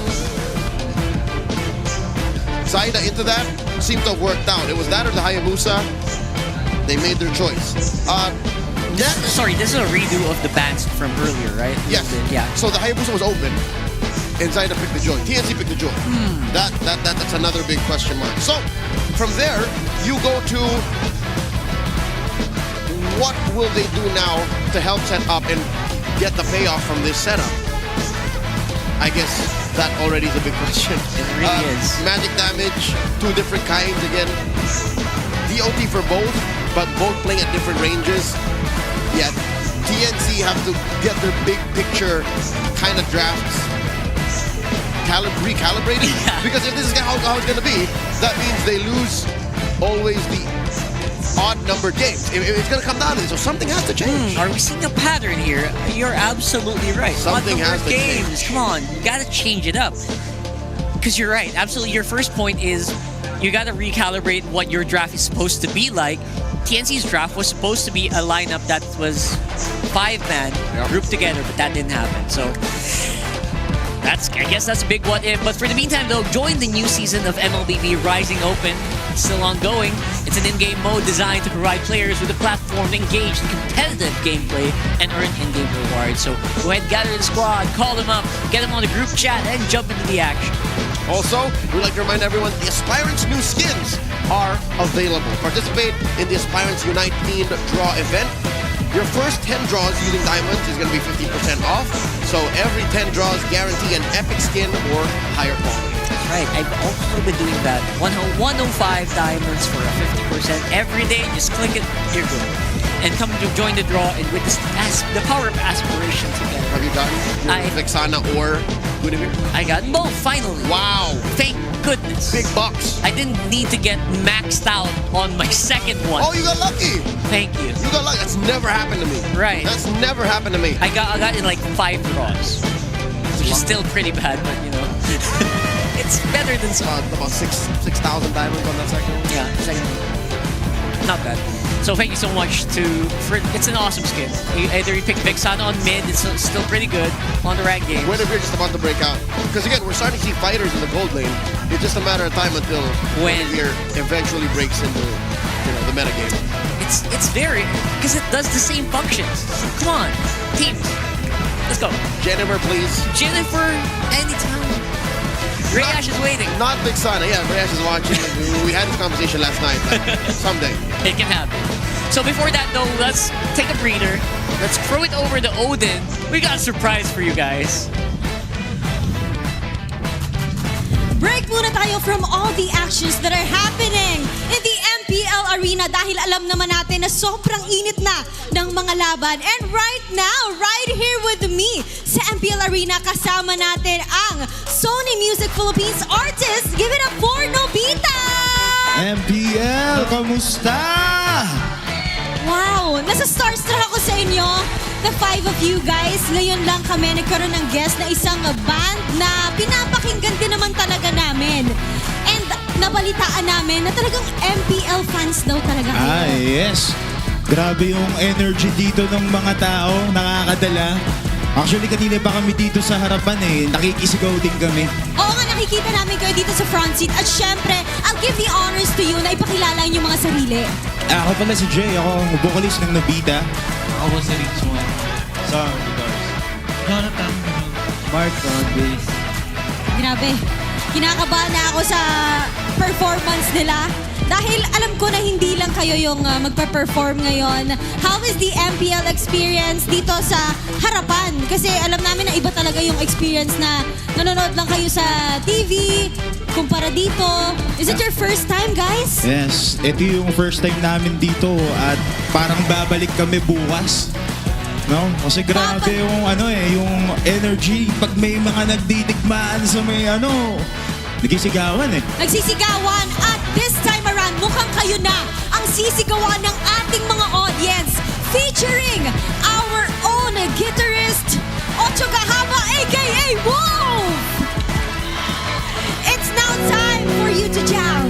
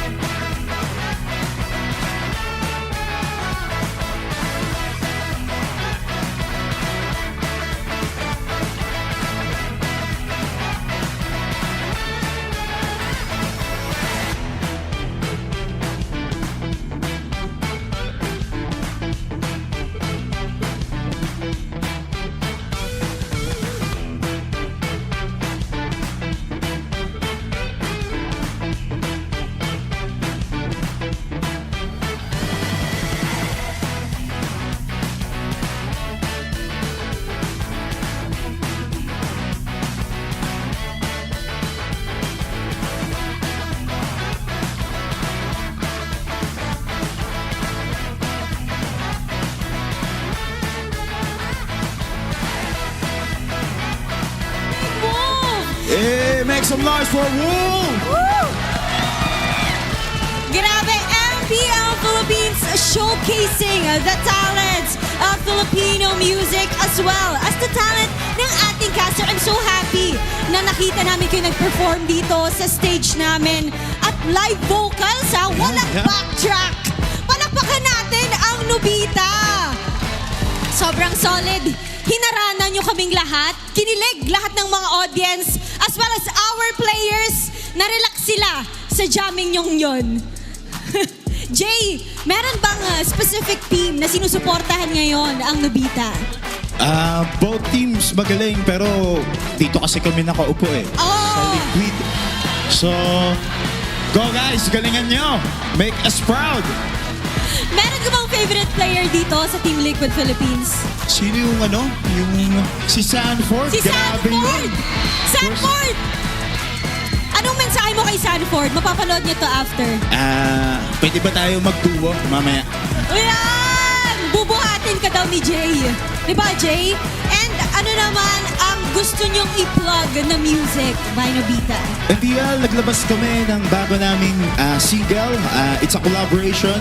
Kasama namin doon si Miss Yeng Constantino. Available ngayon sa lahat ng streaming platforms. By the way, ang title ng song is Gayuma. Please stream. I'm so excited for that, Jay. Maraming salamat, Nobita! Thank you, Wadin. Palakpakan natin ang Sony Music Philippines. We can't wait to hear more music from you. And with that, ibalik na muna natin sa ating panel para sa mga aksyon sa loob ng Land of Dawn. Wow. Wow. I'm amazed because I've been watching and listening to their music as well. So it's great to have like the artists also just join us. And I'm betting there's going to be more tomorrow for sure. So hope you guys are still there. And we're about to start the draft very, very shortly. We are smack dab in the middle of this best of 7 series. Game 4 coming in. And if the pattern holds, TNC should fix their act and tighten up their execution. Because again, I think that's mainly what was wrong with game number 3. It was an execution diff. Very clearly throughout the game, you could tell that TNC, they weren't firing off on all cylinders. All the right buttons weren't being pressed. The picks were all right. I'll tell you this much. Like, fundamentally speaking, I think the picks were okay. I agree. It's just tighten up your communications, attack where it matters, and look, they follow the pattern. Game 4, they go blue. TNC on blue side. This is a very good side for them. It's still on the 50%, but it's definitely a lot better than where we were in the regular season, right? I feel like the regular season we had a bit of a more abysmal side selection. So now, I completely agree with your sentiment. I feel like the draft earlier looked so good. It was crisp. It had so much potential to really snowball, not even late game, mid-game with that joy and that draw. We just didn't see it. It was very disjointed. Let's see if that's the change here in draft for game number 4. They gotta tighten it up. The draft, I think we're slowly understanding how important exactly that is. But in game 3 specifically, they made like 2 or 3 major blunders in the first 5 minutes and big one, they couldn't recover. So going into the map choice, we are confirmed to be going into dangerous grass. Okay, for their play identity, I'm talking about TNC, since they are on the back foot right now. Dangerous grass is good because they have the Phoenix Flash in their arsenal. They can suddenly pick fights from out of nowhere, which should do well to get momentum back on their side because Liquid, all they gotta do is continue. All they have to do is like get half-decent picks, play as a team, and wait, looking at their bans. Oh, no do not ban, bro. Yeah, this is very different. Instead of the Lunok ban, it's a Yuzhong ban going into the red side. They'll swing with the Gatot YSS if this isn't the YSS here. Yes. YSS looks like it's the pick, but I feel like if they don't pick it up, TLPH could actually pick up that Lunox on mid. Sanji would be very happy to play that. Oh, yeah. So, yeah. I guess that's why we're taking so long here. There you go. They had to. They had to. I feel like it. It's real. They had to. It's real. I don't think we've seen this all throughout season 16. Lunox priority. Lunox Blue 1. What the heck? BB is here for it. I can't. He's so cute. He does. It's a really good one. It's a really good. He makes me fuzzy inside. He's just standing in the middle of the stage. I love it. I love he's so immersed into it. So, yeah, the Lunox, I feel like they could have reserved it for third slot, honestly, or for blue 2 and 3. But then again, I feel like it was a trap set up by TLPH. They didn't pick it up. Sanji would have happily taken it. But now it's gonna be Farsa. Rafa, how often does this happen that you willingly throw a Fredrin into a hero that shreds through said jungle? You only do that if you are if there's like a backup plan, if there's someone who's gonna wail on that Lunox in the first place. So I think we might find assassin somewhere. Yeah. Or like a really aggressive roamer pick. But this is tough though. Like you see the softie in the Farsa, you want a Hayabusa. True. But you see the Fred, you're like, oh no, what do I do? I'm gonna get invaded. It's gonna happen. Isenshin though, completely agree with this one. Hayabusa was a good option, but Isenshin is definitely the one that they know, where they would have like a lot of reps on, so that's a lot of hot hands. And the Grok on Chaknu. Okay, so it's TNC's turn to say, you know what? Last game, this time it's for real. Yeah. Let's fix it up. Liquid locks in the Lapu-Lapu, because again, if this does find its way through the second phase of banning, TNC would do their best to pick it up, because again, you want to ruin that Farsa's night. So they go into red 4 ban, taking out that Bane. First 3 picks for TNC are so very solid. I love it. I love what I'm seeing here. This is better, but I'd like to see Benny end up with a good fighter. And for 3-mark end up with Arlet's still open. CC's banned out. Alice is still open. Alice is pretty good. Uranus is open. If you pick out Alice here, is it more likely to go to XP or maybe in Red 4? You're likely to go to XP or can you go gold? What are we talking about? TNC. The Alice? Alice. Yeah, no, Alice. Alice XP. XP? There is no precedent for Alice gold. Not yet. Not yet. I'm thinking. But it used to be on gold. That's a little crazy. It's a little too much, man. I'm just saying. You're cooking with that one. Just saying. You could. Or cook. Or, yeah, for Alice XP and then export on gold. Wow! What is up with this Claude ban? They know something we don't, 100%. Esmeralda. I mean, OHEB has picked up Claude in the regular season, so... But not to a high percentage where you would get banned out. Because again, when you pick up a utility jungler, you have all the incentive in the world to get another core. And the Farsa's not going to do it, not the Farsa alone. So I guess we're looking at like what is the most powerful hard carry marksman that goes online. That's when it goes online, you feel it. That's the quad. Not the Moscow. The Moscow will play the map. But you need that guy who's going to join you in the fight, right? Yeah. That big guy. That can protect itself. That doesn't rely too much on other factors. Like the 1-1. The 1-1 needs that ult. 1-1's good. If it doesn't go into the air, it's open as well. It's dead. That's why the Claude got banned. 1-1's open. We got possibility of, I don't know if they're willing to go Kimmy Gold. No one's actually done that quite yet. But definitely someone who has hard carry potential. Obsidia, if they're really feeling risky. Benny Cutie has reps with Obsidia. Got a dub with it in the playoffs just recently, so that could be. But looking at Liquid's lineup, I'm telling you now, they don't have time. Yeah, absolutely. Look at this, the Granger too.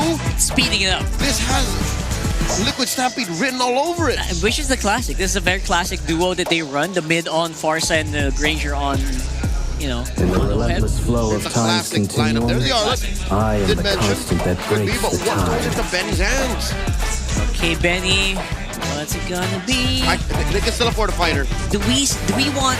They don't need anything... They don't need another triple core lineup, right? Let's not go triple core again, right?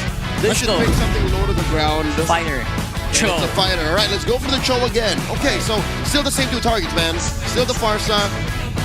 And then a softie. Well, technically not the same 2 targets, but 2 good targets. That's right. Higher priority on Lunox, obviously, and to get started on the farm so they can fight early on. Because Isenshin will fight, but it's around, again, later on in the game. 9-10 minutes. Which we talked about earlier. At best.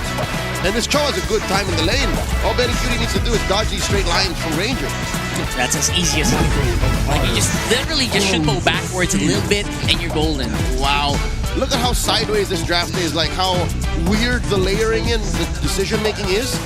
Gatot made its way all the way to Red 5. He's one of the hottest roam picks right now, and that's how far he went. Yeah, it's usually part of the first 2 picks, right, for Red. So we're here in a point where Gatot might not be the priority, and the roamer is the least priority, especially for TLPH in this draft alone. Yep. So let's see if that's going to change up anything. Can they go more aggressive? This feels like a lineup that should go aggressive, but can they?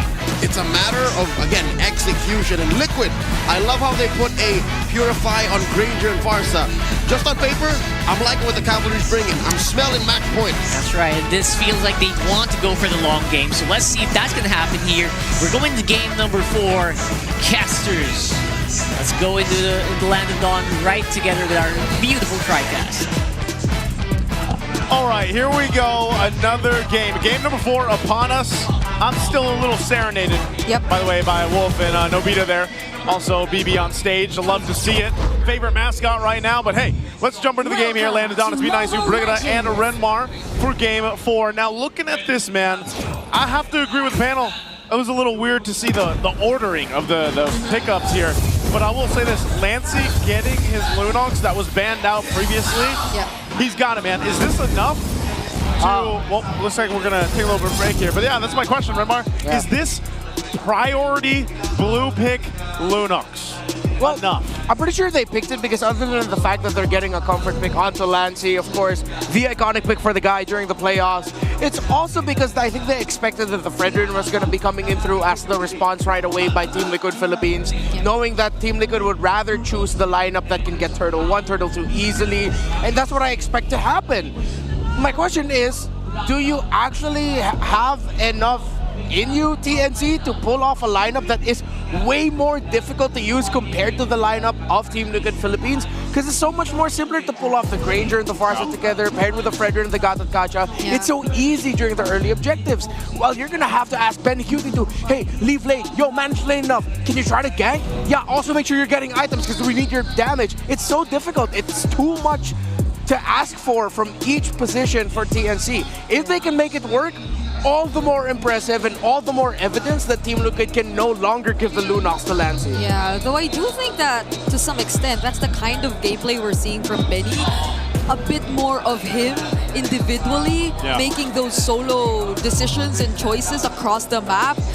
And even during the last few times we saw him use the Cho, and I think one of those was against Twisted Minds. He was just trying to hunt down the Ruby he was up against in lane, and that was Nausea during the time. So somehow TNC aren't really new to this, but given the fact that they allowed for Liquid to have such a great synergy across their lineup, I think doubles the requirements that they have to do for them to win this matchup. Yeah, it's a lot, I guess, that that TNC has to hold together to make it work. You know, the Lunox isn't going to be that single-handed answer to getting them this win here. Oh, karate chop. We are going back into the game. So let's jump in and see exactly if TNC can make this happen or not. Another part of this is when you look at what TLPH has, this is very standard, very, very basic, if you would call it, in our current meta that has developed over time. It's a very standard TLPH lineup that has worked so many times for them. And so this is what the thing that I worry about for TNC is being able to go ahead and get that crowd control off, utilizing the Grok, which is great for Chakmu. But even to a sense, the final slash, which was so devastating from them from the previous game that TLPH had. Lancey's really going to need to time his Chaos Assault and Darkening really well, because that's going to be one of the main team fighting conditions for Liquid. Once they've seen that the Lunox has already committed the Darkness Ult, then when that's gone, that's when Team Liquid Philippines is going to full commit and start using all of their abilities to get the win. Which is why TNC Pro Team, even if they think about it in a counter punch perspective, let's say Team Liquid Philippines initiates first, TNC needs to counter. They cannot use all their abilities. Lancey needs to conserve the hell out of his ultimate so that Team Liquid Philippines will then be forced to use their ultimates, and then when that happens, then they go for the counter. Oh, an interruption. Oh! A Bracer's Wrath! Missed. Not in this direction he wanted, I guess. Yeah, I don't know if he aimed that properly or misguided. Rare mistake there from the young goat. Or, sorry, the goat. The goat. Not that young anymore. Yeah, I was saying he's not that young anymore, but whoa, final flash. Now it's 3mar with a surprise and the flicker final slash. But Carl TZ might just walk away from this, but not until Lancey finishes off the kill. But Liquid gets so much in return. Zaida still fighting for the objective, but he will go down. He should go down, right?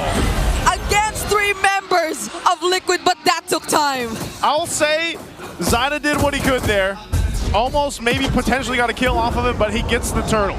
Yeah, not the cleanest take there by TNC Pro Team. That's what I was talking about for skill conservation, because the other layer is make sure that they have their sights on Sanji, know where the Farsa is. The fact that he was left unchecked in that upper mid shrub meant that Liquid wins that easily. So if 3mar's gonna initiate and Jackdo's gonna initiate, then make sure you have eyes on where the Farsa is. Yeah, I wonder how that changes TNC's playstyle though, because for majority of Lancey's Lunox games, he's just really that aggressive kind of Lunox who goes in when he finds a target, maybe in a way so he could also deal some damage and poke just like that. And maybe this one's worth it. Yeah, that definitely is worth it. 2 ultimates used, but then they stop a little bit of the rotation of Team Liquid Philippines because the Farsa is very important to that. So that was a great call by TNC.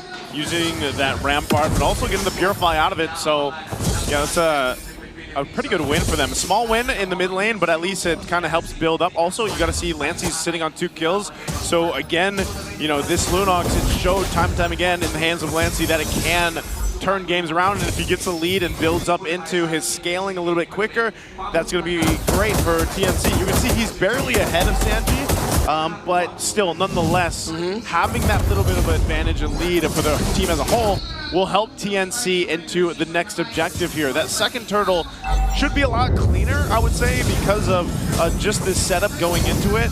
Now, I'm not sure if the XP laners are going to want to rotate down to this, or they just leave it, depending on how they decide to play this out, because you still have the gold laners on this close side.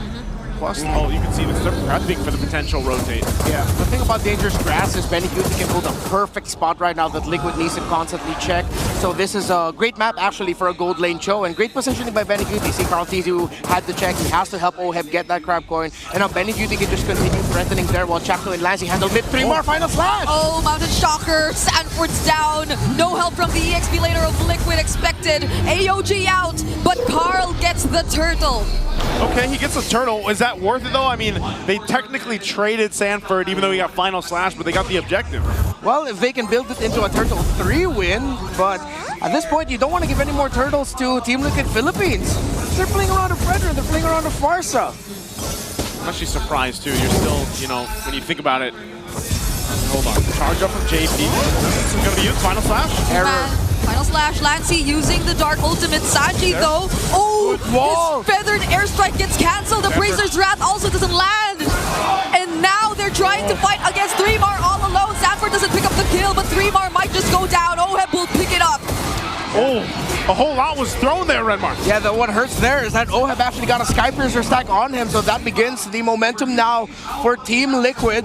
What looked like initially a little bit of a mistimed dash and taunt there by JP was eventually turned into a win for Team Liquid Philippines because TNC were not able to convert more. It's interesting because, again, a lot of this is just to kind of play around these windows that TNC's lineup gives them. But you see when these fights break out, like charge, like that, if TNC takes those windows and they don't actually land what they need to, they lose a lot of that setup potential. They lose a lot of what makes this lineup work. And TLPH knows that they can play around that. Again, that's why we're seeing Carl TZ play pretty aggressive. JP as well, up on that front side even. Yeah, Liquid seems to be a lot more proactive. It's like they don't necessarily need to wait for certain timing so they could go in.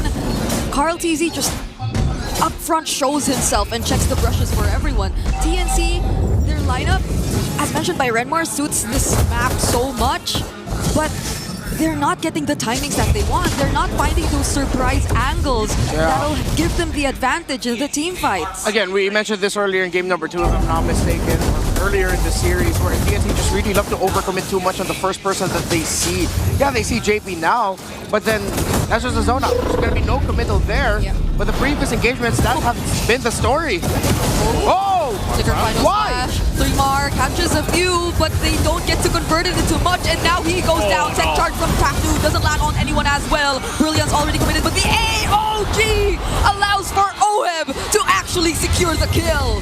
Mistake after mistake after mistake will build up and be punished by the Stampede from Team Liquid Philippines, and that's exactly what they've been doing to TNC in this game 4. And it's looking a little grim already at this point, under the 8-minute mark. Sanford jumping in. Okay, Zyda's not alone here, but they have enough damage. Benny, Cutie, and Chaknu, they could only watch. Yeah, clean and simple finish, clean and simple punish, and they're still going. Chaknu might go down here, but good thing he's able to flicker out. 3mar needs to slow things down. Whoa, Final slashing the minion away so that they won't be able to take the turret. Okay, but they still don't commit on JP. Carl finding 3mar, but they just have to stay safe. Zyda's nowhere to be found, and Lancey might not want to fight for now. Someone needs to start raining 3mar in. Or if someone is telling 3mar to start using that Final Slash, stop. You're really gonna have to fix your timing up because Team Liquid Philippines just keeps punishing.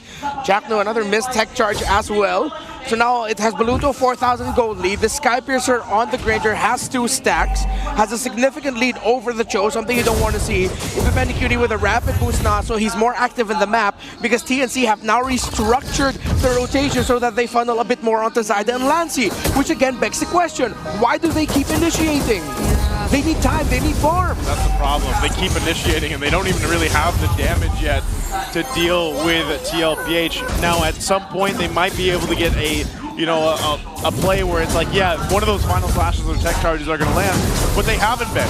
So now you have to go ahead and think, okay, we can't keep throwing ourselves and hoping that the course is going to change.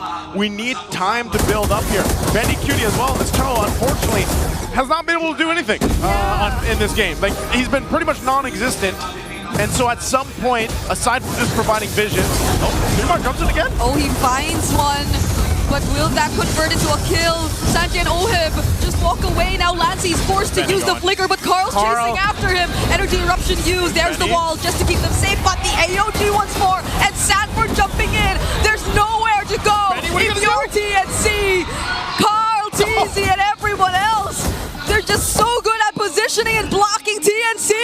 Again, all Benny can do is watch, man. Unfortunately for him, he has to watch his teammates die. It's Final Slash, not First Slash. Dude, just stop it. I keep saying the same thing over and over again, but that wasn't the right time.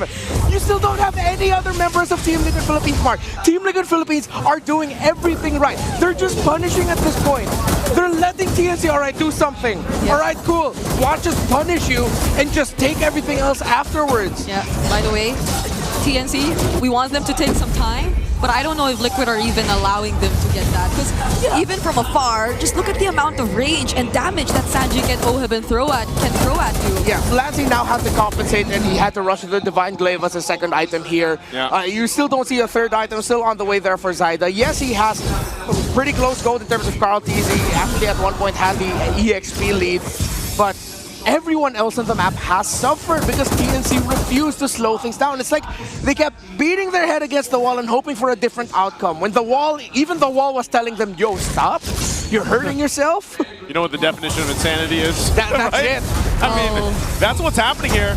And maybe part of the decision that, hold on. Yeah. Again, under this. What we've been seeing from TNC has been a far cry of what they've been doing in the whole playoffs. I like it. Oheb hurts so much. This is the problem, though. I think they've been in a position where it's like they're counting on 3mar to start things up so that that tech charge can come in later.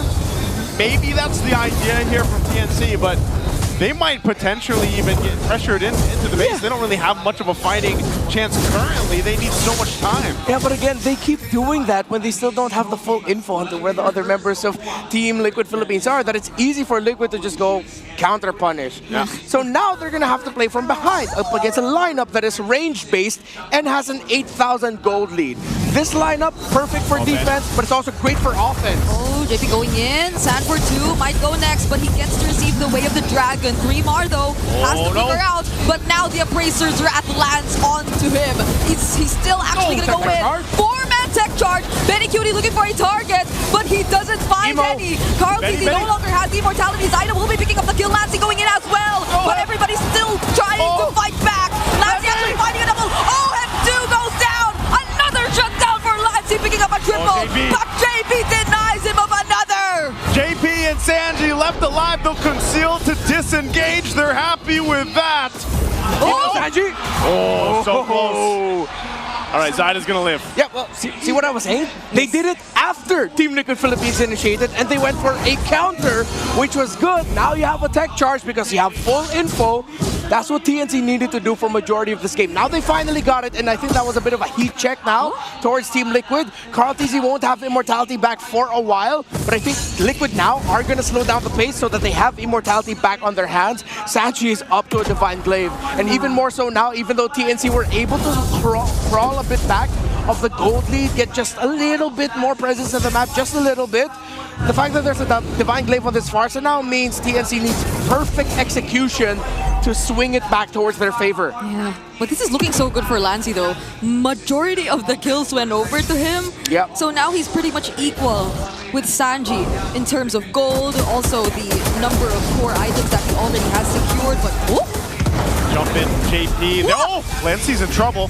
They used the Feathered Hamstring already, but they're gonna have to fight for the Lord here. yeah, Sanji's really low. I mean, Lancey's really low. Now Sanford gets his eyes on him. Carl TZ is securing the turtle. Benny Kitty might still go in. He goes in with Chaknu, tries to find OM, but Chaknu gets bursted down. Appraiser's Wrath lands onto them as well.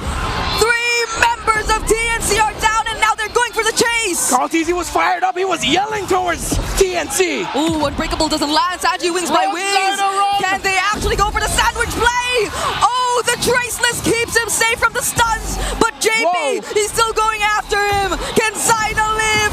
Mountain Shocker, but the Sky Piercer stacks are too much. You can't escape Oheb on the Granger. There's too much range from Team Liquid Philippines.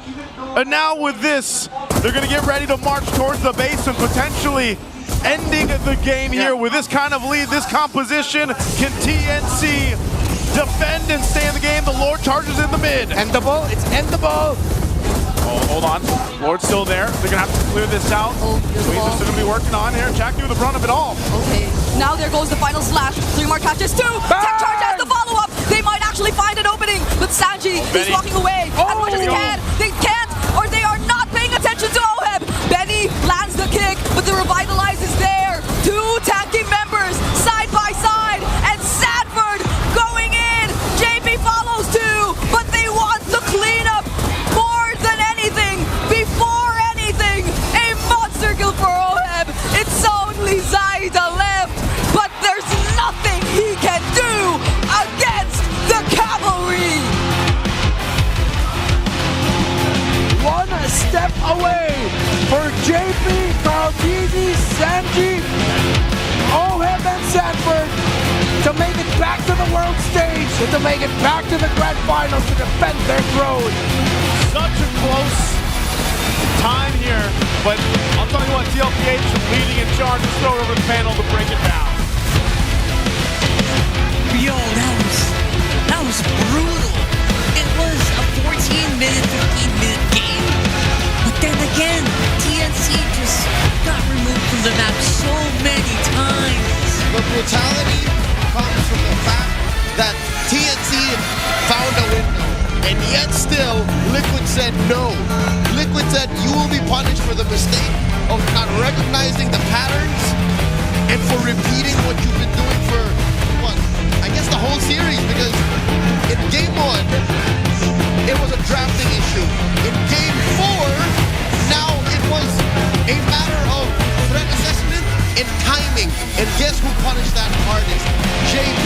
The taunts, the re-engages, and just being that brick house that TNT just can't melt through.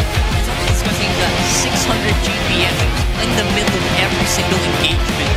JP could do no wrong. Even at a time where it looked like he was late, he was just right. He stopped mini-queuing. He meant he was late. It's all his fault. It's all his fault. It's your fault again, JP. It's just for the dub. too good at shutting down what TNT was trying to do.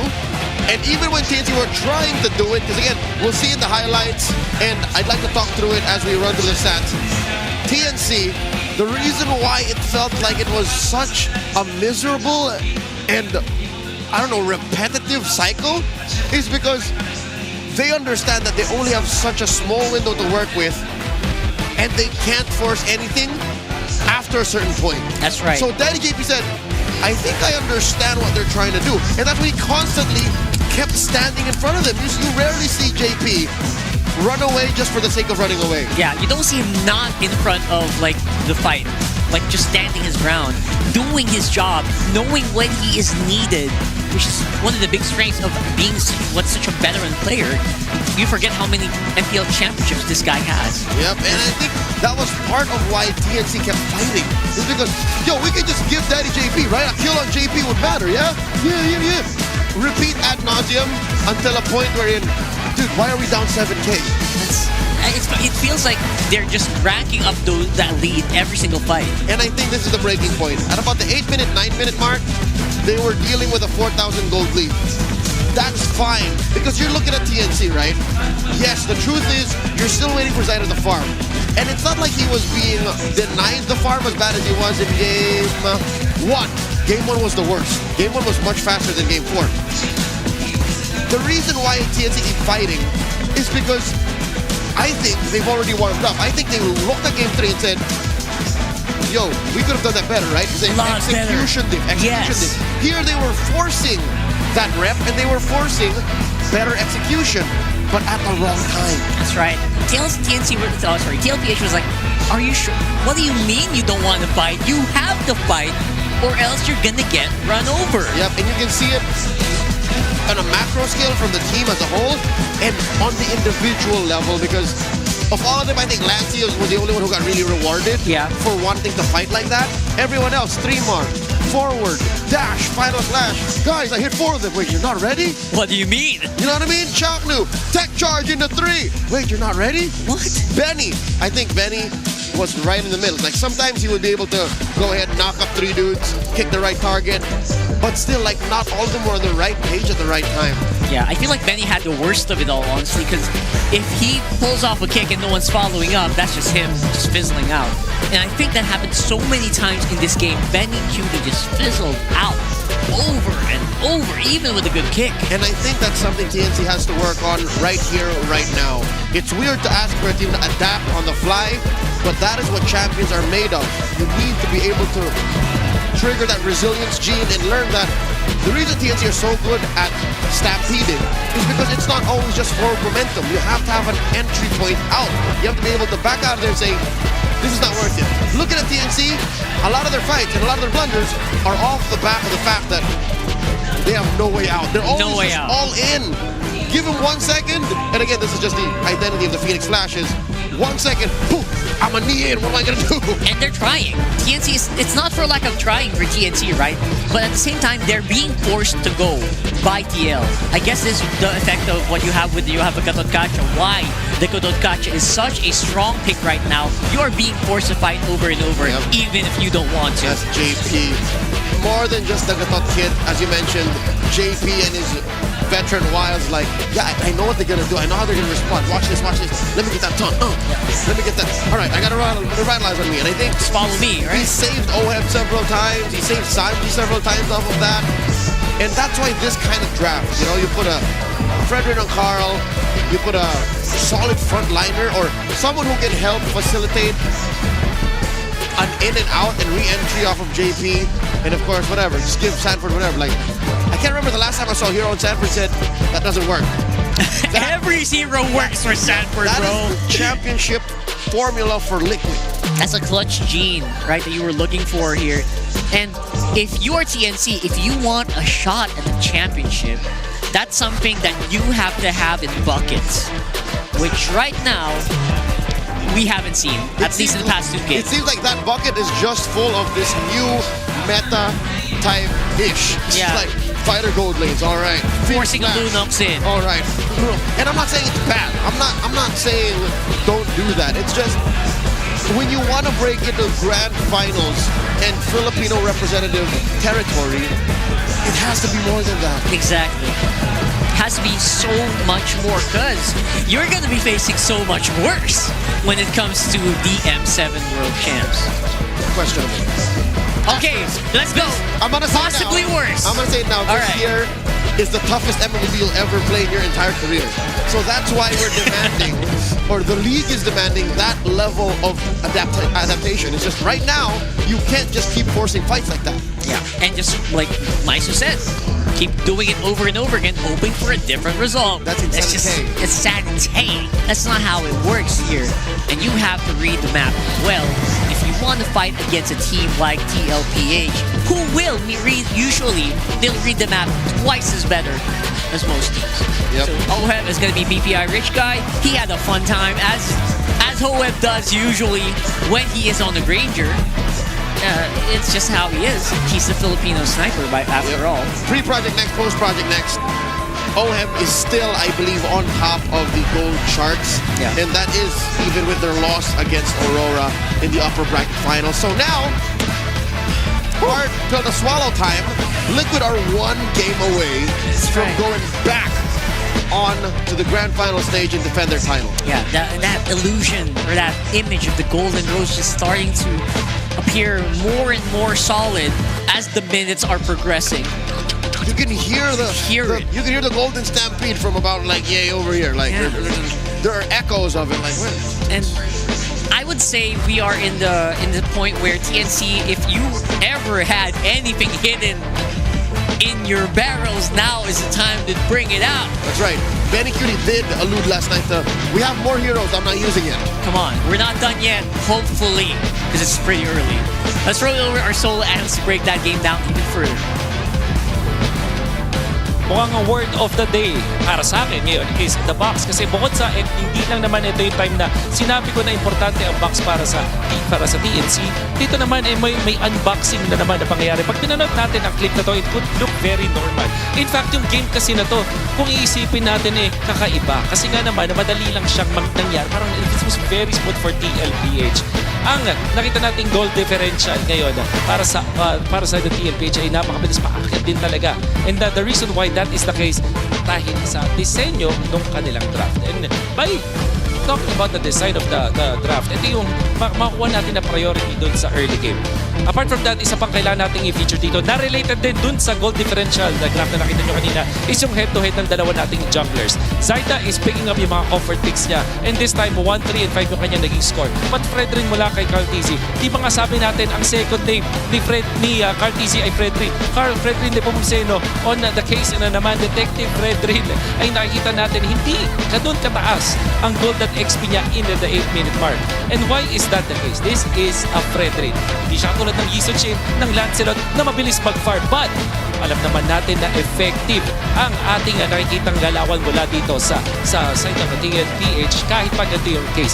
Kasi nga naman, hindi na ang bida ay ang Fredrin. Ito ay centerpiece na lang din talaga ng bakbakan. And speaking of centerpiece, ang naging centerpiece ng nating laban ay ang ating box out. At titingnan natin na macro level, actually, yung Cho dito, coming out from Mr. Benny Cutie, ay nasa kabilang side ng mapa. Alam naman natin na ito ay importanteng information. At dahil nakita ng side ng TLPH na merong Cho na nag-split push doon, hinawakan na ni Sanji yung isa sa mga bagong bushes natin habang si JP nanggugulo lang, even committing yung Avatar of the Guardian. In fact, yung mga members ng TLPH bumalik dun sa dati nilang play na huwag tayong magsasayang ng ultimate, gamitin natin, baka mapaan ni Sanji in the front of the Lunox God himself. Gumamit ng ultimate, nag-force ng Brilliance, ang isa sa mga weakness ng Lunox. Kapag wala na siyang ultimate ng Light o itatag nating Brilliance, lugi na siya kasi nawala na yung big combo niya. Hindi na siya magiging safe na pumunta dun sa mapa, hindi niya ma-take advantage yung strike ng hero niya. At dito na nga unti-unting na-unbox ang side ng TNC. Hindi na makakapwesto dito yung mga damage leader, si Zaida hindi na makakapwesto. Sanford na bigyan ng launchpad na pumunta dun sa may backlines at ganoon na lang kadali para sa side ng TLPH na makuha yung Lord na yun. There will be some fight coming out from TNC. Mahahanap din nila itong opening para talunan itong si Benedict in the end. Unfortunately, it wasn't enough. And although Zaida will try his best and will buy the time na in a way naging effective kahit papaano, hindi pa rin magiging enough. Sa paghabol sa kanya at pagpatay dito ng Team Liquid Philippines, you know what's going to happen. TLPH will eventually win this match. Another good display of how masterful TLPH is when it comes to box and unboxing type of strategy. Information ay ginugulo lang ni Sanford, ni JP at ni Sanji. Hindi nagtitipid sa ultimates at napaka-aggressive ng galawan. Yan ang sikreto kung bakit nanalo ang TLPH. Now, back to the panel. So if earlier we were playing with boxes, apparently someone got unboxed here. That's a very interesting take from Mr. Wolf here. Yep, and a quick translation for all of those non-Filipino speaking fans. The reasons why Liquid won, basically their checkboxes are, they know how to bait things out from their opponents. They are not afraid to use skills to get these reactions. Yeah, lest it be rotten or spoiled. Yeah, and again, the Daddy JP theory is he just does everything a little better than what Chakra could at the moment. That's why he's the MVP. So now, going into game number 5. There you go. This is usual. TNC has not gone farther than 5 games. That's true. This season. That's their limit. TNC in 5. There's a miracle. They need a miracle. They need a miracle now. Here. Because Liquid picks sides now. And they're going to have to do that later. For now, though, let's go over and do the JP pose with a smart power pose. Put your game face on and make your smart power pose. I don't know how to describe it. What is that? He's gripping a little mango. He's gripping a mango. A little mango. With his right hand. This is perfect. I guess that's pretty perfect. Lower. Your face has to be... This kid is winning. This kid is on fire. Come on, man. Keep up. Lower. That looks like someone else. That's a different... Oh! Yeah, come on. Just give it. I think Lil Homie wins. Just give it. I think Lil Homie wins. Just give it, man. Can you? Lower. Too late. Congratulations, man. You want the mango, bro. Yeah, a little lower. He knows. All right, you know what? It's like he hears you. Congratulations, little guy. Congratulations, man. See, look, that's how you do it. See a little lower. Hold the mango. There you go. See, hold a little mango. Yeah. If we were allowed to win, he would have won it already, like on the first second. Whew, that was a good. What do you call that? Icebreaker for what will become a very serious round. Because moment of brevity. Because right now it does. It's TLPH with 1 game away going to the World Championship. But of course, before that, don't forget to be featured as Smart. Sorry, not the Smart. For the MPLPH Super Fan of the Month, all you have to do is join the MPL Philippines official group, engage with the community, and keep those interactions positive. Just do it. Yeah, I post every day, all right? Share any MPL-related news and updates or content in the group for your chance to be named as the MPLPH Super Fan of the Month. I think I got the lesson. I got the message, MPL. I'm not allowed to be Super Fan of the Month. Despite posting every day, positively. Most of them positive. All of them. What are you talking about? I could have sworn there was like one thing. Anyway, showcase your esports skills and passion for gaming by organizing your own local tournaments through the E-Project. Esports for everyone. Participants in this program will be provided with special access to tournament modes, in-game items, diamonds, and more. Visit the MPLPH website for more information on how to apply. Yes, and don't forget, that's not, you won't get those modes forever. You can use it for big tournaments and for your events. For your community, basically. Community. Hey, who knows? Not free. Through what you set up, if you do get the application approved, you might discover the next Sean, the next Nosha, the next Kaloy. The newest names. Maybe you can get that kid. I don't know. Maybe he's good at ML. We don't know. Because he knows how to follow instructions. So we have, obviously, before we get into the nitty-gritty of all our, or possible match point here for TLPH. It feels like. Feels like it, I know, right? But before that, let's go over and see what's happening over at the MPL Festival. I'm pretty sure Odin has got some fun stuff lined up for us. So let's go ahead and check it out.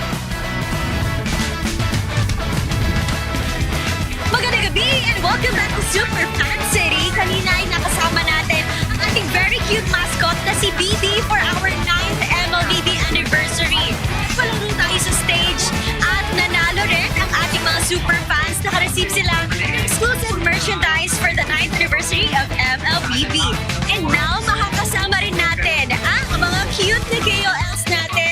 sina Lux and Gigi.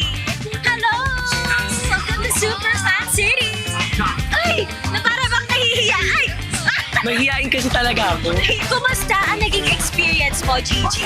Super fun na experience ko dito. Ang dami kong nalibot at ang dami kong mauuwing prizes. Ikaw naman, Lux, kumusta experience mo? Ano ba yung favorite mo ng mga maikuuwi mo ngayon? Actually, yung mga t-shirts, tawag din yung mga cards, sobrang in-enjoy namin yon. Tsaka in-enjoy namin yung paglibot, especially kasi may mga tao ring nakasuporta sa amin na nagpapapicture. Ganun. So by nagpapapicture sila, parang ina-express lang namin yung gratitude namin. At nakikita ko nga kanina, sobrang jolly nyo dito sa ating area. Halos paubos na ang boses ni Lux dahil nakikiselebrate talaga sila sa atin dito. And kumusta so far yung MLBB 9th anniversary experience? Nakita namin na yung acting skills mo, pinakita mo sa amin. Pwede mo baka may bigyan ng onting lines dyan? Go, Ben! Go, Ben! Nice, Ben! Gigi, ano ba yung makikita namin dito? And invite mo naman lahat ng mga super fans na dumaan dito sa Super Fan City. So, marami kayong makikitang food dito, guys. Mga merch, Infinix, Gcash, BPI. So, super dami and super marami rin kayong makukuha ang prizes sa kanila. And free lang yan, guys. Maraming salamat, Gigi and Lux!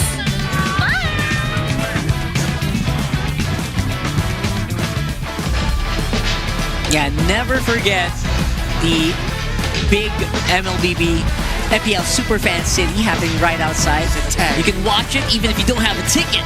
You know? Yep, Just hang out. Be part of our little celebration of the Back at it. playoffs and the 9th anniversary of MLBB. That's number 9. Big 1-0 coming next year, but before that, let's finish this match. Yep. Let's roll it over. It's going to be TLPH on blue side, which y'all know what it is. Yep. I guess. More now than ever, the Phoenix Army are stressed the hell out. You can feel it. You can see it right there. This is as stressed as they can be. Wow, look at that. This is the brightest the lights have ever been, the hottest the seats have ever been, the sweatiest their hands have ever been. Everything just feels like it's crushing against you. Just one more loss leads to you getting eliminated from this tournament. Not gonna lie, we've seen that happen so many times before. It is a very heavy feeling. We've interviewed players in that position, and this did not get easier. Flying Cloud, though, could provide us with a good surprise. Look at that win rate from TL.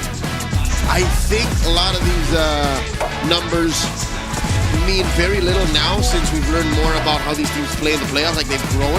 Especially the difference between regular season and playoffs. True, even TNC evolved. So now we need to see this next evolution in the TNC formula. And I think Flying Clouds is their best chance, in my opinion, for them to force a game 6, a game 7 even, because guess what? By being in Flying Clouds, your deaths are less punished because you can just jump back in. We've seen TNC play with this kind of formula. It feels like Flying Clouds will favor teams that are very ready. They want to start to get back into the fight right away. Yep. And get an advantage, surprise their opponent by having another man back on the field right when they least expect it. But look at the bans here. TLPH doesn't really mind the Lunox as much after that last game. Yep, they know that even God's Bleed and Lancy is not infallible. Coach at the Max batting on the Yuzhong and the Gatot, an MVP performance by JP from Game 4. Now, they're struggling to think, what do we open up for the trade? Lancelot's still open. I mean, Zushin is open. Exactly. They can't even bat that out. Liquid is happy to first pick a Zushin. And they might just do that right here. They'll get both. They're saying, Tic Tac, RC, decide. Lancelot or you Zushin? What is it? It's Lancelot, man. Carl TZ, he's sporting a little bit of a smile. We know he's very serious. But he also knows he's in for a fun time. There's the trade, Zushin on Lancelot. Oh, sorry, on Lancy, not Lancy. Fight for the ultimate answer. Lancy could have been like the jungler, and he could have been Lancelot. Maybe in an alternate timeline. But for now, he will be on one of the most safest, I would say, mid laners of the game. Still one of the best. And he has wins on it too. This early Hilda is to address the Lancelot. Like, they're going to throw this straight into Carl Teasy. Chakna has one job. Yep. And we've seen Chaknu revolutionize even Hilda play. Like, he knows how to make this work even outside of the regular jump in, jump out, annoy you. Yeah. We've seen them do it. So now, Liquid, do they see this coming? I think TNC are going to try to set up for a 1-1. Yes. Or an Arlen. I think you see the Zoom shit coming. I'm not sure if they see the Salt Lake Hilda coming. But this time, I don't know what this is supposed to mean. Like, the Lunox, it fits. Alice is obviously very good, but wow, what a selection here from TL for that mid lane. TNC close off with a Hayabusa. So the aforementioned 1-1 and Arlot are still out there. Still alive. Honestly, there's like a higher chance the 1-1 could get picked here if it doesn't get banned. Yep, that's what Liquid should be thinking. I don't know if that's cross Coach Tic-Tac or Arcee's mind. Going into the batting phase, red for TNC. Both teams can actually just start a clamp down on Because honestly, I love the 1-1 when we talk about the 1-1 because even if TL doesn't ban it, TNC cannot pick it. Because it's impossible to kill. Wow. Can you kill a Brilliance Lunox? Can you kill an Alice? Can you kill a Lancelot that's just gonna, what do you call that? Thorn Rose out of it? So it's tough. So not a non-starter. Could be. So they're just looking at the Arlot. But look, they're locking down these roam picks. If TNC were to follow the pattern, they would take out the Grok now. Or leave it open so they can get a red 4. Or TNC could maybe just ban out the chip. I feel like we are kind of forgetting that guy. Could see that still. But yes, you're absolutely right. There's a lot of these pocket picks. So many pocket picks. Need to be respected. TLPH Matilda is a special for Daddy JB. Magic is my life. I would be surprised by a Lapu Lapu ban here. Or would I be surprised by Lapu Lapu ban? That's right. No, there's still an XP laner missing for TNC. We see it for Liquid. It's the Alice. Even the strongest of birds fail to play. Wow. They on purpose let through the Grok. That's interesting. There it is. There's the Grok coming through. So now, it feels like it feels better for them to go for that gold lane 1-1 here. Or do they have too many cores again? You're talking about TNT? Oh, sorry, TL. They can. It doesn't matter. Actually, there's so many choices. There's so many choices, it doesn't matter. TNC, on the other hand, cannot. As you mentioned, Thorn Rose. Yeah, all the bad ones. You're wasting time. There's a Winter Crown definitely going to be built on this Alice, so forget about it. It's such a safe front line, honestly. There's that Ruby. I literally invented You mentioned one. the chip, rock card, here it comes. Finally. It feels like, at least for TLPH, with the games I saw, it feels like they're coup de grace for some of the scenarios. Yep. There's the Claude. So it's an XP lane hill that confirmed by the Grok at red 4. Alright, so I really was hoping for like, again, we could have been a Hilda hero for Chaku, but that's definitely not the case here. Because of the Grok. That Phobius ban felt like a throwaway now. You think? Like, didn't make sense? What was it protecting? What was it attacking directly? That's true. I guess maybe they were hoping the Bane would go through. Maybe. Nah.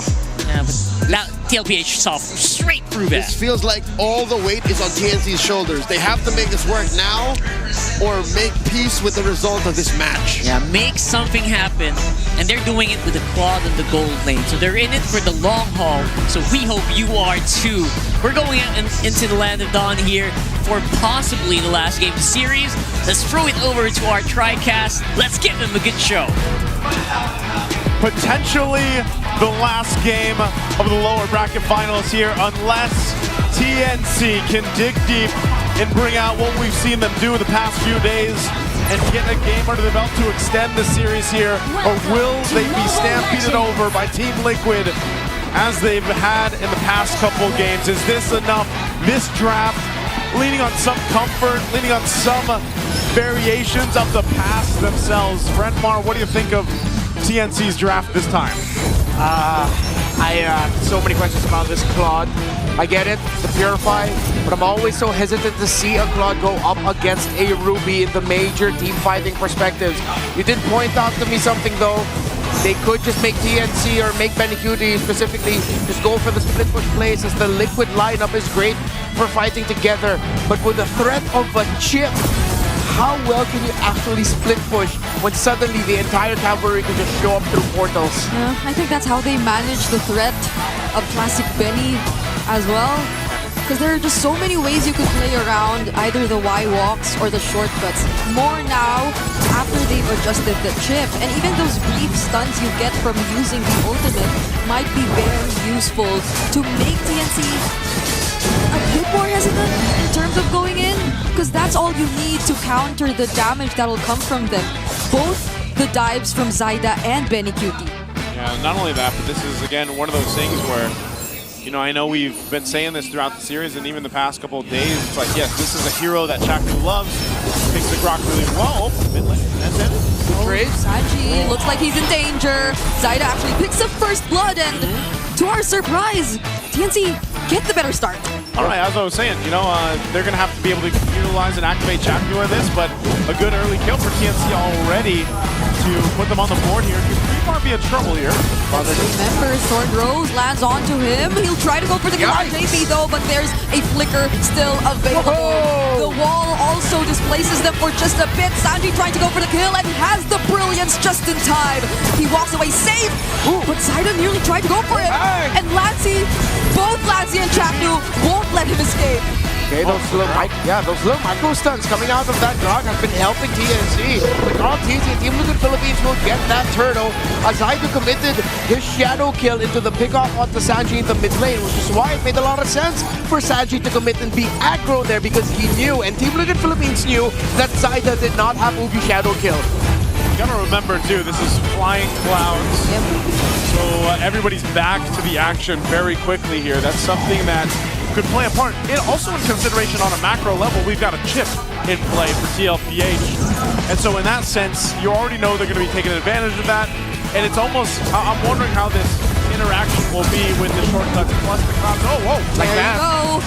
You get your answers. 5-man rotation, or you don't even count it as a rotation. It's just a surprise attack towards 3-Mar. Yeah, so now imagine if that's the late game and that's Benny Cutie trying to split push the lane. That is their response to that.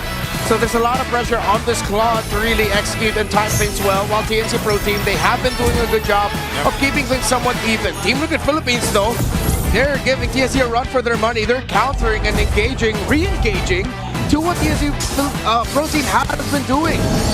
I think in this way, too, when we look at TNC's lineup, there's a couple things that can happen here. They've got great front line. They've got great utility with the Jushin. Zyda, again, as long as he can farm up and potentially even get some more kills onto this Hayabusa, covers that ground, I would say, from the early to mid-game, but then eventually you're leaning towards Benny, and that's the hardest part. It's unfortunate that it has to be that way a lot of times, where it's like, yeah, even the gold laner still, even though we've had this shifting in the meta, if you have that traditional marksman like this Claude, who also takes a lot of time to build up, it's going to be Benny that people are looking on their eyes for to turn the tide to some of these fights later on when he has that trinity of items here. So it's up to TNC to play that power spike, to play into it correctly. That serves this lineup its purpose. Yeah, but TNC are holding the mid lane really well.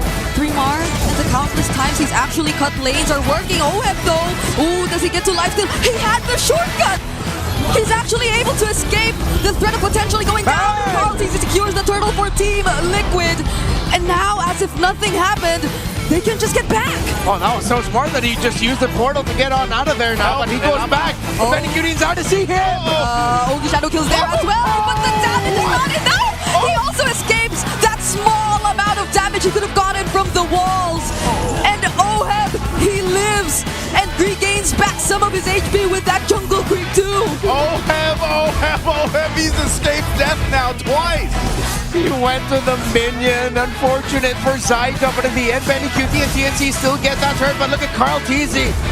By 3-Mar. Look at him. They're all going in. 3-Mar. They're not letting him off. Yeah. They can't, because they can't allow this Hilda to just go around and be a nuisance in the map. They know that the Hilda's important to the lineup, and now it's putting a lot more pressure to the other 4 members of TNC. The next time we see 3-Mar, everything that he's going to be doing as a Hilda now in team fights, going straight to the back line, trying to burn someone down right away, getting that stun off with the power of wildness. That's just going to be a suicide mission time and time again for this Hilda. Yeah. Sanji, though, holding this brush down bottom. Yeah, I think he potentially wanted to see if he could catch 3mar again, but 3mar's just kind of opted to go ahead and leave that lane. Yeah, Be with the team for now. They left it open for like a minute almost. Yeah, the lane was being pressured so much that they almost didn't have a chance. 1v1 here. 1v1, Phantom Execution, the damage doesn't land. Lassie's here too, but Sanji will assist Carl just a bit. They don't commit either way, and we have again 15 seconds before the next objective, so that's probably what they're all preparing and setting up for. Now, TNC Pro team, I like that they're still keeping things proactive, but the risk again every time you see a chip is that it can just swing. But here comes Chaklu forcing the flicker out of JP. But JP's gonna reconcile again. He can just drop down a shortcut and suddenly it's 5v5. He's going in there. Looking for a target. There goes the shortcut. Sanji already going in. They don't know that 3mar's in that brush. He's gonna have his eyes on Sanji. There's the Dark Ultimate already forced out. Zaida securing the turtle, but 3mar will fall down. Lancey's all alone here, and I don't think he has a way out. Oheb picks up the kill while Sanford gleams out to safety. Oh man, unfortunate. Again, the shortcut was used there. TNC does get the turtle, but the fight was split up. Yeah. And TNC unfortunately lost 2. Yeah, Oheb had a great use of the ultimate there.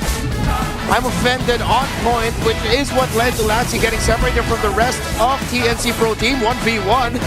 Former teammates, longtime members of Echo together. Carl TZ looks like he'll be able to disrupt Zaida's juggling pattern now, getting closer to a 2-level gap between Carl TZ and Zaida. And the items. Oh, Chaklu! They commit in the mid lane. There's Benny to provide the blazing duet. JP goes down. Sanford might be next. Does he have the gleam? Oheb tries to save him, and now he survives. Sanji going in with the Dark Ultimate. Chaklu trying to reposition just a bit. Oheb will be joining as well. Carl, they're not gonna fight this anymore, right? Oh, they actually still want to, even though it's just 3. Carl's easy going in. But it's not, or it might not be the best decision. Thor goes to evade, but Zaida finishes off the kill. Talk about patience for TNC, and even Zaida to wait for that. Benny. No, unfortunate for them at the end of it all. Team Liquid Philippines is still the one able to win that, even though Carl TC goes down. Now Zaida has to balance it out. He does a bit somewhat by stealing away the orange buff. Still a very close game. That 1-point-something gold lead for Team Liquid Philippines is actually a little bit more of a mirage. This is way closer than you think, but in terms of the map control, it is still Liquid coded. Yeah. Just look at how well JP and Sanji are positioning themselves. Okay. Fortunately, Lancey checked the brushes, and I think that's also one of their strengths in their lineup. They have so many ways, Chaklu and Lancey, even the Yogi, or even the Cloud Shadows maybe, to just scout where Liquid could be planning to go for a surprise angle. Yeah, this has also been a better game so far for Chaknu too on this Gronk. He's been able to find some pretty good tech charges, and even the ramparts, utilizing the walls there, some of their engages, and if they can catch JP out, that actually helps a lot. Oh no, Chaknu! Oh, but they go for the guy with the tech charge first! And now they force it out of him defensively. Yeah, this is going to be a massive advantage for Team Liquid, that if somehow Zaida and TNC miraculously get this, even Team Liquid's going to be scratching their heads, but this looks like this should go to Team Liquid. Okay, here they go. It's half health right now. They're going to force it. Sanford takes a lot of the damage. Okay, Throne of Ruin used. Doesn't use a flicker. Zaida might find the opening, but Carl still takes it for the team. 2-man knockup from the tech charge on Chaknu and TLPH. They just want to run away. Oheb. Oh, there goes the I'm offended. They still have damage. TNC are fighting back. JP, will he stay alive? It's only Carl left, but he goes down too. TNC was looking to rise, and they did in that one. They might have lost the Lord, but man, what a fight they needed. Chaknu got his tech charge back just in time. Zaida was able to use the shadow kill also perfectly, and that was a tough fight. But Liquid, because of that massive stun by the Mamba, suddenly it goes TNC's way, but they still have minions and a Lord to deal with. And Flying Clouds. I like to call that Jack Mamba surprise. Or also the Phoenix Splash, man. Either one. Chaknu made that happen, yes. They still got to deal with the Lord here, but they should be able to clear it up pretty well. They still hold on to the majority of the turrets. And that's going to keep TLPH in check now. They are going to be a little more hesitant. Oh my goodness, the stuns! Zaida nearly got bursted right there. That was almost a K-Bush moment. Yep. That would have been a tough one, but as you see, Lord is cleared up. TNC will reset, get the buffs they need for Zaida. And that's one of the things here. It's getting a little more difficult for Zaida to kind of choose those windows where he's able to go ahead and get in, especially depending on when he decides to use the shadow kill. So he's got to watch out for this. But even for that last fight, you guys probably saw it, Oheb pulled Benny Cutie towards the team. So he's got to also be kind of cautious of that, because that was while Benny Cutie was blazing duet and actually brought him towards the team more. So something that Oheb's going to have to watch out for. Yeah, actually, that's another layer of the interaction between those two. So it's up to Benny Cutie to use that Purify at the perfect time. Save it. Most Claudes would want to Purify in and then Blazing Duet. Blazing Duet, Purify in. But if he can save it for when the pull off the Ruby kicks in, cleanse that, and then just be able to use the Blazing Duet with those little adjustments, the fact that you can move it, then that would be the perfect time. So let's look at Benny Cutie where he's at. Already has the Trinity build. Up to an Oracle, actually went for a Chop Suey build a little bit for Oheb. He went for the Dreadnought, didn't go for the full build anti-Cuirass, went to Oracle, and now has Sea Halberd. So now TNC might just get shocked by a sudden burst of damage coming out of this Ruby, while Zaida and Chaknu understands. That was a bit of a bait, but Chaknu, I think, got to see him. Yeah, I think so too. So, again, that's one of the things about having a chip in play. Macro stuff you can do here, the baits, everything else, the shortcuts obviously, especially in conjunction with the Flying Clouds. So this time around, TLPH doesn't have a clear shot at the Lord. They're going to have to contest against TNC for this one. TNC in a much better fighting position, even though 3 dealt with a rough early game. He's in a point now where he can play up front and deal with it. Look at this, they're going to blitz it. Oh, a flicker and the ultimate on Zaida.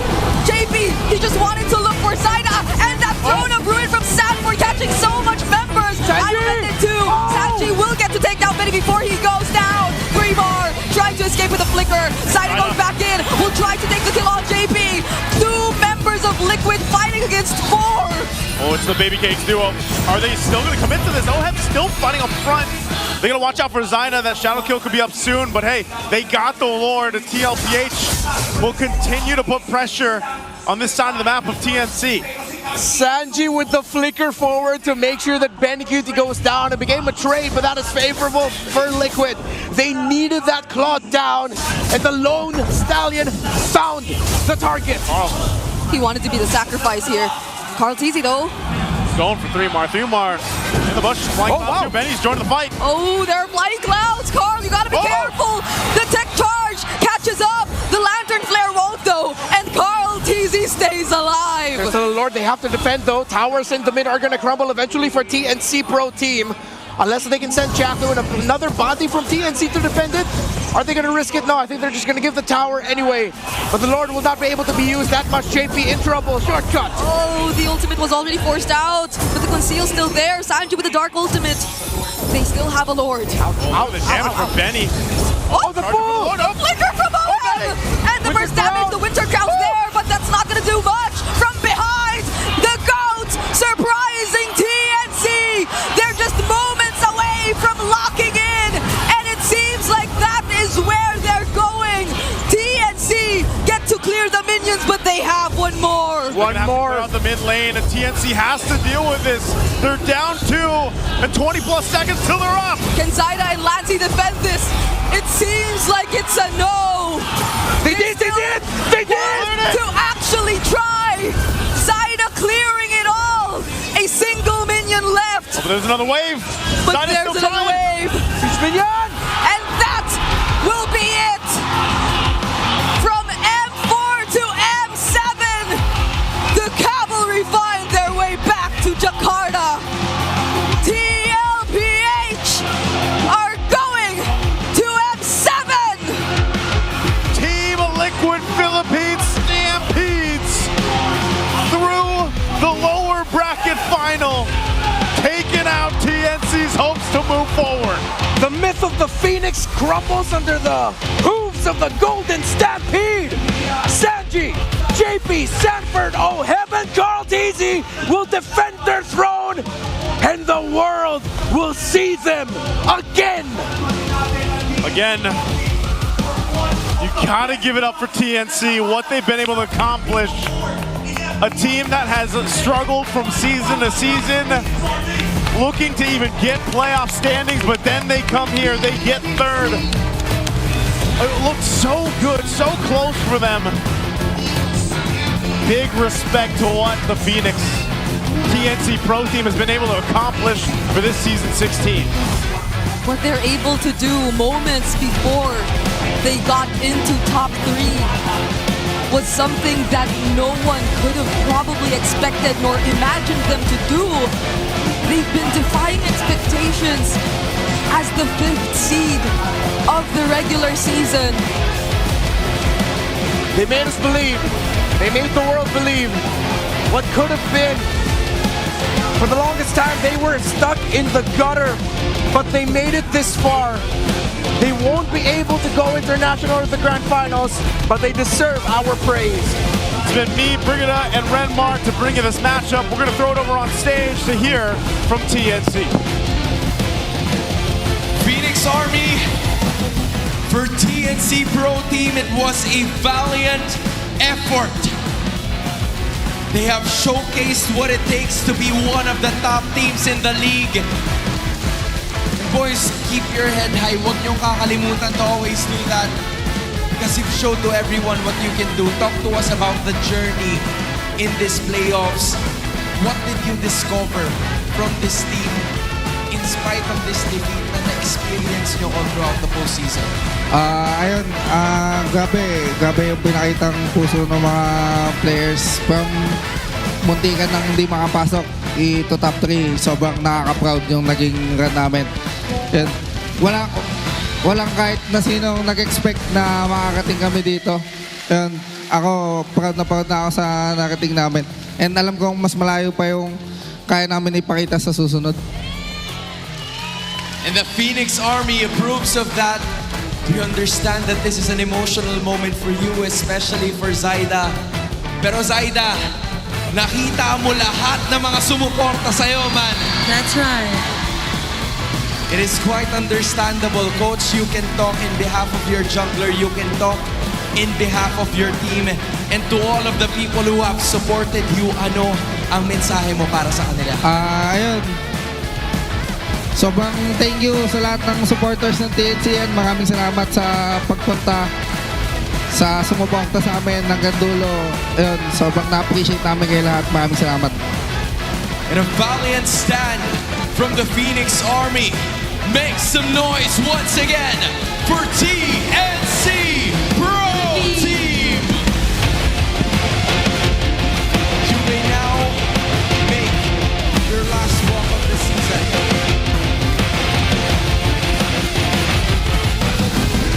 It was a tough battle. Lahat ng kanilang mga naging laban before this match reached all 5 games. And it was sad to see them go, but it was an incredible effort from each and every one of them. They really put a good fight. They really did put up a good fight against the returning and defending champions of the Philippines. Give it up for Team Liquid Philippines!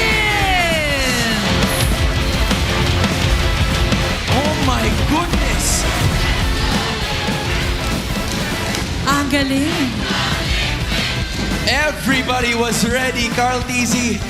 Nakikita ko yung pakiramdam mo eh. It felt like, you know, the emotion was there. Para kang natanggalan ng malaking tinik sa lalamunan. Talk to us about how we're feeling right now. Sobrang tuwa lang po talaga. Tsaka sobrang na-excite kami kasi gusto namin bumawi sa Aurora. Tsaka masaya kami na nakabalik kami ng Worlds. We were Yes. indeed very happy. At by the way, Carl, bukas at makakalaban mo ulit ang Aurora.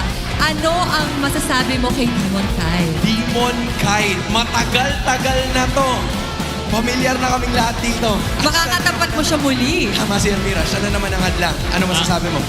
Message ko kay Demon kahit have fun na lang, enjoy tayo, tsaka nabigyan natin magandang laban mga fans. Ang laban ng mga fans, and that's exactly what we're gonna be expecting. Pwede bang ipasa mo sa kanan yan? Because Sanford, 2 games, 2 MVPs, yung lapu-lapu, ano bang meron doon? What's with you this season? Kasi sabi mo babawi kayo last season, but now you're a completely different player from what we saw. Ano ba to? Nag-evolve ba na Sanford o yung dating M4 lang na bumalik? Sobrang tuwang-tuwa po kasi ako sa teammates ko. Gusto ko po talaga sila ipanalo eh. And sobrang tagal na po kasi since nung nakapag-worlds ako. So gusto ko rin manalo kasama itong mga kampi ko kasi sobrang proud ako sa kanila. And sa coaching staff din, sobrang dami namin pinagdaanan pero ayun, nalagpasan namin and nakuha yung isang slot. At Sanford, sinasabi mo na si Edward ang XP standard mo. Makakalaban mo siya muli. Paano ko kaya makakabawi? At ano ang message mo sa kanya? Yung gagawin ko lang po is enjoy ko lang po talaga kasi sa POV ko po talagang gusto ko lang po talaga mag-world. So bukas maglalaro ako ng no pressure kasi mas sakit ko po talaga mag-worlds kaysa okay lang po pala mag-champion ulit pero pinaka-focus ko po talaga yung mag-worlds. So ayun, enjoy na lang po talaga and message ko, good luck sa atin. Wait lang Sanford, tatanungin ko lang, papayag ba kayo na ibigay ang MPL PH? Sanford, nako na pressure ka na, kailangan makuha nyo din yan. Tatanungin ko naman, yung isa pang may hawak ng mic at nagbabalik din sa M-World Championship, OHEB! Welcome back! Thank you po, thank you po. How does it feel na ngayon you've missed it for your career pero M3, M4, M5 nandun ka, you've missed M6. Talk to us about, your part, yung part yun ng buhay mo na na-miss out mo yung M6. Ano bang meron doon? How are you feeling just watching? Yun, nung M6 tapos nalaglag kami agad na ito ni Perks nun tsaka Blacklist. Siyempre malungkot kasi sa career ko first time ko rin na hindi nakasali sa M-Series. And siguro doon din ako umugot ng malakas na loob na lumipat nga sa team na hindi ako familiar. Ganun. Tapos yun, nag-work naman siya. And sobrang saya ko ngayon na ito rin yung kasama kong team na magbabalik ulit sa M7. Alam mo, Alvira, there's a story to it. Kasi nung M4, ito yung mga kalaban mo Binugbog kami. Sila ang mga kalaban mo, but now it's a reinforced moment. Ano ba ang dapat asahan ng cavalry from you now that you're gonna be going back to the World Championship? Asahan siguro ng cavalry sa TLPH sa M7 is hindi kami papatalo. That's the spirit, Hindi sila magpapatalo. You know what?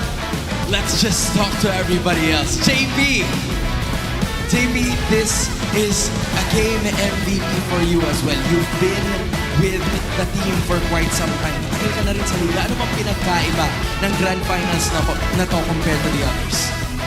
Alam po kasi ngayon parang lahat ng team lahat kaya talunin. So parang yung preparation namin pinaganda namin itong playoffs kasi hindi kami nakapag-upper kaya medyo mahirap. Alam mo, JP, you have a tall task ahead of you. Kasi ang mga kalaban mo, yung regular season MVP, si Light. How are you looking forward to that matchup? Siguro gagalingan ko lang tapos maganda na rin sila kasi gusto namin bumawi sa kanila. May sinasabi. Ano sabi? Parang di naman ganyan sinasabi niya sa amin eh. Ano ba sabi niya? Respect ko sa MVP. Sino daw yung Light? Joke lang. Like, joke lang daw Joke lang daw Joke lang ba talaga yun? Hindi ko alam Bakit hindi mo na naman alam? Pero ito, you have been, one of the most incredible mid laners na nakita natin dito sa liga. Your development was insane as well. How are you gonna face Aurora tomorrow? Kasi yung regular season, it didn't work so well for you. Anong pinagkaiba na ito? Finals na to. Tingin ko sa laban namin sa Grand Finals, tingin ko papakitaan na namin ng magandang laban yung mga fans. And pagkahandaan din namin sila ng sobra-sobra na kasi hindi Hindi kami makabawi sa kanila pag normal na preparasyon lang.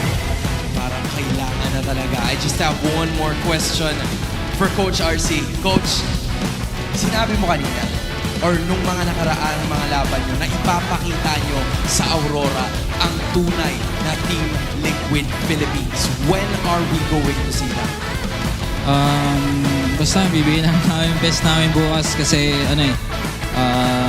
hindi rin talaga biro kalaban yung Aurora kasi sobrang galing nila sa drafting, anything, lahat nasa kanila na ngayon Kaya wala kayong mamalitin, bibigay lang namin yung best namin.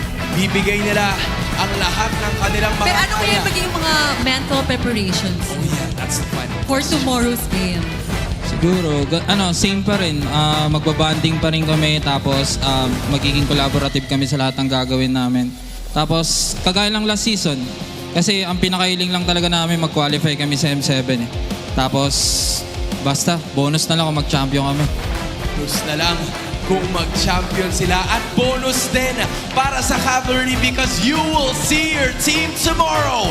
Give it up for your winners, Team Liquid Philippines!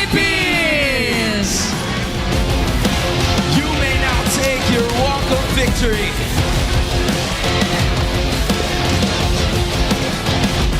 What a moment! What a return, Almira. Those are some well-known players, and they know what it takes to win championships. The Cavalry. Golden Road. That's the Cavalry, the Golden Road, and every single achievement available. I think it's time to toss it back to the casters, or should I say panel? Panel, what's up? It is, I would say, poetic that we have two of the best teams in the Philippines right now, and they are solidified here. Congratulations to Team Liquid Philippines. Alongside Aurora, we'll be going to M7 in Indonesia later on this year. And of course, we'll be going over to the Grand Finals, which they say is bonus. Yeah. I kind of don't believe it. I'd like to think the Grand Finals is the focus, and then M7 down the wire is a whole entire thing of its own. So exactly. Eyes on the prize tomorrow night. Come on, Coach RC. I feel like he's a little frazzled about all that happened, but Carl Teasy, I think we talked about this, Leo. He is 100% should have been MVP, and he is right here. He went crazy in that last one. By locking in the Lancelot, he provided so much to Team Liquid. You're watching the highlights, which apparently starts from the very beginning of the series. All the way back. Game 5, he basically built the Bruiser type Lancelot. Yes. So it means he's able to get away with so much, overcommit, and still survive. Like, see this? He communicated with Sanford saying, hey, 40, Gleam and Throne of Ruin so we can take care of business here. And then so many times, especially in the mid to the late game, when he would puncture in, get hit like down to, I think that was close to the orange buff side for TNC, and then walk away like it was nothing. Yeah, that happened so many times, especially in that later part of the game. And we saw, speaking of coordinated, Daddy JP, man. I think they really, Team Liquid is one of those teams that really has the usage of the chip down to a T. They went in and they went back to their lanes. And I think it's because of the draft and how it went that really showed if you give Liquid a comfortable draft, you lost half the battle. More than half the battle, because 40%. Yes, there were moments where in TNC actually got a lot of kills, a lot of good setups, like this one here wherein Liquid got wiped out.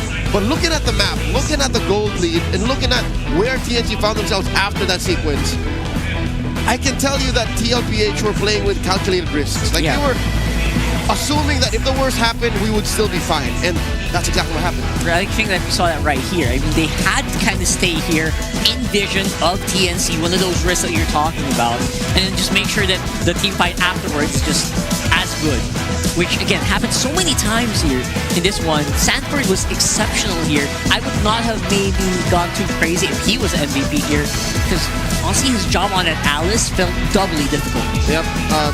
Ohem was also a solid contender, because again, there were many times in this game wherein it was Baby Cakes that was left to fight. It was Baby Cakes OHEB and Carl Easy that was left alive. Yeah. And between those two, again, if the opponents did not have good physical defense, those two would shred you. They can take fights forever. Good sustainability on the Lancelot, good sustainability on the OHEB, rather on the Ruby. I got confused because right now I'll tell you, if I say Ruby in the gold lane, in first pick, some people might actually say OHEB. OHEB, right. Sometimes it used to be like really Benny Cutie, but now OHEB feels like Ruby on the gold lane. I don't mind. Let's go. Let's do it. Yeah, and it works so well. It was built for sustainability. Yo, good job OHEB earlier, by the way. So many great escapes. This guy is an escape artist on that Ruby. Top lane. He knows how to use it. 100%. Dashing through, flickering out, using that minion for a little extra health. HP steal, right? Those crazy mechanics being shown by TLPH. That's why I'm not going to be so scared that they are going to be one of the teams who represent the Philippines in themselves. Not to say that see down all the more, but looking at their lineup, they've been trying to build a lineup like this starting from game 3. So it took them 3 games to figure out that, wait, maybe we shouldn't force this anymore. And when they finally figured out maybe what makes this work, and that shuffle between that Hilda and the Grok, it became too late. Yeah, it was way too late. And maybe if this happened to me in game 2, game 3, it might have been a completely different story. But we are here with Habit in the clutch. And I think that at this point, you just threw everything that you knew into the wall. I think that's what they did here, right? Yep. With Benny Cutie going back into the quad after how many series of just staying on that fighter gold lane. Yeah, they were still in post-insanity state. We're in, okay, we're gonna try something else now, but I don't want to say the stank, but the whole process of game 1 to 4, you can't shake that off. That's still there. And you're still in the same series, and we can't expect any team, not even a World Championship team, not even an MPL champion team, to adjust that quickly. So that's why TNC, hats off to them. They showed us a brand new kind of MLBB, something that's only possible after Project Next. But at the end of the day, tight play is still what gets you the big wins. Tight play, very consistent. That's TLPH. That is in their DNA. That is in their gene. TNC, they were really fun to watch, honestly, throughout the whole of the playoffs. But for the most part of it, in my mind at least, it's always 50-50 when I see them play. Yeah, and the long and short of it, winning off of a Phoenix Flash still requires a lot of setup. A lot of balancing. If the opponent doesn't fall for it, then you have to shimmy your way around to finding a winning position. So it's not as reliable. But the guy who always seems to find the winning position, even in a weird scenario, that's Carl Easy. 800 GPM on that Lancelot. Oh, wow. Is again on a bruiser build. He's also the carry. He did the most damage there. You see that? He was always the one in the middle of the fight. I would not be so surprised. He was also doing 1v freeze around the orange pit we saw earlier. A little bit of a backup here coming in from Baby Cakes. So I would say he really does deserve it. I think he played out of his mind in this game. And I would say he needed also to do this. Out of his mind and in his element. Again, on his favorite hero of all time, Lancelot. 801 GPM, still on the relatively higher echelons of GPM post-Project Next. What I'm surprised to see is the wingman. It's Zaida, the assassin, the Hayabusa, is the one with the most assists. Which he did go around the map so much, I would not blame him. That's exactly what he needs to do on that hero anyway. But again, this specific game just really wasn't enough. It's not enough to do those crazy out micro maneuvers, you know, crazy outplays. Didn't have enough time. Didn't have enough time to pull off this one. Chaka was trying, 3mar was trying. It's just the way Liquid played and the tools that they had going into game number 5 was just too much. They overloaded what the Phoenix Army was capable of deploying. Yeah, and at that point, you're just hoping that you can just thrive in the chaos, which they have been trying to do in the past few games. Yeah, but Liquid wasn't having any of it. Liquid's Stampede was too systematic, it was too precise, and they've been winning with this formula championship after championship after championship all around the world. and now they're on their way to defending their very championship here in MPL Philippines. I think it's also iconic that they do it always with a chip as a flourish on that last pick. Yep. It's really good, and I really hope that we can see more of that. I think that might already be read by Aurora at this point. Let's see if that's going to make any changes. Before we move on, though, I really want to hear how those comms went. Let's throw it over to our Infinix mic check, see what's going on.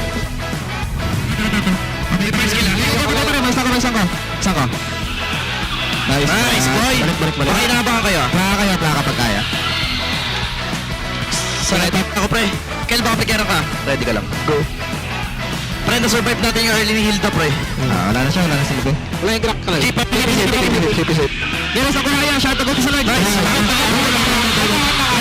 Kahit. Sakit ah. Piri. Piso ko. Patay-glove. Buboy pa ako. Patay-glove. Kaya. Pupliger. Push made gusto mo? Ay, sa akin na yan. Piri niya. Wala pa. Ay, natatalo niyan. Papalin na. Tingin tayo. Ay, piso. Winter, piso. Tingin ka, pre. Lagay pa kami. Endo mo lang. Ang double. Ay, may kaya. Mga kaya.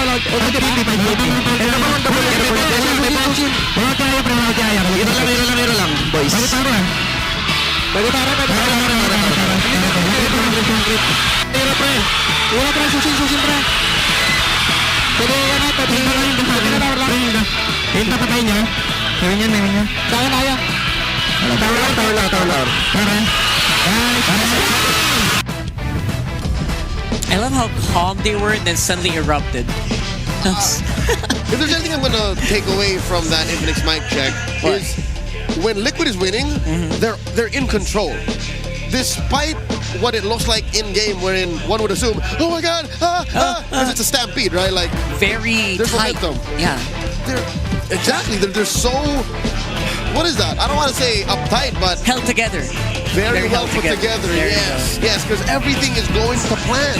And I don't know if this was part of your plan, bro, but look at that bracket. Woo! Insane. We are going to see the big finale tomorrow. It's Aurora versus TLPH. The plan is to stampede through the lower bracket. Which they did in fashion. Mission accomplished. 4-1. Woo! That was crazy. And TNC, honestly, they put up a really good fight. All of their fights were game for 5 games. So categorically correct. They're maximizing their exposure. They really were exposed to so much pressure. Every single match TNC played in the playoffs went to 5 games. Even now, it's still TNC. That's what I'm trying to say. TNC exits in 5. TNC in 5 is true. Oh my god. Universally speaking. Tomorrow, though, it's going to be a best of 7. I don't see that one going any less than 6. Absolutely.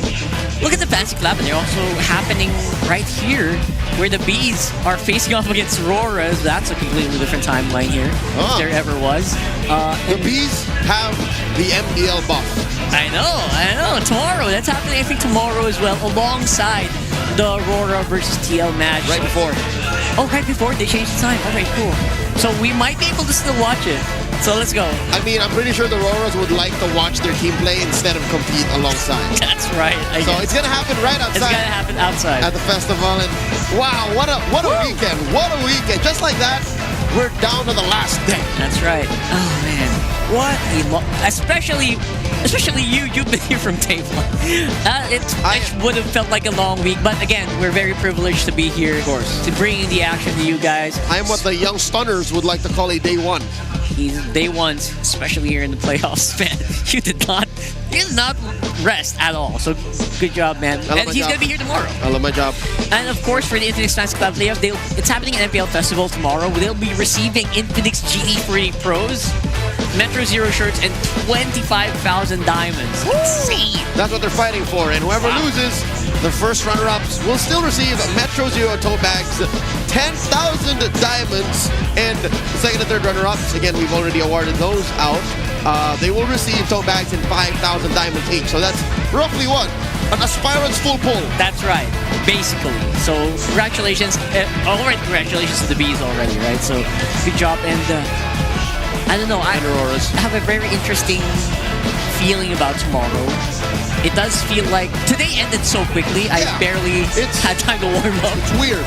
So it's a very weird feeling. We're exiting early today, but nonetheless, I really had a lot of fun. I think we learned so much about how TLPH is going to function tomorrow. Yeah, I'm thankful for TNC showing us a brand new kind of MLBB, and I'm thankful for TLPH stampeding through the lower bracket, to be sitting here, to be at your service, and to just be from the best place for MLBB Esports in MPLPH. It really is. No doubt about it. And we are going to start proving that again tomorrow. For sure, the whole world will be watching. So I hope that you can also invite your friends, even our friends overseas in Indonesia, in Malaysia, in Singapore, Myanmar, all across the Southeast Asia, and of course our friends from around the world. Bom dia to our friends in Latam. Yeah, wow. Hola. How did you learn that? That's so cool. I just read their posts. So please. There's the illusion of my multilingual talent. I'm talking to you, chat. What's up, chat? Let's go ahead and invite our friends to watch MPL Philippines tomorrow. For sure, we're gonna see the highest level of MLBB the world has to offer. Only here. Probably tomorrow. So you might learn a thing or two if you watch. So go ahead and bring the whole squad. Let's do some watch parties. It's gonna be a blast for sure. We have been doing this for quite a while, and I think it's safe to say that even with the way this lower bracket final ended, Season 16 is still up there. I'd say currently still number 1. Depending on how the finals go tomorrow, Season 16 is still holding top spot for me in best season yet. Yeah, you can expect the viewership to really show that as well. So again, bring everyone in and let's have some fun. MLB maximum level MLB Esports. You might learn a thing or two, because I am also expecting something new to come out, because I think they already mentioned it. They haven't really brought out everything. Yeah, so currently Liquid is at 49 picks. Yes. I hope we hit 50 or 51 for them alone. I don't know what Rora's cooking, but I wouldn't be surprised, right? You would not be surprised. There has to be new heroes. There has to be, especially since they're working so closely with